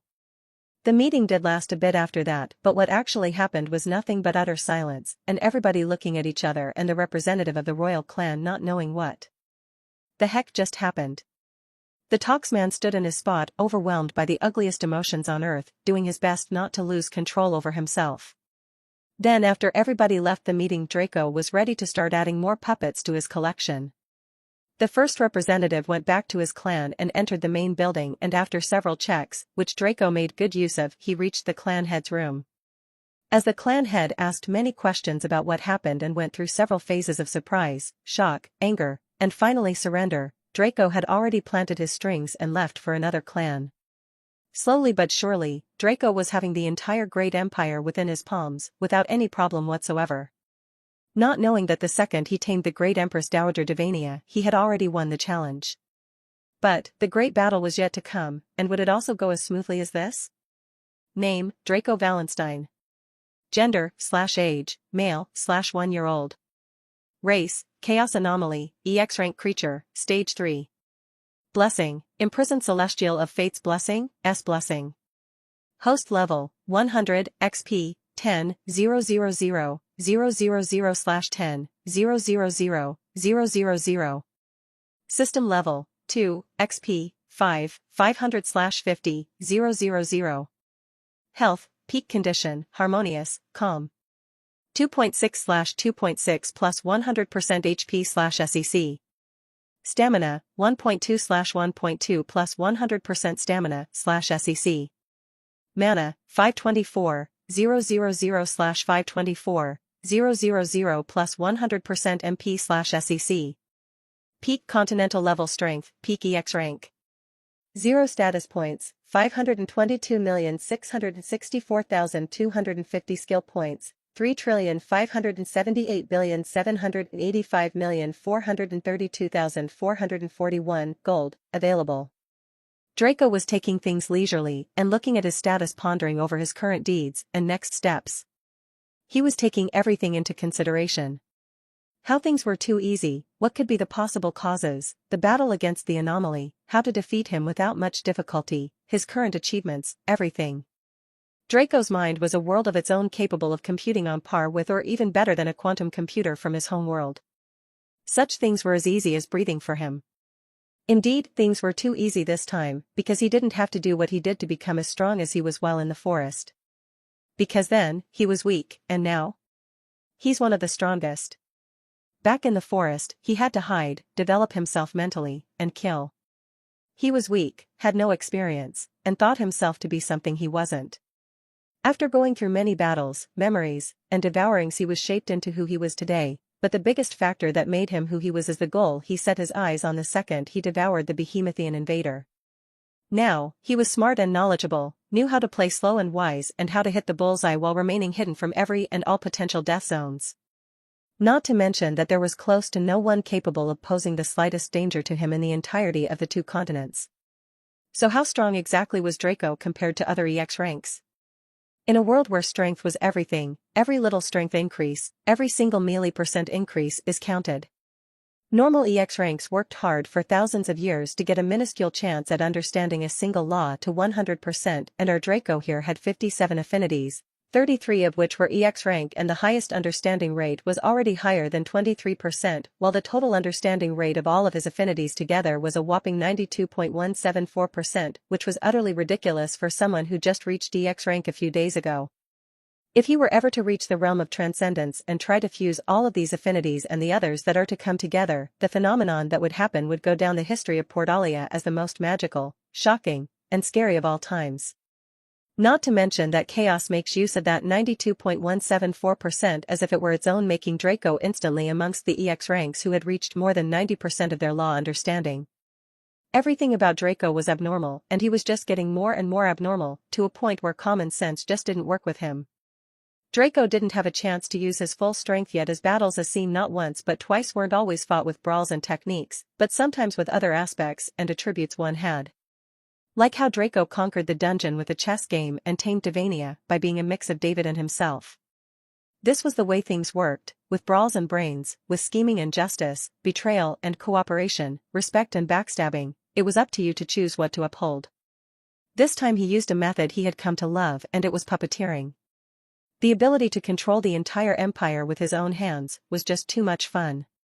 Draco loved the idea of having everything in the palm of his hands, looking at everything from above and controlling those living in it however he wanted to in order to achieve his goals was addicting. Draco was finally able to move on to the second phase, which was the killing and devouring of important figures of clans and forces such as heirs and those with high potential. His first target was a female, heir to a merchant force that was very much influential. They were called the Dragon Traders, delving into the domain of beast hunting and selling everything that had a relation with monsters. This merchant force was one of the top 3 right after the Stellar Merchant Group. They had not 1 not 2 but 5 EX rank protectors, although none of them reached the 1% milestone by far, but it showed how strong they were because EX ranks weren't many and every single one of them could create a clan that would easily reach the high ranks. However, they had no time for that. Draco teleported over to that female who was sleeping soundly enjoying her afternoon nap, then without so much as a sound he killed her as he already was in control over her. It was important to know that Draco could kill those he controlled at any time he wanted. Rise, Devouring. Devouring in progress. Added stats, Combat Power, 1. Condition stabilized. You gained the following transformations: Dragon Trader Heiress. You've gained the job, Super Investor, B rank. You've gained the following affinities: Money, SS rank, Opportunity, SS rank. You've gained the following personality traits after filtering: Waiting for the right person. SP plus 0, Skill points plus 2,475, Gold plus 500 million. Integrating Memories. Achievement unlocked, For the Greater Good. Kill someone for your own selfish goals, plus 500% boost to all stats. Devouring complete. Shapeshift.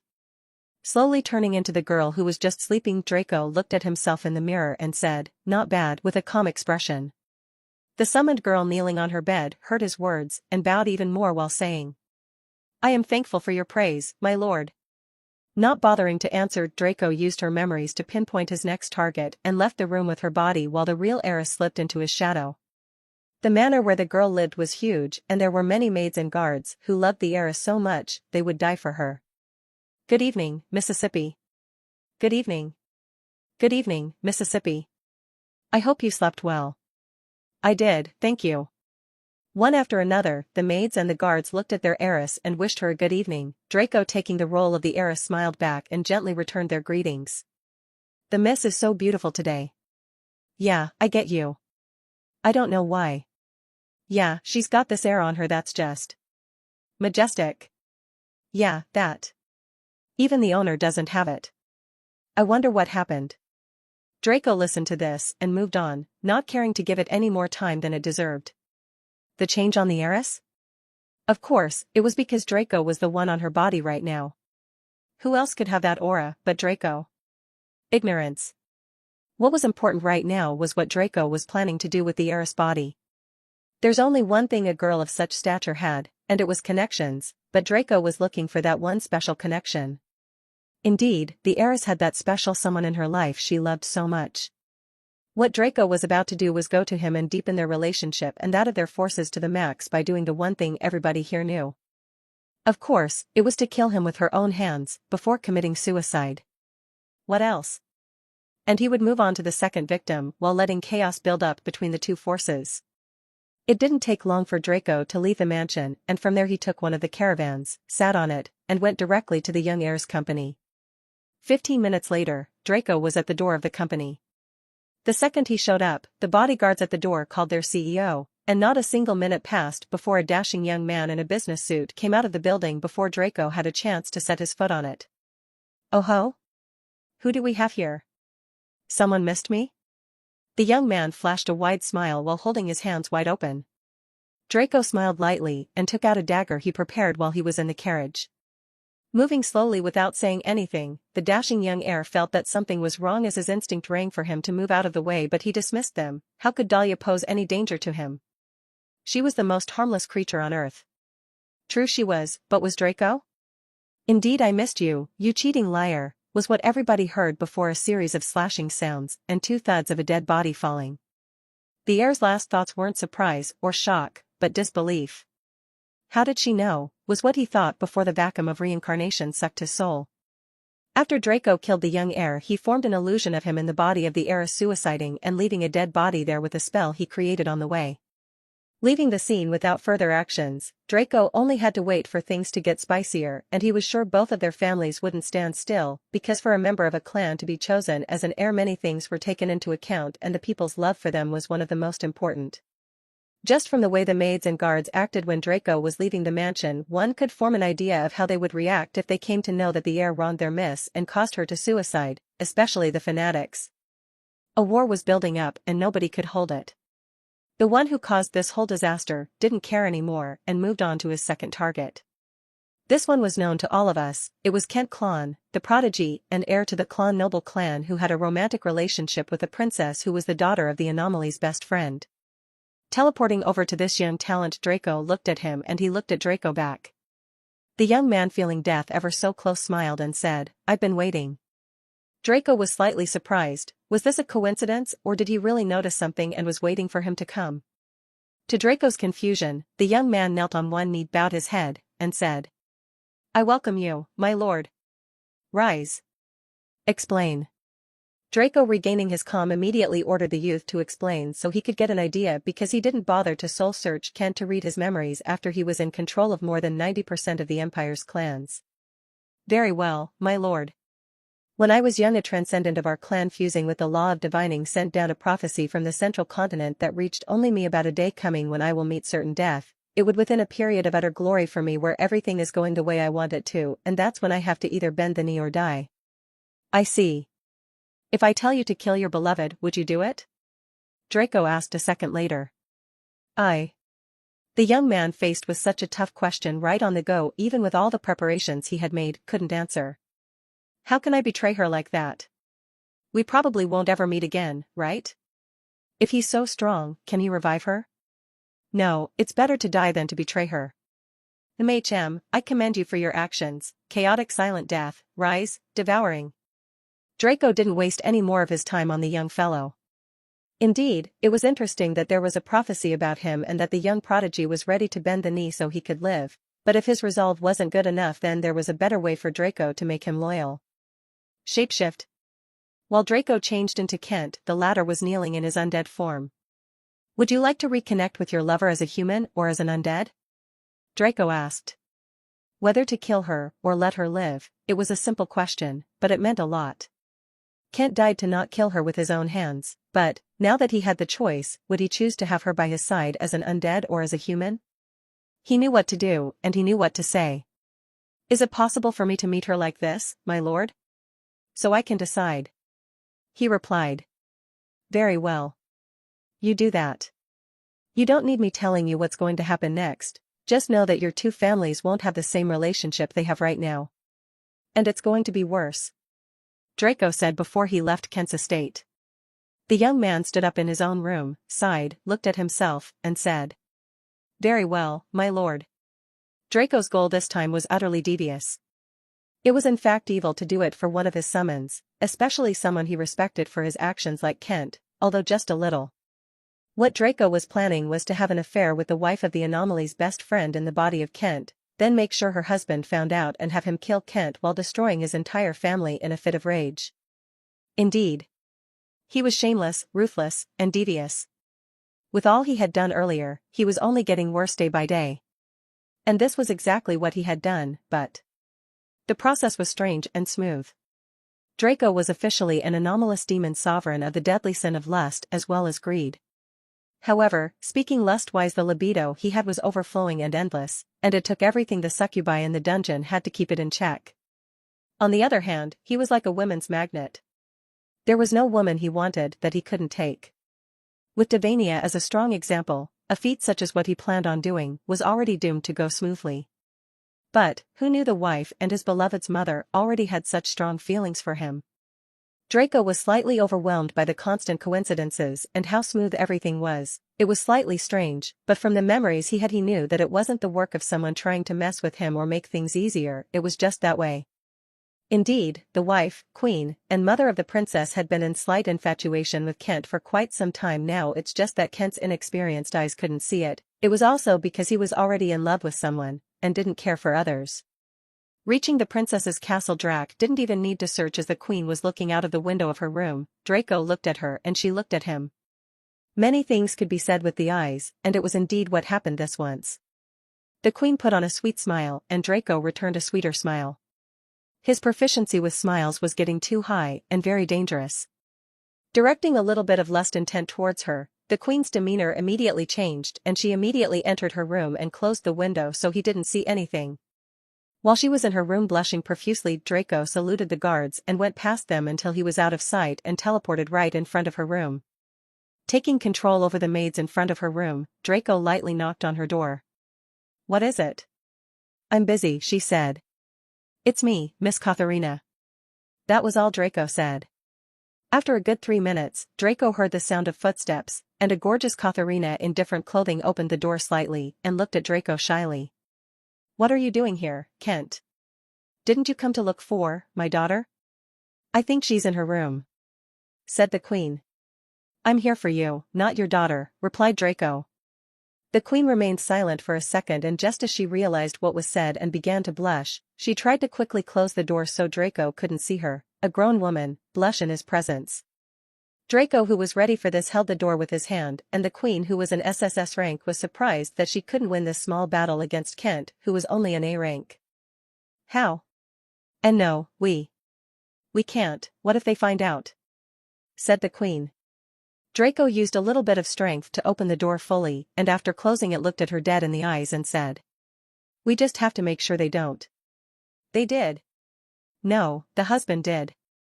And it was after the deed was long done and they were caught in the middle of the sinful act, and it resulted in Draco's goal being achieved while he moved to his next target. As for the real Kent and his princess, they did meet, and oh, she was surprised. Looking at her beloved, who had streaks of black and white making him look like a broken doll, was heart-shattering for the young lady. And after a good 2 hours of crying, Kent, who was sitting next to her, could finally speak with her with peace of mind. And in the end, the lucky fellow managed to gain a companion for life who wouldn't leave him for anything. But was he really lucky, and both their family's relationship was ruined to shambles, and they could go to war at any time? And his family was likely the one getting utterly destroyed. Draco had already started the second as well as the third phase of his plans. The second was to kill and devour the important members of the family and then use them for his third phase, which was to cause problems between their families. The heirs and Kent were just the first 2 of hundreds of heirs and clans. Draco wasn't ending anytime soon, and he had many things he wanted to try out in mind. Once, he used the body of a clan elder who was the second most influential person in the clan and made him kidnap young members of a royal clan, then put them in an abandoned factory with a surface plan of selling them to slave traders. But Draco didn't fall that low. Yet. The royal clan discovered the abandoned building before anything was made, and they immediately went to war against the clan.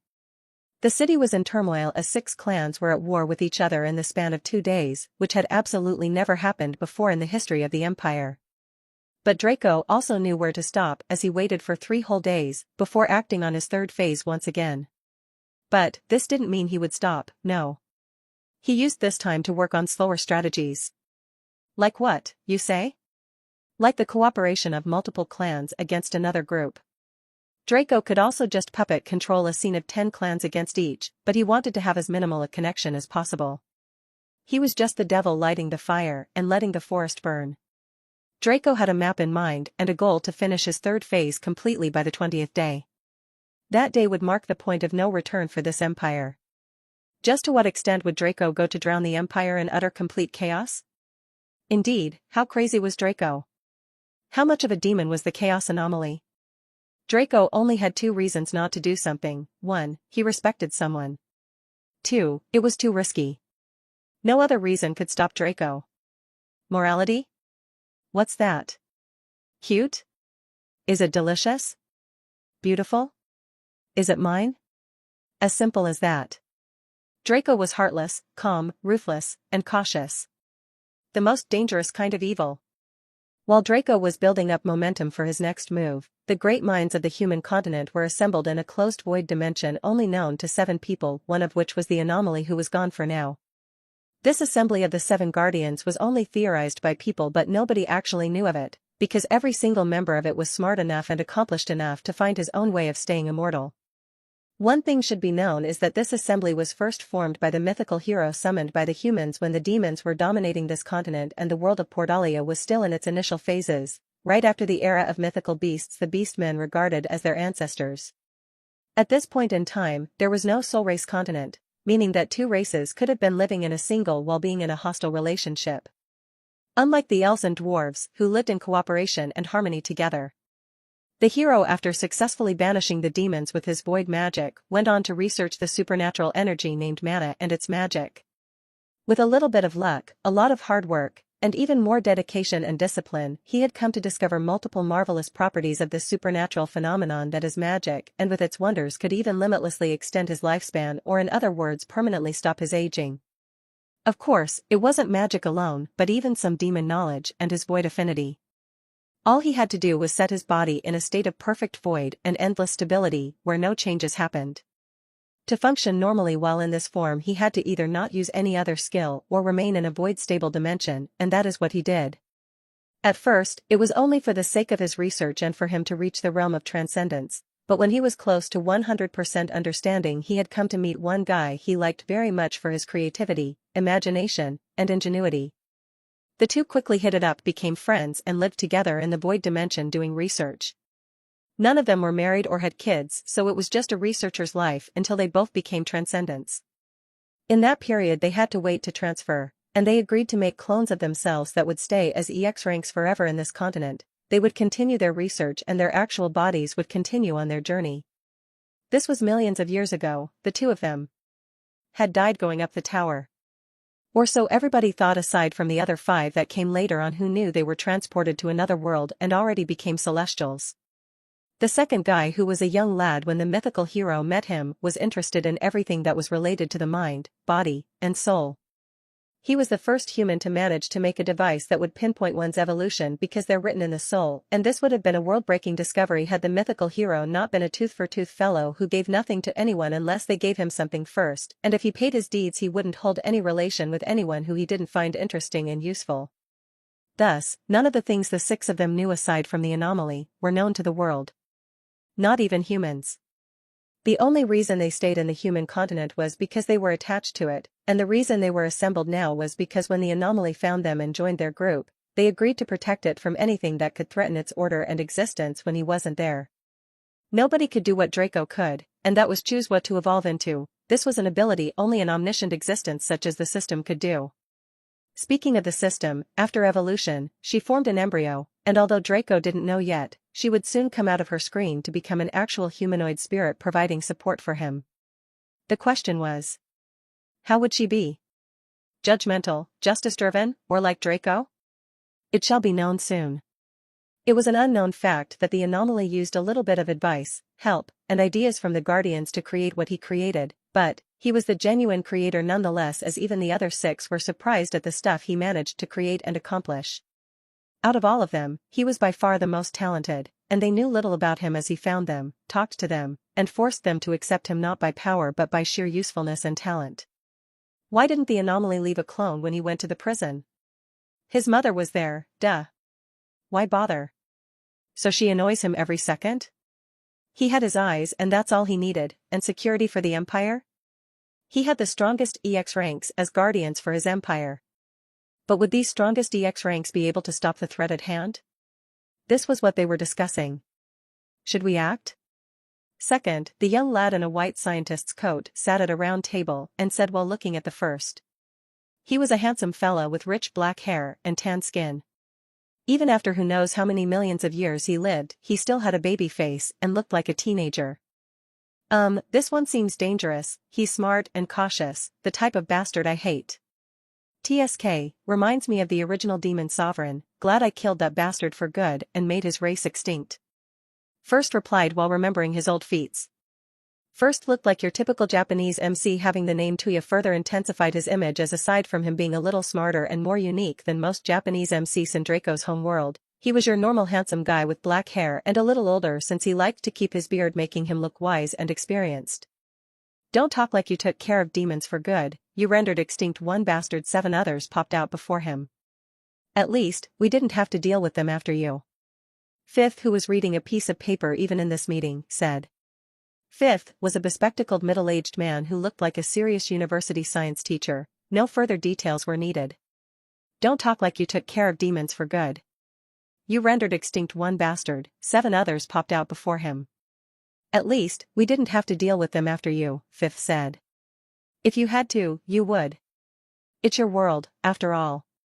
Not like me, who left my crush the day I wanted to confess to come to this world. At least there's magic here, First smiled after saying the last. Don't go homesick on us. When are we going to kill that guy? I'm sick of you hobos after 12.6 million years of seeing you.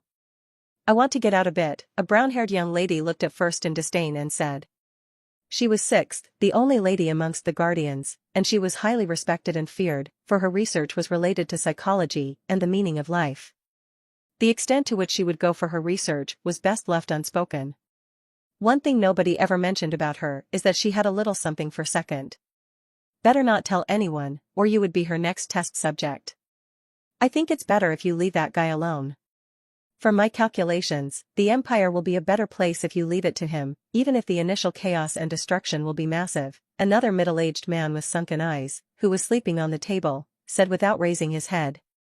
He was third, a lazy fella who had a neutral relationship with everybody, but everybody liked to take his advice, as the way his brain worked allowed them to find the most efficient solutions to problems. I agree with third. The anomaly only told us to keep an eye on his empire and never told us to make a move. We don't have to, so why bother? Fourth, a blonde-haired, playboy-looking young man said. Even with his handsome features and young looks, he was well over 10 million years old.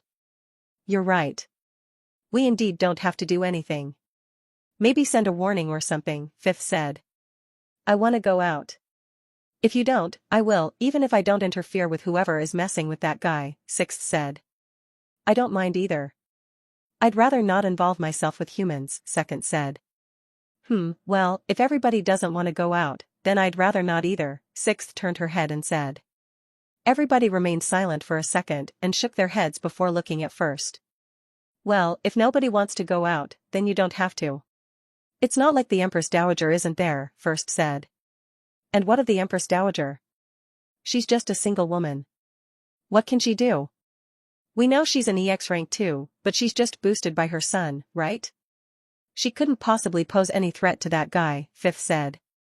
And what of women, huh? Do you think we're weak? You want me to show you how strong we can be? Sixth looked at Fifth as the air distorted and the temperature rose to alarming degrees, even in this state of void. Calm down. FWSHHH. With just a single hand, First removed any effect Sixth's anger caused. As for the Empress Dowager, you're better off not knowing what she can do. If she didn't act, then we have nothing to do. Dismissed. Second, follow me. I've reached a critical threshold in my latest research, First added. Really? All right, sir. Don't call me sir. Yes, sir. Sigh. He's so cute. But what is this Empress Dowager capable of for First to talk about her this way? Well, who cares? Second is too cute today too. Time to continue researching ways to get in his pants, Sixth thought. Unbeknownst to her, Third looked at her in slight disgust before diving right back to sleep, not bothering to move out of the round table until Fourth came to take him to his lab. 5 days have passed since the Guardians' meeting, and Draco's plan was going ever so smoothly. The way he did things was just meticulous, but those truly important in the Empire could still guess, no, they already knew he was the cause. The Empress Dowager did. The anomaly did. And the Guardians did. Anybody else only had theories. It was indeed strange for the Empire, which had been very calm for centuries, to suddenly have clans waging war against each other. When the anomaly was here, such things never happened. Now that he was gone, whoever was laying low all this time rose up to cause chaos. Just what was their goal? Nobody knew. But Draco did. It was conquest. The great empire of Devania was nothing but a small stepping stone. Once he conquered the entirety of this continent, he shall go to the prison to dominate, and come back to cause chaos in the entire world. This was not a possibility, this was a fact, and Draco believed it to the T. What did Devania do to stop Draco from his actions? Nothing. She was enjoying her honeymoon with David in another part of the continent. She knew, but when she asked David if there was anything else he could do, he said this was the only way. Indeed, Draco wasn't just causing chaos to cause it. It would have been the method either way, however, now he had a bigger, more important reason, and it was the understanding rate of chaos. It was a known fact for concepts that the easier way to understand them was to cause, live, and/or survive through them. If one wanted to understand fate, What better method was there than experiencing how fate worked by forming connections with people and experiencing all those coincidences in personalities, experiences, results, powers, ways of fighting, ancestry, and everything in between?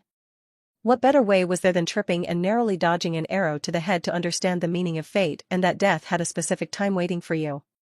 What better way was there than being the one to cut one's fate or form it by either killing them, giving birth, or gifting them something life-changing? Indeed, there was no better way than to be the cause of it, live through it, or experience it one way or another. And that was what Draco was doing. Causing chaos, living through chaos, experiencing chaos, and one more thing, being chaos himself. While evolving, Draco gained a chaotic personality racial trait. What did this mean? Chaotic meant random, and he already had harmony, so how did this work? Was there even such a thing as chaotic harmony? Indeed, chaotic also meant unpredictable, so Draco from here onwards was a being you could never guess. He could be the most benevolent and the most hideous being in existence at the same time. If you gave him the world, he could either kill you or give you a sweet smile and a hug. You and your luck. But this didn't stop him from achieving his goals, as unpredictability didn't mean that he could at any time up and say, "I don't want to conquer the world anymore." No. No, this is where harmony came in. It meant that no matter how chaotic he got, it would be within a stable spectrum. In simple terms, he would do what he wanted and needed to do, but the way it would be done would be chaotic. This meant that the same way he could conquer with violence and evil, he could unpredictably change to do so in an amicable way. But was that possible for someone going through the demonic path? Draco was unique indeed, but aside from conquest in alternative ways like bets, charm, and others, he would use the most hideous ways that would get the most emotions out of people. Remember, what Draco enjoyed most was hearing the screaming of Dariel the Clone Master while he burned alive. Indeed, what Draco was first and foremost was a psychotic, unfeeling, and ruthless demon that should have in no way existed in this world. However, his existence had greater meaning than anybody, not even the current him, knew. Draco was no chosen one. He wasn't. He was something even greater. He didn't know, this world didn't know, its people didn't know, the Celestials didn't know, Truth didn't know, and the Great Mother above didn't know. Only a few people knew, and all of them were too great to talk about. What Draco did, in all of its evilness, all of its destruction and consequences, had greater meaning than him doing the right path. He chose this path, not when he did, but before. This was him taking responsibility for his choices. So how much chaos would our chaos anomaly cause? How much chaos was caused in these last 5 days? To get an idea, it was better to know how the state of the Empire was currently. A quarter of the capital was in utter shambles. Half the clans were at war against each other. Alliances started to form, and Draco just sat there watching the aftermath of his actions. Little by little as time passed, clan after clan joined the heat, the civilians weren't spared, and what started as a couple feuds between two heirs of two clans turned into a fully fledged empire crumbling to chaos and destruction from its initial order and security. The army that should have been the first to keep things in check had its great commander in his honeymoon, and a large part of their strongest soldiers and higher-ranking members were dead in the recent trip to the forest. But this didn't mean the army was weak and couldn't keep things in order, but Draco didn't let them do so. In the same way, he created problems between clans, he created problems inside the military. Most soldiers were first and foremost children of noble and royal clans, so without Draco having to do anything there was already turmoil in the military ranks. However, the Empire wasn't so dumb as to not find a problem for this thousands of years ago, so conflicts were kept to minimum. That was until Draco used the military puppet he controlled to infiltrate the military from the inside. Once there, he controlled the higher-ups based on their clans, and after a few days of doing so he separated the military into factions, and once he lit up the fire between them, he let them be. Pretty simple strategy, but it worked nonetheless. The Empire was then in chaos from the inside and the outside, as well as every corner aside from the imperial family that was first conquered from the top. After the first 3 clan heirs, he shapeshifted as Draco took a short rest and then went on to form an alliance between clans and made use of the turmoil in the Empire to start taking land all over the place, making enemies of many clans. Draco by this time already had nothing else he needed to do, as clans had relationships with each, and when a clan had no choice but to help another and was then forced to call for help, it inevitably went on to involve the entirety of the clans, of course with a little bit of Draco's interference so to remove that slight or rather high chance of clans refusing to cooperate. And in a duration that extended to 5 days, Draco had everything in place needed to call quits and watch from above.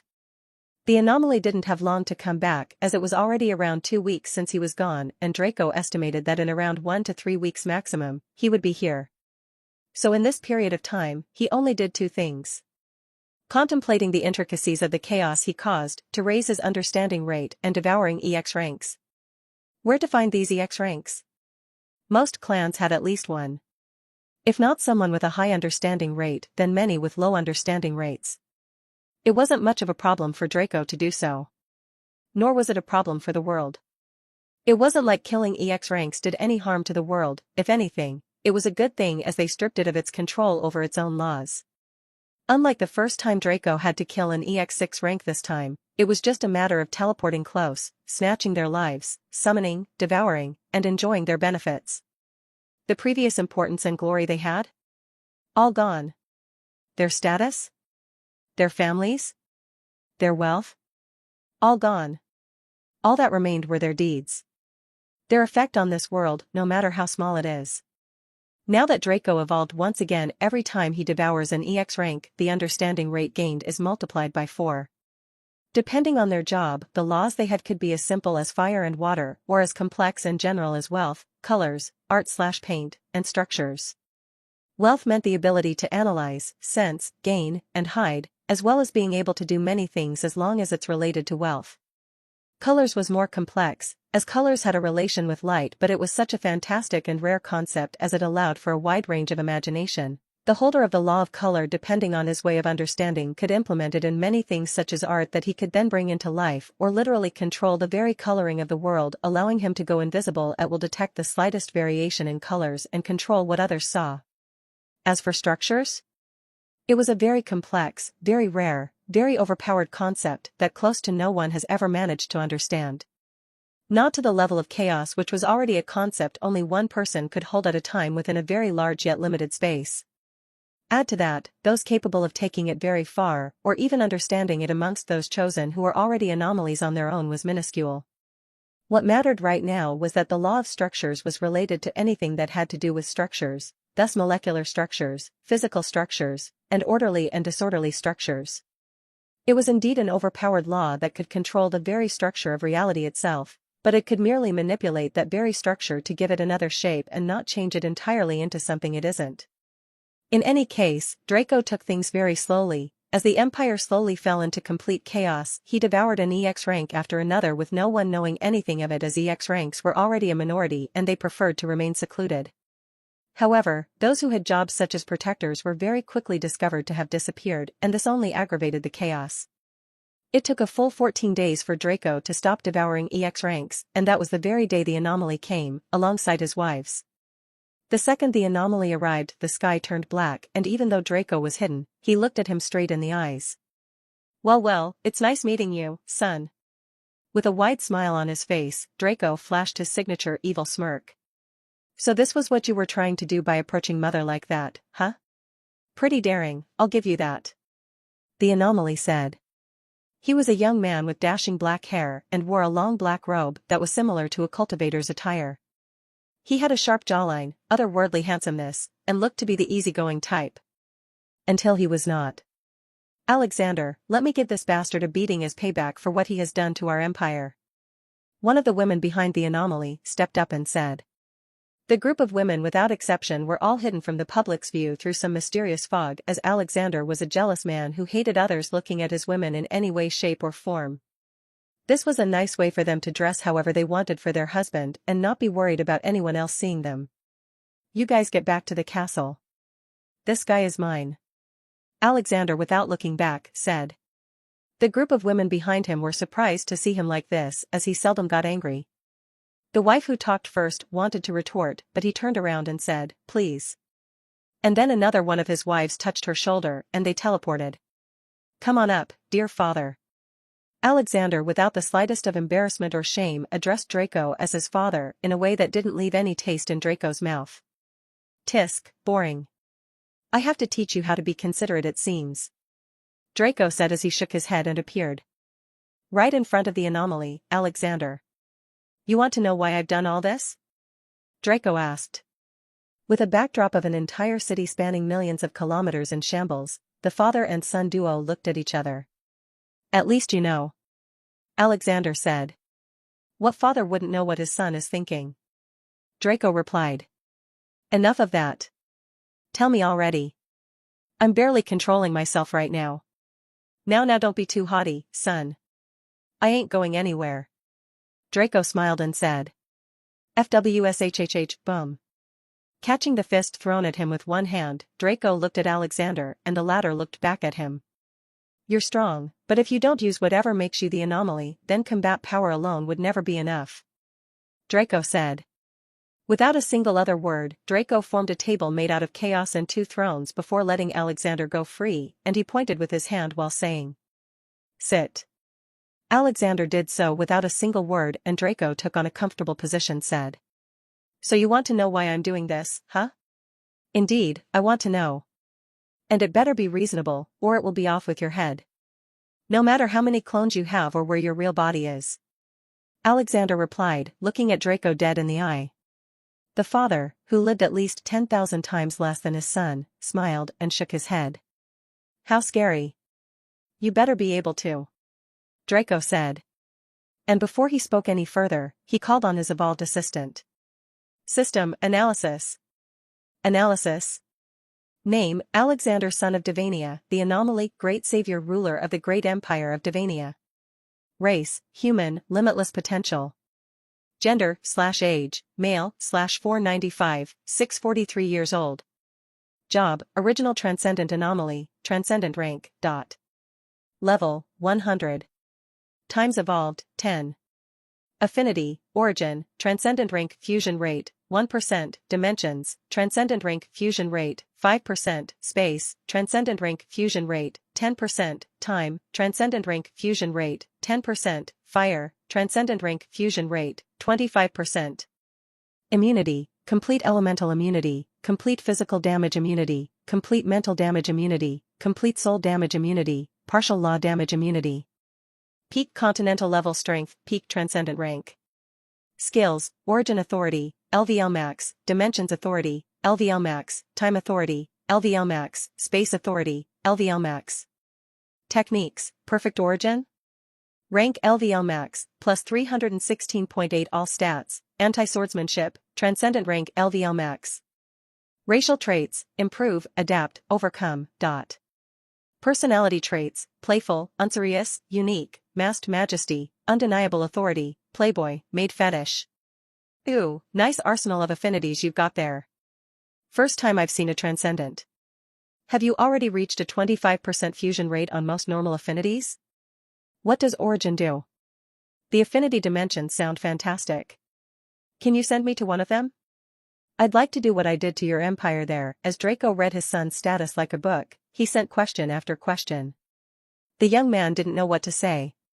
He didn't know what to be. Surprised? Cautious? Confused? Angry? Embarrassed? Scared? What's with this guy? Am I the anomaly here, or him? How did you even? Forget that. You have one last chance, you either tell me why you're doing this, or you're dead. Cracks appeared all around Draco and Alexander. This time, he really wasn't going to let Draco go easily if he didn't answer. Now, calm down. Well, you see, I have to do this in order to evolve. Draco clasped his hands together and said it truthfully. Does it have to be this way? The anomaly, although slightly surprised that Draco knew what he needed to do to evolve, wasn't really surprised. Not really. Draco replied. Then why? Because I like it. What about the innocent citizens? I didn't touch them. But. What? All I did was marry your mother to her beloved, and I came here to sightsee. Draco cut off Alexander midway to talk. Sightseeing by controlling and taking over the heir's bodies and causing conflicts between plans? I've never seen someone sightsee like this. Alexander kept his cool and ignored the first part. Well, I am a demon, we do things differently over here. You've already done enough.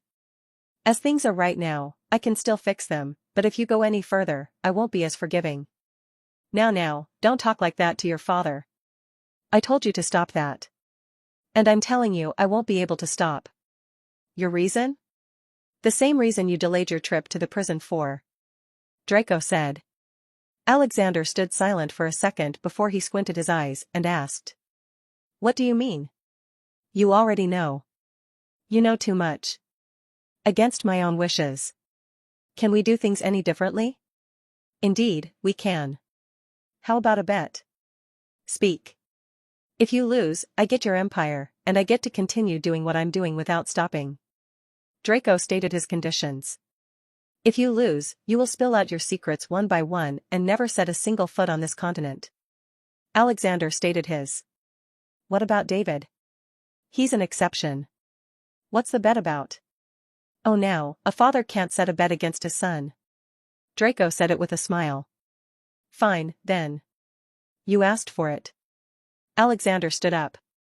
Fight me. Alexander said with all seriousness. Very well. Draco replied as he got up from his seat, and the thrones as well as the table turned into a skull face and disappeared into nothingness. Some confidence you have, seeing as you know I'm already a transcendent. No father can lose against his son. You've taken this game too seriously, DEAR father, with an expression of annoyance Alexander said. Now that's what I like to see. Show me what a transcendent is and why you're called the anomaly. Origin Authority. 0. FWSHHHH. Oh ho, so this is what the great being that managed to conquer the forest by beating our great commander looked like at the beginning of his life. Alexander, who had used just one authority of his, looked at Draco's current form as an imp. Oh ho, indeed, I can't say I missed this form.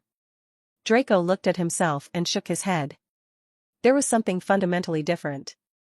Long gone was the wimpy, inexperienced, and weak red imp. No, the imp standing in front of Alexander, despite his short stature, seemed massive, despite his scheming eyes, he looked wise, and despite his skinny form, he gave off a pressure that made one's knees want to buckle. Chaotic form. Using his racial skill for the first time, Draco transformed himself into a black-haired humanoid being with black horns going upwards. Getting inspired a little from his previous forms as a Manakithnos and the fallen angel Azeroth, he made himself wings with black and red feathers. He formed a long white robe reaching his knees and black pants that were slightly wide and made himself comfortable. Then he looked at Alexander and said, Don't you have any more tricks, son? Well, you asked for it. I won't be going easy anymore. If you survive this, it's your win, so, let me show you the power of a transcendent. Alexander said with a smug smirk. After understanding, comes fusion. After control, comes personification. Origin of life. For a brief second, Draco watched as Alexander transformed from a humanoid into the very center of something unfathomable, and then? He lost himself. What did origin mean? It meant the center of everything, it meant when everything started, the reason everything started, the place everything started, it was what everything revolved around. So what did understanding the origin law do? It meant complete control over the center of everything and complete control over the reason of everything.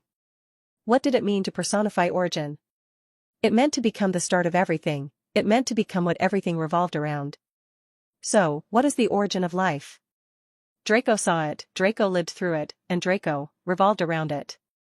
Birth, age, and death, this was all part of life, every single one of them revolved around a single being, a single existence, a single living thing's life. No one lived without going through this was life itself. If this is what revolves around life, then what was the origin of life? In a detailed sense, it was unknown to Draco and Alexander, in a broader sense, it was progress and evolution. Life itself was nothing but a way for existence to progress forward, thus, its origin, reason, and purpose were progress and a need for it. What did it mean to revolve around the origin of life? It was meant to live through it. And how would one live through it? By experiencing it. But this here was a way of attack, and the same way Alexander could be the origin of life, he could control it, and Draco right now was at his mercy. Draco was inside a whirlpool called progress, but did that mean that he would experience it?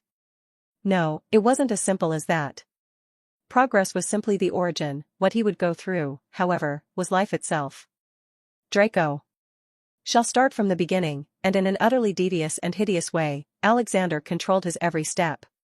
He could make him fall when he wanted to, rise when he wanted to, and die when he wanted to. There was no way out. It was an endless whirlpool, with a controller above it that manipulated every little molecule of it.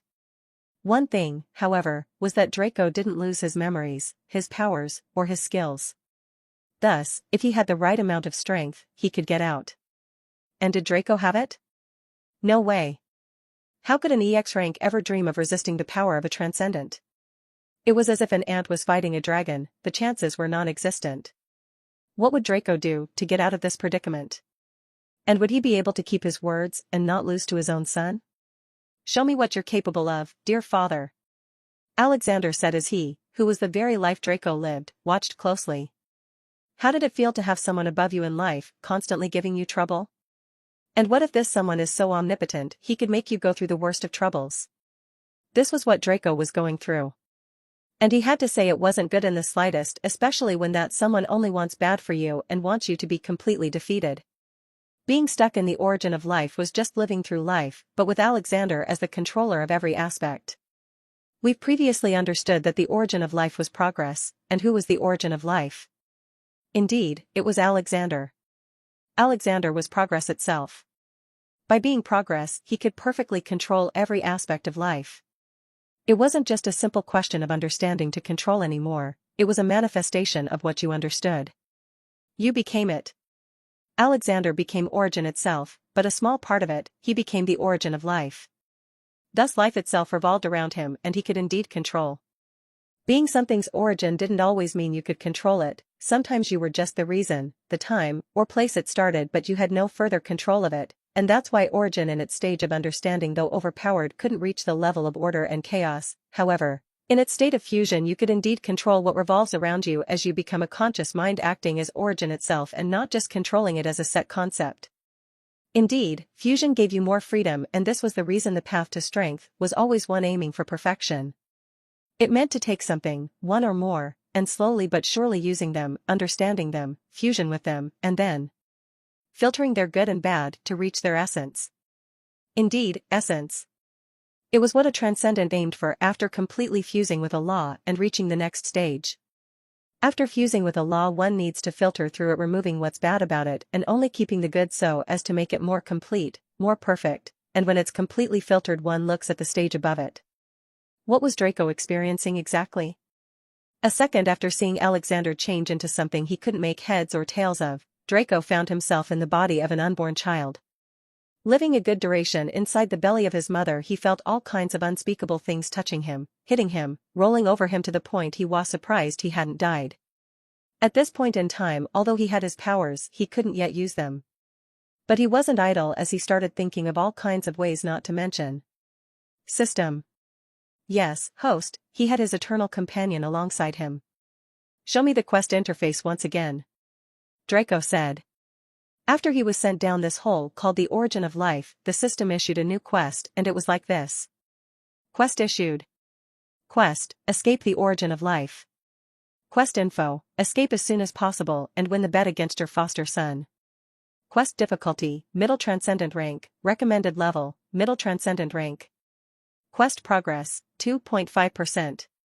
Quest rewards, plus 100 trillion XP, plus 50 trillion gold, plus 45,000 system XP, chaos memory, EX rank escape affinity maxed understanding. Not bad, this promises another system upgrade, I'm looking forward to it. It was about time for Draco to get out of the belly of his mother and… what could he say? It wasn't light that welcomed him. No. He was in the middle of nowhere slipping right on top of dirt with the umbilical cord rolled around his neck. Damned luck. As he shocked on himself with the cord around his neck, not being able to do anything just yet, he felt someone fighting to save him. It was some kind of skinny living being? No, it was a woman. Looking at how they were connected with the cord, it was his mother. My child. My child. Hardly able to speak, the lady that was so skinny her bones were friends with her skin looked as haggard as the word could describe, if not more. All kinds of liquids fell from here, as even the unfeeling Draco felt all kinds of emotions at the moment. Not anger, no, he felt disgust, caution, embarrassment, and wanting to get the hell out of this origin of life as soon as possible. Starting to get more control over his own power, although a minuscule amount, Draco was around as strong as a level 50-something F-rank goblin right now. But for a human baby, it was pretty strong.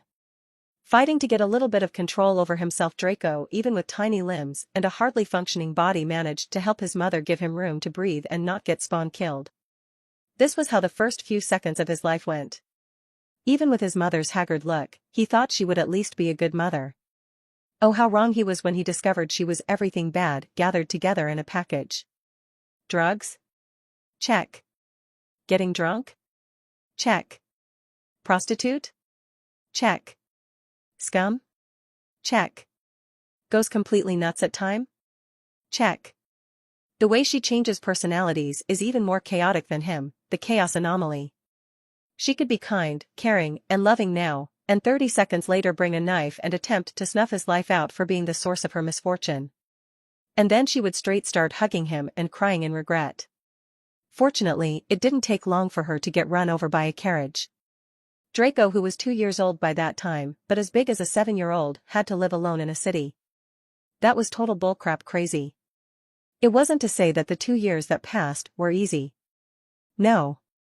Everything that happened, every day that passed, every person he met, was the epitome of psychopathic. Being autistic was the pinnacle of normal a human could be in here. Forget humans, chickens were total bat's head insane. They were the kind of chicken to pop an egg, eat it, poop it, and eat it again, and repeat. By the time Draco was 1 month old, his mother was visited to her spot in the wilderness by 68 different men, women, and let's not mention the last kind. They didn't pay, they only left some scraps, half-eaten hard bread, or if they were too generous, a few slaps for Draco's mother. Remember, this was the best they could have given, because if they gave anything else, the poor lady wouldn't even be able to walk. Draco by now was as strong as an earrank and had killed around 385 strangers who were trying to play with him instead of his mother, or were a little bit on overdose and tried to steal, kill, hit, or just pass by him when he was slightly annoyed. Remember, this was the first month. Once 3 months have passed, a carriage that was from some rich guy in the city passed by the wilderness and looked at Draco as well as his mother and ordered his guards to kill them out of sympathy and to save them from the misery. Let's just say it didn't end well for them. The rest of the 2 years was just accident after accident, as well as deaths and killings. Draco by then was already as strong as a B-rank. All kinds of daily, weekly, and monthly events happened. But the yearly ones were the hardest. The first one was a citywide famish. The second was the one where his mom died and he had to actually enter the city instead of living in the wilderness, because the 2 years he spent was all spent tinkering up plans that would help him skip an entire not just realm but an entire state of being, from a mortal to a higher being, from the earth to the heavens. It wasn't a simple situation to be in, and by now, he was stuck big time in his plan. What he was doing right now was simply tinkering with everything he had with the help of the system and thinking of a good combination using chaos to break through the barrier that is Alexander himself to return to the real world. Obviously, the time passing outside the origin of life is almost completely still compared to its inside, as Alexander already had time fused into his very being, and such a thing as making time pass super fast inside the origin of life wasn't a possibility, it was a prerequisite. So Draco didn't have to worry about his condition of conquering the Empire reaching its time limit. But he had to quickly form a new skill he could use to escape, but to do that he had to do something else now. Indeed, it was to understand the very structure of the origin of life and the origin law. The problem is, he had no affinity for it. What would he do? An affinity was extremely important, it was a condition that one just couldn't understand evade if they wanted to understand a law, and it had to be of the EX rank, nothing less. Draco couldn't just buy it from the system, as it didn't have such a shop yet, but he had found a way with another one of his cheats. A unique skill that almost completely describes him. Indeed, it was devouring. At first, when Draco first killed his victim, he didn't want to devour him since he was just a useless mortal with autism as the most normal trait, and overall useless to devour. However, upon digging a little with his system analysis, he came to know that residents of this world are considered a part of origin. thus, devoting them was equal to devoting Origin itself. Nonetheless, it wasn't worth it to devour beings as crazy as them. So he formed a plan to start a hunt for natural treasures and other beings that aren't as crazy or have massive downsides after sacrificing like humans. For 2 years, living close to a city that was as empty as its residents' brains and with a wilderness as large as their sins didn't allow him to either move or find anything close to that. So he used this period of time to think not only of plans to get out but even of his past, present, and future. His strengths and weaknesses. His advantages over the common people, his downsides, of which he surprisingly came to the conclusion that he had none, making one wonder why, and lastly his goals. He planned to stay a little longer, however, the death of his mother forced him to make a move. If everything was against him, then he would just beat everything to submission. If even the controller of this world was against him, then he would show him who's the father and who's the son. Upon entering the city, what Draco first noticed was the cured smell. What in the world are these people even doing to have a smell more disgusting than the one in the wilderness?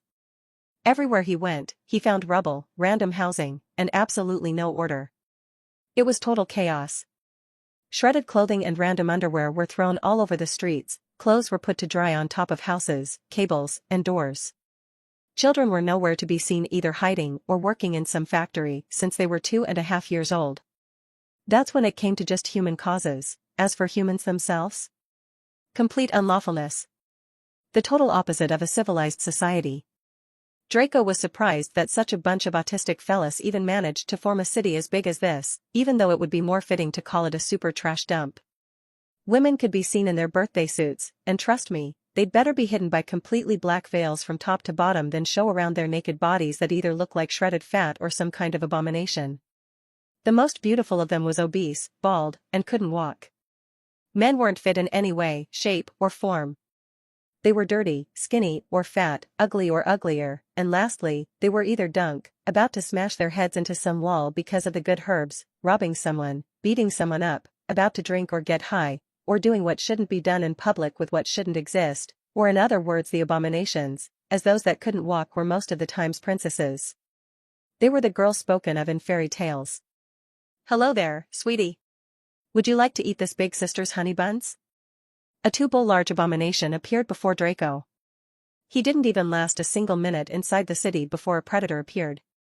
Before the abomination could even open her 2 planet-sized eyes after putting on the ugliest smile in existence, Draco formed a blade from pure mana and cut her head off. Not even wasting a single other second, Draco, who was now known as the baby zombie, was evaded like the plague by the citizens of Autismania.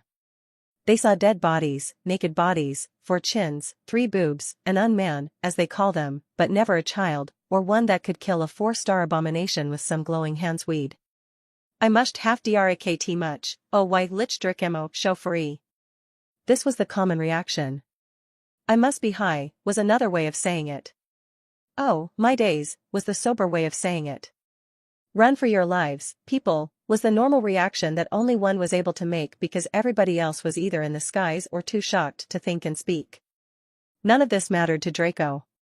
He entered the city looking for anything that resembled a library, but he found himself in front of a large estate that was the only orderly thing in the city, and not just some random bullcrap building put together with screws from your 5,000-pound aunt next door, and galvanized scrap steel stolen from a passing carriage.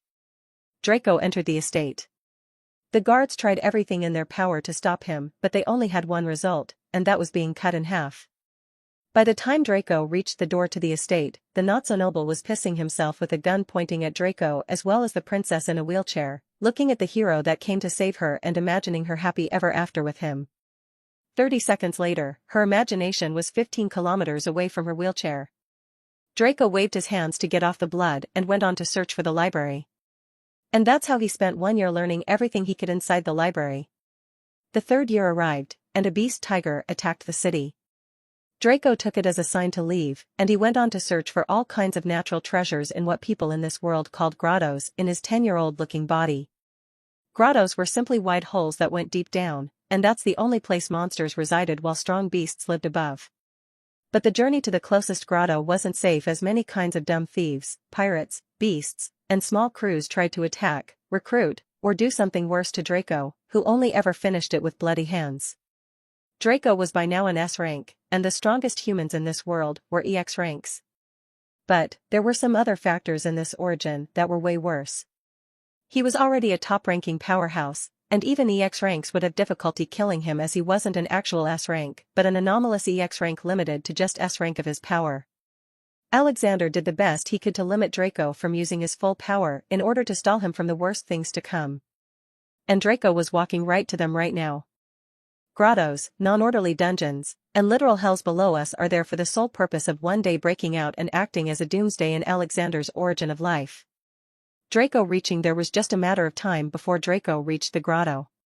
He didn't care about entering any city so aside from looking for food and water, which he didn't need as much while he was a rapidly evolving being and then becoming a mana Kythnos, which had no need for food. But now, as a human, he needed to eat regularly in order to survive and he could do nothing about it.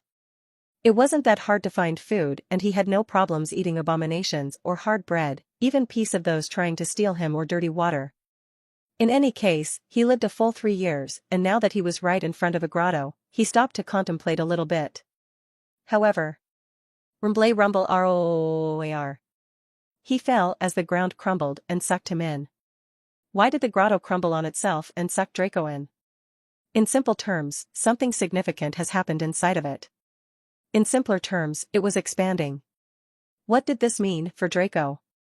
In simple terms, he would meet very dangerous enemies, in simpler terms, he was screwed. How screwed are we talking? Very. By the time Draco regained his balance, he found himself surrounded by a sea of black creatures. It was bats all over. Ferocious blood-sucking ones. It seems I will finally have a chance to use the little bit of skills I've gained back. Chaotic silent death. Have you ever drowned in darkness? Where everywhere you looked, there was only black, and some more black. Not a single place that had even a minuscule light spot. This was what Draco was in before he killed the bats, and what did he find himself in? Even darker black. He couldn't make heads or tails of what was above, below, left or right. Indeed Draco was no imp, demonic goblin, mana Kythnos, nor the chaos anomaly right now. Every single one of his racial skills was lost and all he had was what his soul held. His affinities. He could indeed not see in the dark, but he had affinity with darkness. There was no source of light, but he had affinity with light itself. All he had to do was tinker a little bit and make a skill that would allow him to never be in such a situation once again. Chaotically clear vision. This was the skill he made, and all it did was allow him to see through all obstruction and any illusion everywhere at all times. He indeed had chaotic senses and chaotic soul search, but both of them were outdated as they had less affinities and were more specialized. The space he was in was like a cave. As if it was dug by oversized ants. It had absolutely no lights and the edges themselves were darker than the night sky. Walking slowly and cautiously, the S-rank Draco didn't want to meet with any EX-rank monsters as those were a little bit dangerous for him right now. But, suddenly, he remembered. Going back to the sea of bats he just killed. He raised his hand and, devouring. Devouring in progress. Added stats, combat power, 75. Condition stabilized. You gained the following transformations, Grotto Abyssal Bat. You've gained the following affinities, Origin, 25% till F rank, Time, C rank, Dimensions, C rank, Abyss, C rank. You've gained the following racial traits after filtering. SP plus 0, skill points plus 1085, gold plus 40. Integrating memories. Devouring complete. 25% till F rank? Well, this definitely isn't good news. Draco said. Each bat gave 100 as combat power devoured. This meant that for Draco to get that 75% fragmented F rank affinity, he had to kill 750,000 bat. What of EX rank? The bats were already EX rank. Indeed, by the time he fully reaches F rank of origin, he would have it at C rank, because of the Great Mother's blessing. However, by the time he kills 1 million EX rank, he would only have S rank affinity for origin. Where would he find 1 million EX ranks? The entire 7 continents didn't have that much even in hiding or in the last who know how many millions of years.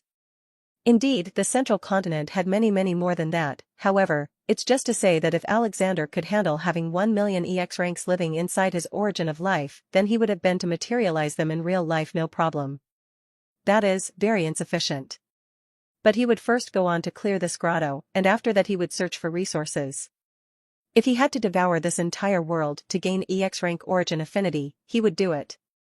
But he still wouldn't touch the humans even after killing them. He wouldn't even think of touching those filthy phallus and their crazy autism or alcohol addiction. He was the chaos anomaly and had no plans and become the drunken anomaly. From what he had seen in the bats' memories, this is going to suck big time. The bats weren't attacking Draco, no, they were escaping. From what you say. Boomrower. Exactly what I didn't want to happen. Draco shook his head. It was the diggers. The grotto abyssal diggers. They were the ants that made this entire grotto what it is and how it is in the present. And today, they were a little unwell.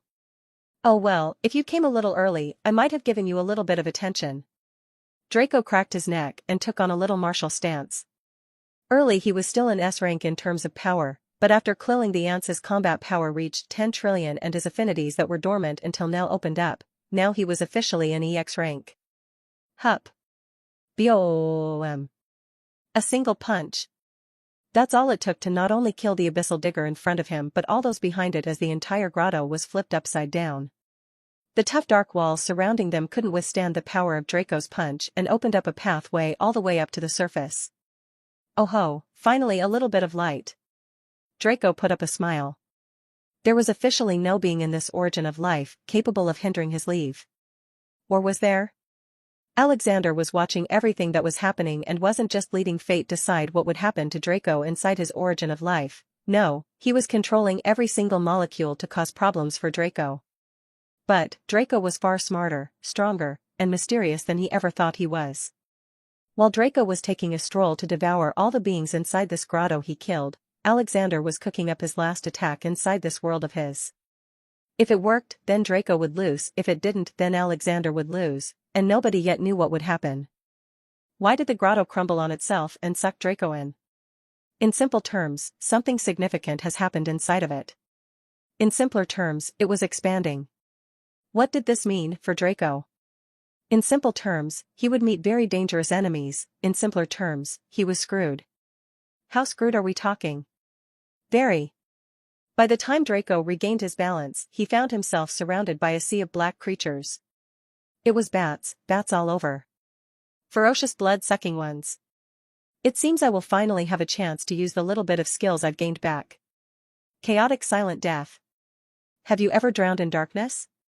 Where everywhere you looked, there was only black, and some more black. Not a single place that had even a minuscule light spot.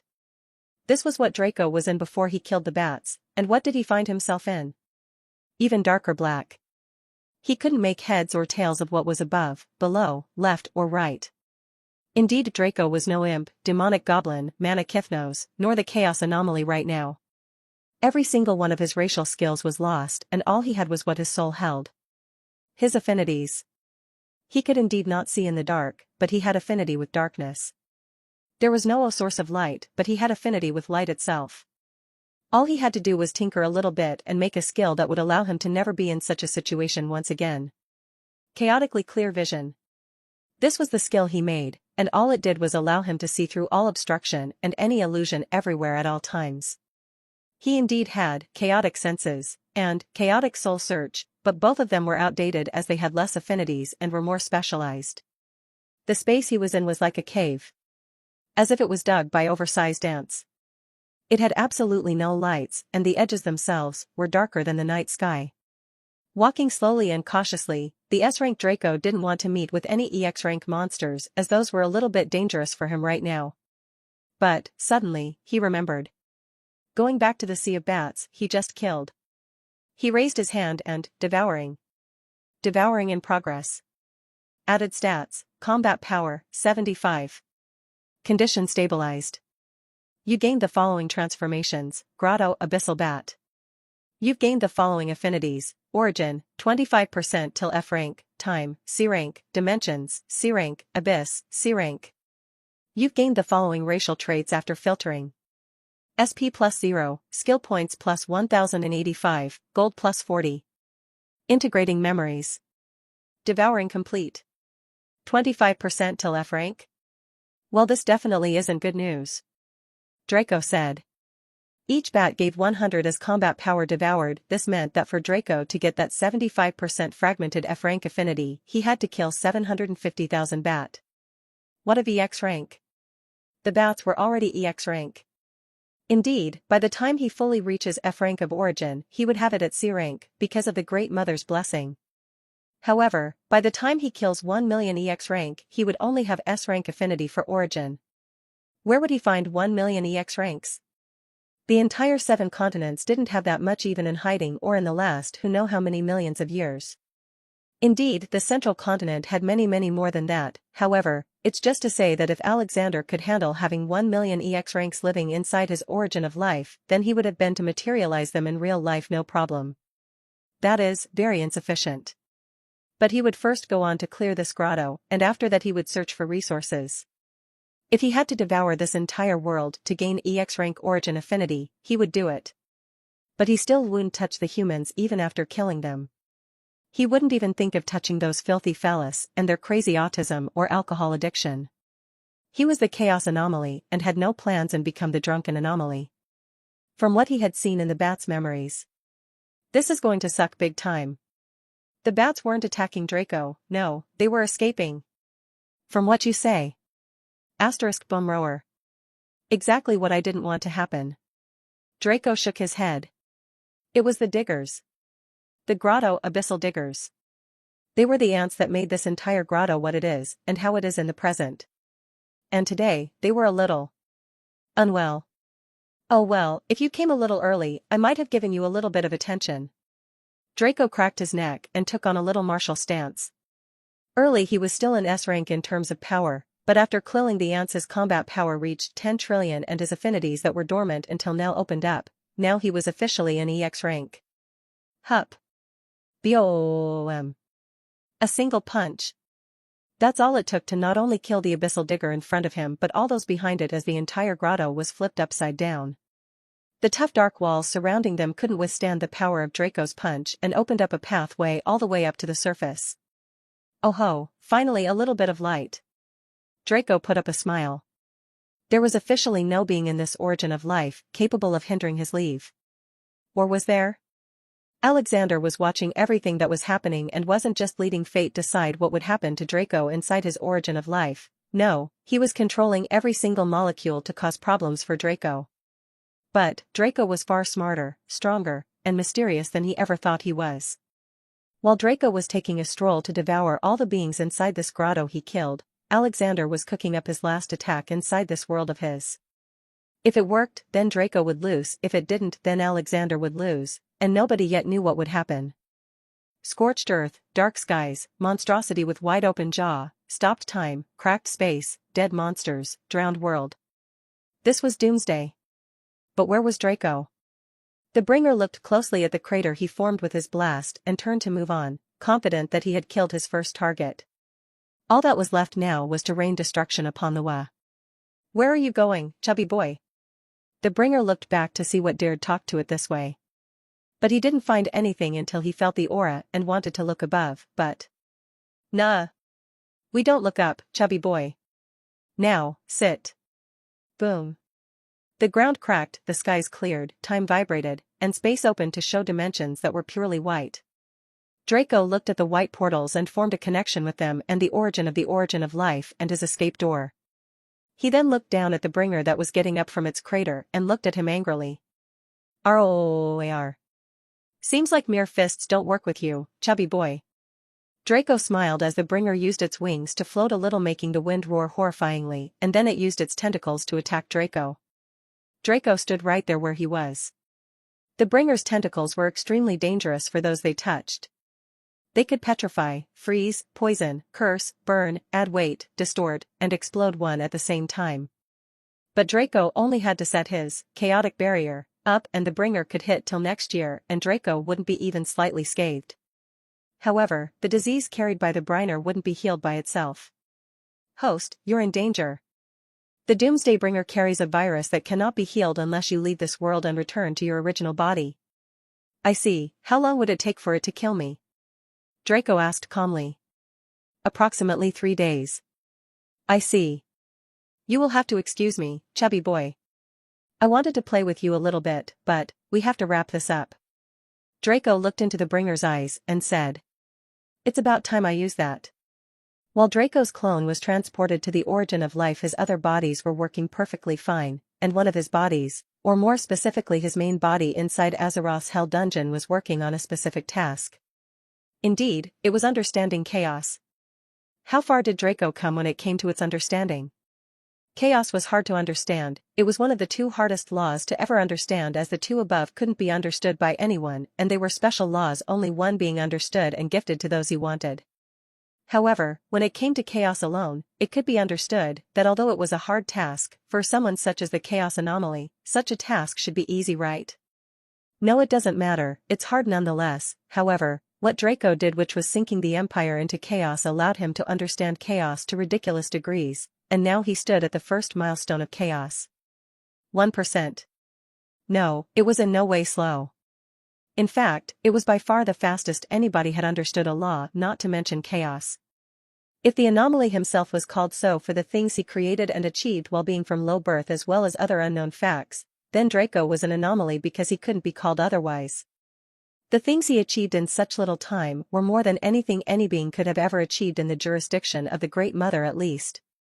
He was transmigrated as the weakest creature of the demonic path. He was thrown into the most dangerous continent that was completely unlawful compared to others. He was noticed by the Great Mother and thrown into a period where the conditions for the heart of the forest to be unveiled were close to being completely fulfilled. He who was a stage 0, 1, and 2 had to face enemies many stages above him, and he was totally able to destroy them to oblivion, completely overpowering them. Through scheming, puppeteering, madness, patience, and ruthlessness, he managed to pierce through ranks like a rocket. For an inexperienced and hot-headed youth, Draco was able to survive quite well in such a ruthless world. The little intelligence he had, as well as the knowledge he gained from his past life, helped him make a few wishes that were quite useful for the little him. One was a perfect wish. It had many functions and absolutely no side effects for him. It would be with him for eternity and never be useless. Another was overpowered. It was absolutely broken. However, you never knew what you could change into by using it. Draco was lucky enough to keep his mind and true self, and by aiming to complete a goal he set himself. However, its downsides were obvious. Draco was the kindest human to ever exist back on Earth. For him to change into what he changed right now was enough of a proof. The third wish, however, was more of a waste. It allowed for a quick start at first, but it soon became completely useless, as the XP Draco gained from his summons could allow him to reach max level in just a day. That's not to mention the quests he gets from his systems that came make him reach max level 10 times over. What mattered was that Draco came a long way, and now he was considered strong in this world and one of the top tiers within Portalia, as well as the one with the highest potential inside of the Great Mother's jurisdiction. Will he continue to be like this, or would he meet someone or something that hinders him? Draco didn't care. He only knew to beat his son on this bet, and that's what he was going to do. Chaos. Overload.